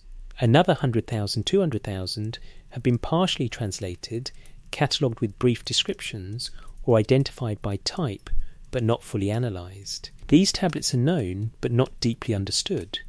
The remaining 350,000, 750,000 tablets, 70-85% of the corpus, remain largely or completely unexamined. They sit in storage boxes, photographed perhaps, catalogue numbered maybe, but their content unknown beyond general identification. Ekin tablet, Ur-3 period, provenance, Nippur. Why so few translated? The translation bottleneck. Translating cuneiform requires specialised expertise. Language knowledge, reading Sumerian requires years of study. It's an isolated language, grammatically complex, with vocabulary that must be memorised without cognates. Akkadian is Semitic and somewhat more accessible to scholars with Hebrew or Arabic background, but still requires extensive training. Script complexity, cuneiform is polyvalent, same sign has multiple readings. Context determines which reading applies. Signs change form across periods. Recognising and correctly reading signs requires experience. Content specialisation, Mathematical texts require understanding ancient calculation methods. Astronomical texts require knowing the calendrical systems. Medical texts require recognizing disease descriptions and pharmaceutical terminology. No one scholar masters all domains. Physical challenges: many tablets are fragmentary, broken, with sections missing. Damaged surfaces make signs illegible. Wear and erosion obscure marks. Reading requires skill, patience, and sometimes forensic examination. Time investment: a single tablet might take days or weeks to translate properly. Deciphering difficult signs, looking up rare vocabulary, understanding context, producing accurate translation. Multiply this by hundreds of thousands of tablets, and the scale becomes apparent. Limited scholars, perhaps a few thousand people worldwide, can read cuneiform at all. Far fewer are actively working cuneiformists, publishing translations. The bottleneck is human expertise. There simply aren't enough trained scholars to process the backlog, even if funding were unlimited. Funding scarcity: ancient Near Eastern studies receive limited funding compared to other fields. Grants are competitive. Positions are rare. Much work depends on unfunded scholarship or scholars working in their spare time alongside teaching duties. The result: vast quantities of ancient knowledge sit unread, waiting for scholars who may not arrive for generations. Recent discoveries from old tablets. History shows that major insights often come from re-examining known tablets or finally translating neglected ones. Some examples: the Gilgamesh flood tablet, George Smith, 1872. The tablet 3375 had been excavated at Nineveh in the 1850s and sat in the British Museum, uncatalogued and unread, for 15 years. George Smith, working as an assistant cataloguing tablets, deciphered it and realised it contained a flood narrative parallel to Noah's story. The reading caused a sensation, immediate international attention, launched expeditions to find more tablets, revolutionised understanding of biblical parallels in ancient Near Eastern literature. The tablet was there all along. It just needed someone to read it. Instructions of Shurupak, early 20th century, multiple tablets containing wisdom literature were found in various excavations from the 1890s, 1920s. Only when scholars compared them did they realise these fragments came from the same text, the oldest wisdom literature in the world. Reconstruction took decades. New fragments continue to be identified in existing collections as scholars recognise the text. The tablets existed in collections for years before anyone understood what they had. Plimpton 322 Mathematical Tablet 1945 Reanalysis. This tablet was acquired by Columbia University in the 1920s, purchased from a dealer. Initially, no one understood its significance. In 1945, Otto Neugebauer and Abraham Sachs analysed it and realised it contained sophisticated Pythagorean triples, showing Babylonian mathematics was far more advanced than previously known. The tablet had sat for 25 years before its importance was recognised. Recent analysis, 2017, proposed it might be a trigonometric table, predating Greek trigonometry by over a millennium. 85 years after acquisition, scholars are still debating what it represents. Lexical lists as decipherment keys 19th, 20th centuries. The Sumerian Akkadian dictionaries we discussed in Chapter 11 weren't recognised for their significance immediately. As excavations proceeded and tablets multiplied, scholars gradually realised these bilingual texts were crucial for decipherment. The lexical lists enabled reading Sumerian, but identifying them, cataloguing them, comparing versions across sites, this took decades of work by many scholars. The Arc Tablet 2014 publication. A small cuneiform tablet in a private collection contained detailed instructions for building the ark from the Babylonian flood tradition. including the surprising detail that it was round like a coracle.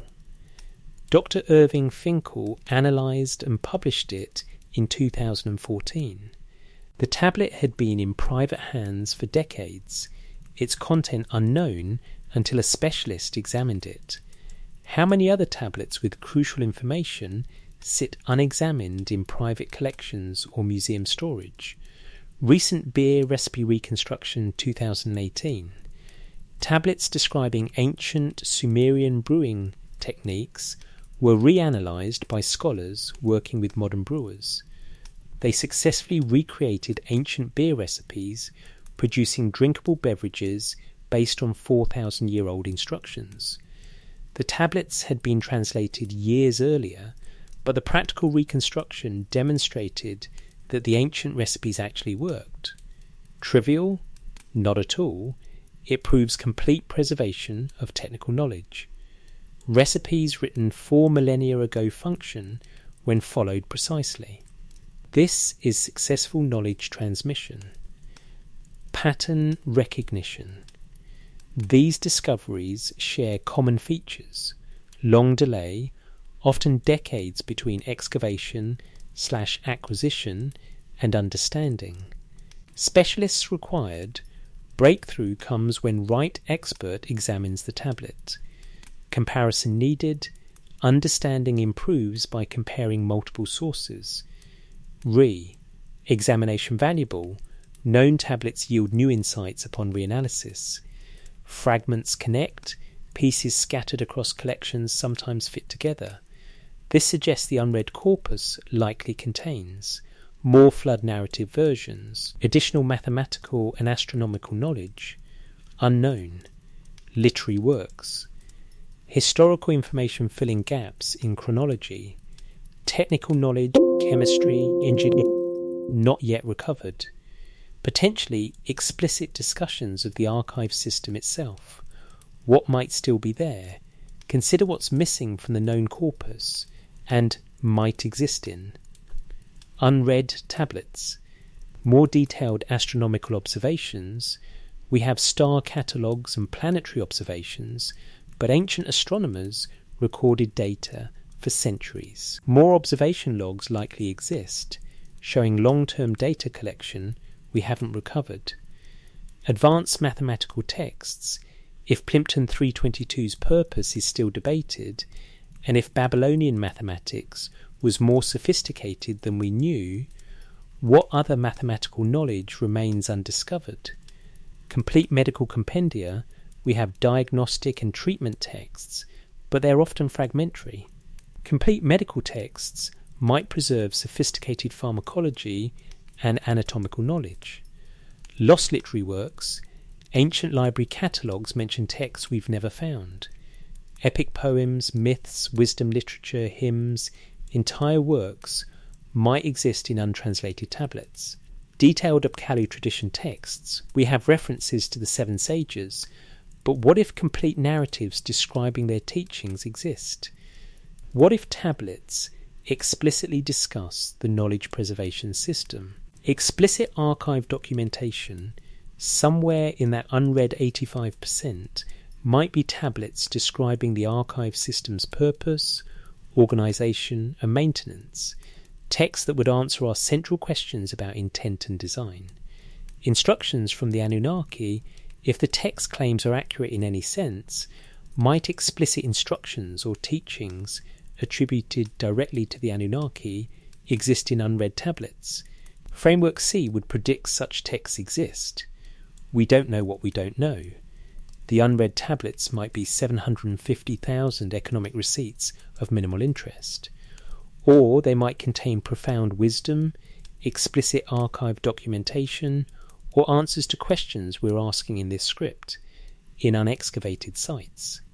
Even beyond museum storage, much of ancient Mesopotamia remains unexcavated. Security and conflict.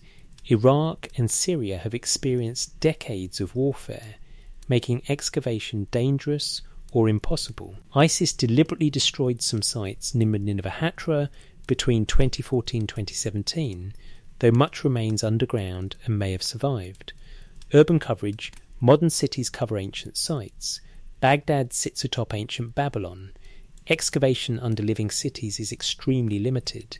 Illegal excavation: looting during wars and instability has damaged sites and scattered artefacts into illicit markets, where they may never be properly studied. Limited resources: even in peaceful times, excavation is expensive and time-consuming. Archaeologists must prioritise. Vast areas remain unexplored. Future discoveries: as security improves and technology advances, future excavations will recover more tablets, possibly tens or hundreds of thousands more. The complete corpus, everything ever written in cuneiform, is vastly larger than what we've recovered.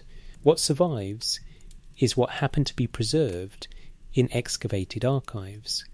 Countless texts were lost to erosion, looting, destruction, or remain buried. The ongoing digital project. Modern efforts attempt to address the translation bottleneck through digitization and collaboration. Cuneiform Digital Library Initiative, online database cataloguing cuneiform tablets worldwide, providing photographs, transliterations, and metadata. Makes tablets accessible to scholars globally without requiring travel to museums. Currently documents over 330,000 tablets, but most entries are catalogue records, not full translations. Electronic text corpus of Sumerian literature provides translations of Sumerian literary texts online, covers major literary works, but represents only a fraction of the Sumerian corpus. ORAC, richly annotated cuneiform corpus, provides annotated editions of Akkadian texts, searchable databases, glossaries, and linguistic tools. Facilitates research, but requires scholars to input the data. Machine learning experiments. Researchers are exploring AI assistance for translating cuneiform, using computer vision to recognize signs and machine translation to suggest readings. Early experiments show promise but face challenges. Cuneiform's complexity, polyvalence, and context dependence make automation difficult. AI can assist but not replace expert scholars. Crowdsourcing projects. Some initiatives use trained volunteers to transcribe or catalogue tablets, distributing the labour. Limited by need for expertise, transcription requires reading ability. Progress continues, but at current pace, fully translating and publishing the existing corpus would take centuries, and that assumes no new discoveries, which is unrealistic. Future excavations will add to the backlog. The uncomfortable truth. Most of what the ancient Mesopotamians wrote remains unread by modern eyes. We've recovered perhaps 1% of what was originally written for tablets lost to erosion, looting, or still buried. Of what we've recovered, we've translated perhaps 15%. We've deeply studied perhaps 1% of the recovered corpus. This means of the total knowledge encoded in cuneiform across Mesopotamian history, modern scholarship has accessed roughly 0.0001, 0.001%, 1/10,000th to 1,000th of what existed. The archive is vast beyond comprehension. We've barely begun reading it. Implications for our investigation. This has profound implications for the questions raised in this script. If explicit archive documentation exists, we might not have found it yet. A tablet describing the preservation system's purpose, explicitly stating we are creating a time capsule, might sit in a storage box in Baghdad or Berlin, uncatalogued and unread. If detailed Apkallu teachings exist, they might remain undiscovered. Texts describing what the seven sages taught, how they established civilization, what knowledge they preserved, these might exist in the unread 85%. If instructions from the Anunnaki exist as explicit texts, not mythological narrative, they could be waiting in untranslated tablets. Framework C's strongest evidence might exist in unread clay. The sophistication we've documented might be partial. If the translated 15% shows sophisticated redundancy, standardization, and preservation consciousness, what might the remaining 85% reveal? Our understanding is incomplete. Everything in this video is based on the translated fraction.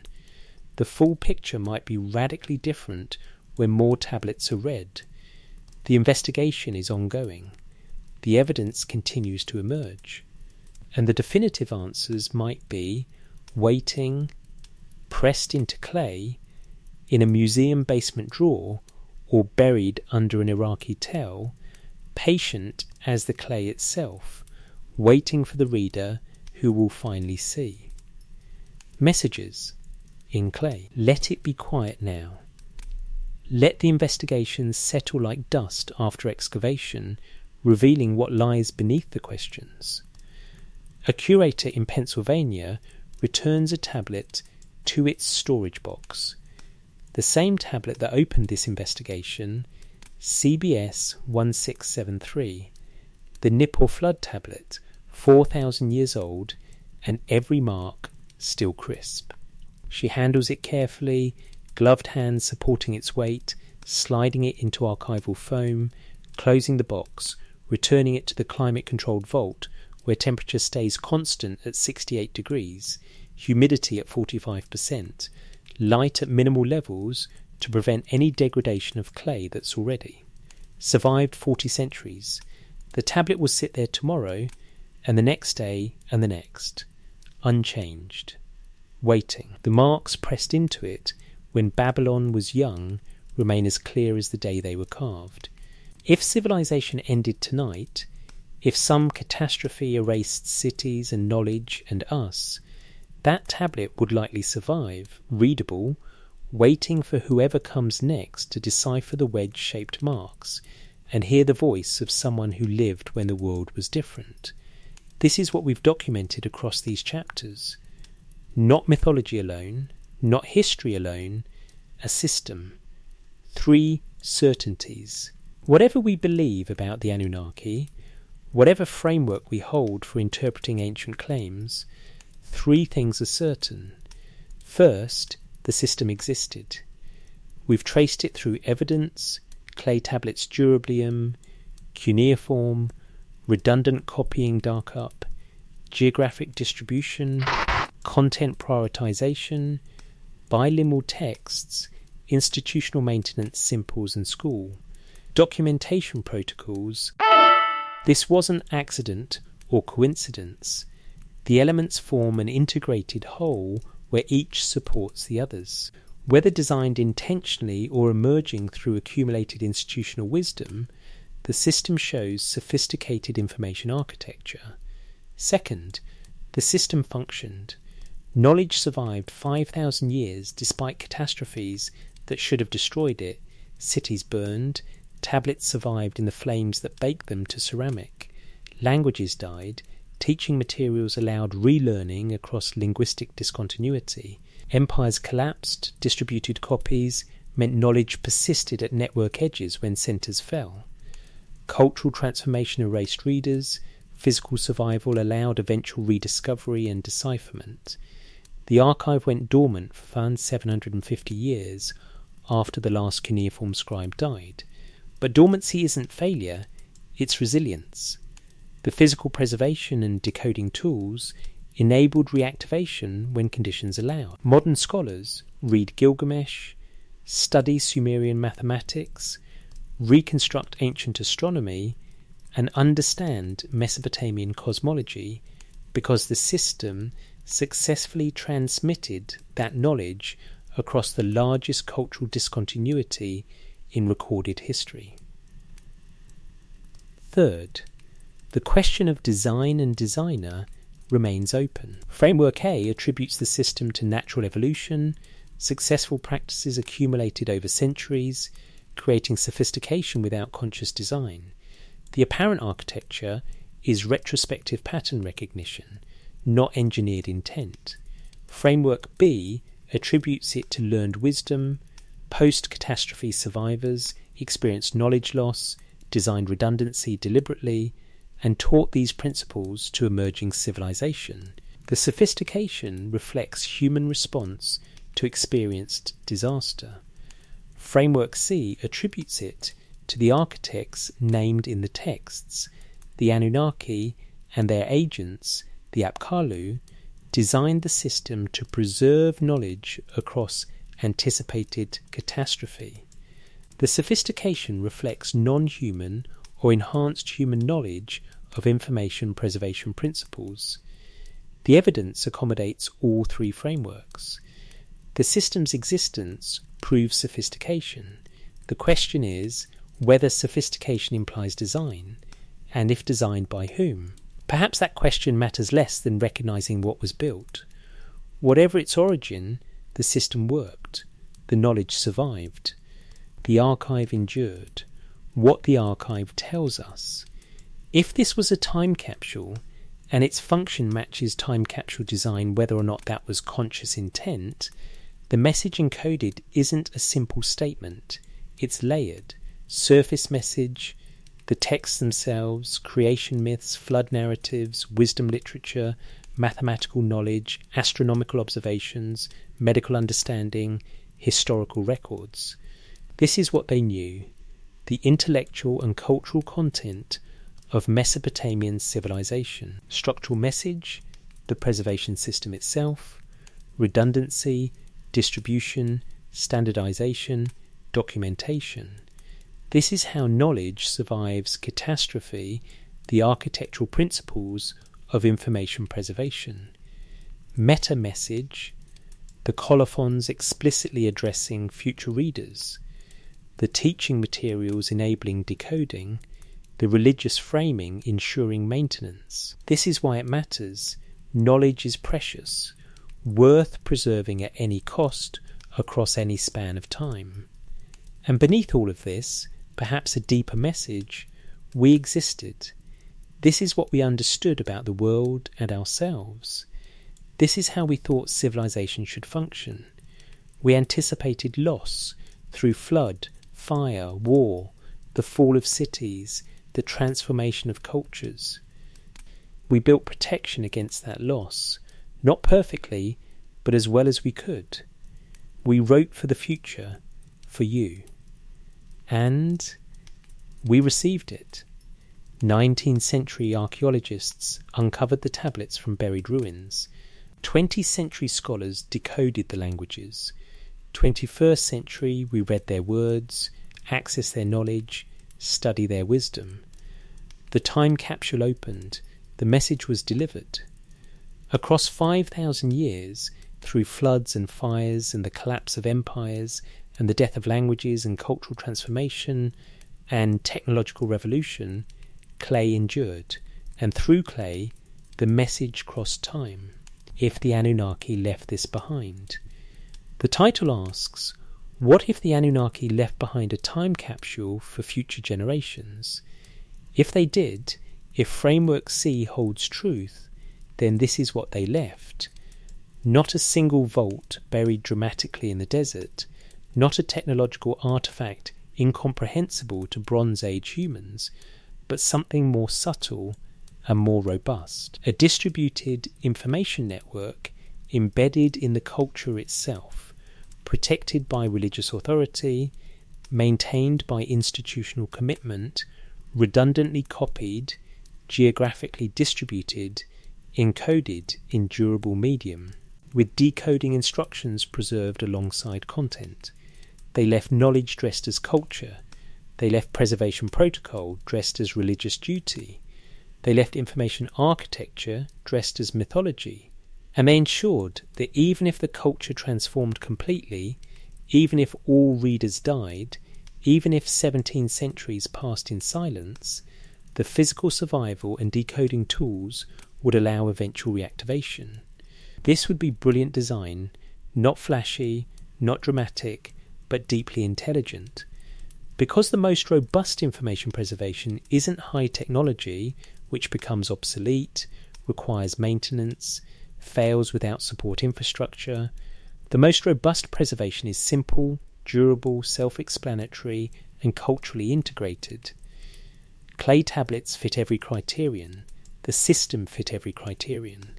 And it worked. If advanced predecessors left this behind, if Framework B holds truth, if this system was designed by sophisticated humans who experienced catastrophic knowledge loss and built redundancy to prevent recurrence, then this is their legacy to us. Not just preserve knowledge, but the example of how to preserve knowledge. They showed that surviving catastrophe requires redundancy, multiple copies, multiple locations, durability, materials that outlast civilizations, standardization, rule, knowledge, interop rule, teaching, shoring skills transmit across generations, documentation, leaving records of, sources and methods, institutional commitment, building systems that outlast individuals. These aren't just ancient practices, they're universal principles. Any civilization facing potential collapse, any culture wanting to preserve its achievements, any species hoping to transmit knowledge across discontinuity must solve these same problems. The Mesopotamians solved them. Whether learning from earlier catastrophe or developing through accumulated wisdom, they built a system that worked, and we can learn from their example. If humans develop this themselves, if Framework A holds truth, if this emerged through normal cultural evolution without non-human influence or inherited design from advanced predecessors, then this might be the most inspiring interpretation of all, because it means humans, without external guidance, without advanced knowledge, without experiencing total collapse, nevertheless built systems anticipating those challenges. It means Bronze Age scribes understood that knowledge is fragile, that institutions fail, that languages die, that civilizations transform, and they built protections against all of these. It means the concern for future generations, the care in preserving teaching materials, the dedication to faithful copying, the documentation of sources, the geographic distribution of archives. All of this emerged from human foresight and human dedication. It means we have always understood, at some level, that what we know matters beyond our own lifetimes. That knowledge is worth protecting. That future humans, whoever they are, whenever they come, deserve access to what we've learned. This interpretation gives us agency. We don't need gods or ancient advanced civilizations to teach us preservation. We can figure it out ourselves. We have figured it out ourselves, and we can do it again. The unread tablets. Somewhere tonight, in museum vaults worldwide, in Baghdad and London and Philadelphia and Paris and Berlin and Istanbul, hundreds of thousands of tablets rest in darkness, most unread, most untranslated, most mysterious. Perhaps among them sits the tablet that would answer our questions definitively. Perhaps a colophon explicitly states, "We, the scribes of Nippur, following the instructions given by the Apkallu before the flood, maintain this archive to preserve knowledge for whoever comes after." Perhaps another tablet says, "The Anunnaki, having taught us writing and wisdom, commanded us to copy these texts and distribute them to every city, that knowledge might survive even if cities fall." Or perhaps the unread 85% contains only administrative records and routine texts. Perhaps the translated 15% already contains everything philosophically significant. Perhaps the questions will remain unanswered, not because evidence is missing, but because the evidence is inherently ambiguous. Either way, the investigation continues. Scholars work in libraries and universities, gradually translating more tablets, cataloguing more texts, understanding more of what the ancient Mesopotamians wrote. Digital projects make tablets accessible worldwide. Machine learning experiments attempt to accelerate translation. Each year a few more tablets are read, a few more insights emerge, a few more pieces of the vast puzzle slide into place.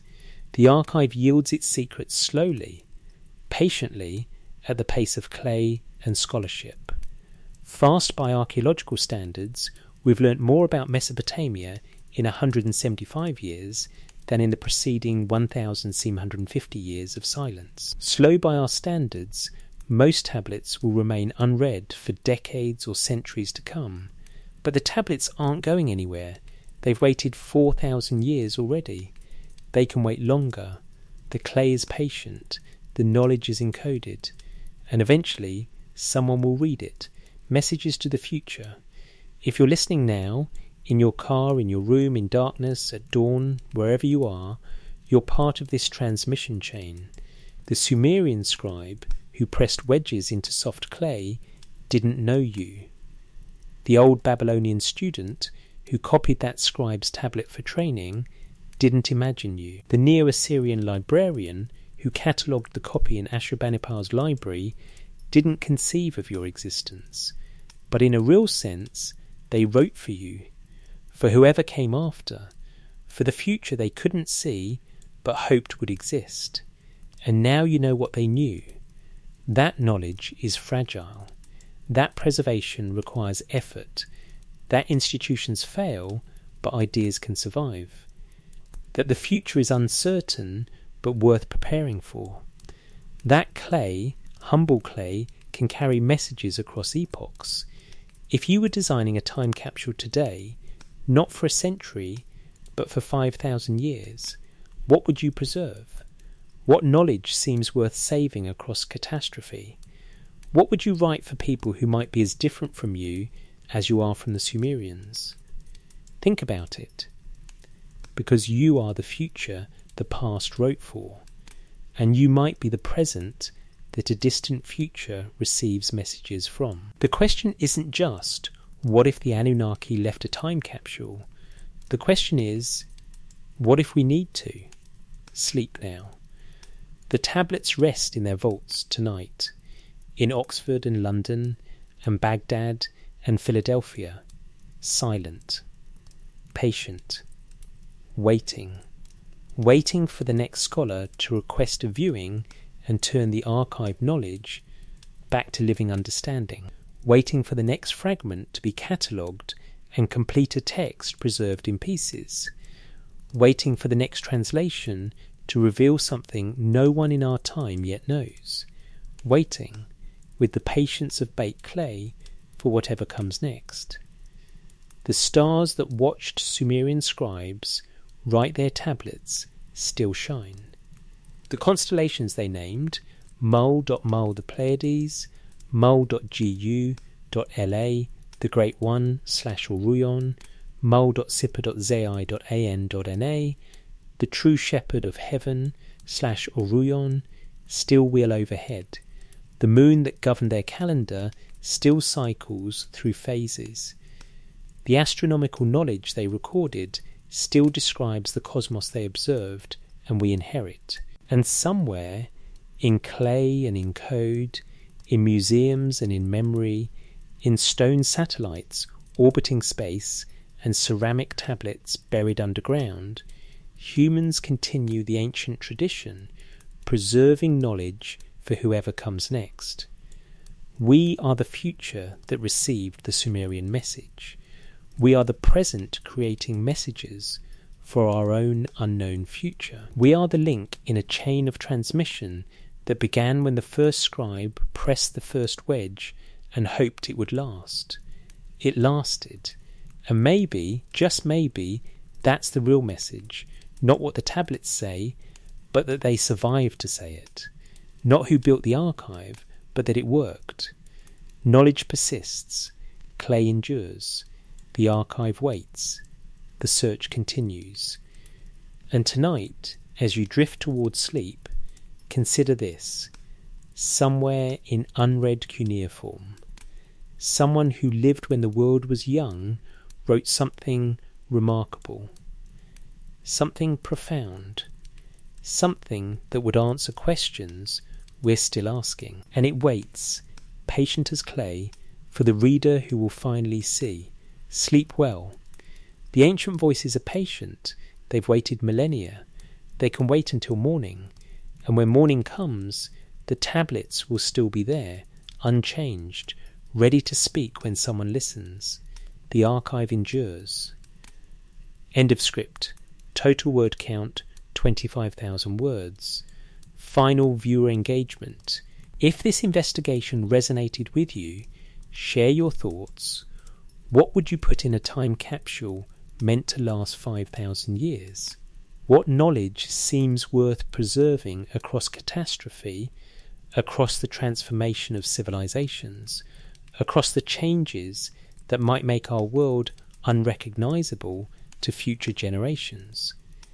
Comment where you're listening from, your location and time. This message spans 5 millennia and multiple continents. You're part of the transmission now. And if you found value in this exploration, consider this. 20,000 tablets remain unread. Future discoveries will emerge from that silence. The investigation continues.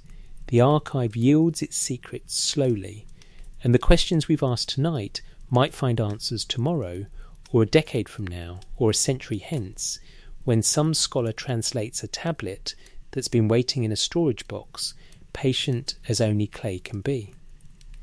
Thank you for listening, rest well, and remember, you are the future that ancient voices wrote for. Make it worthy of their patience.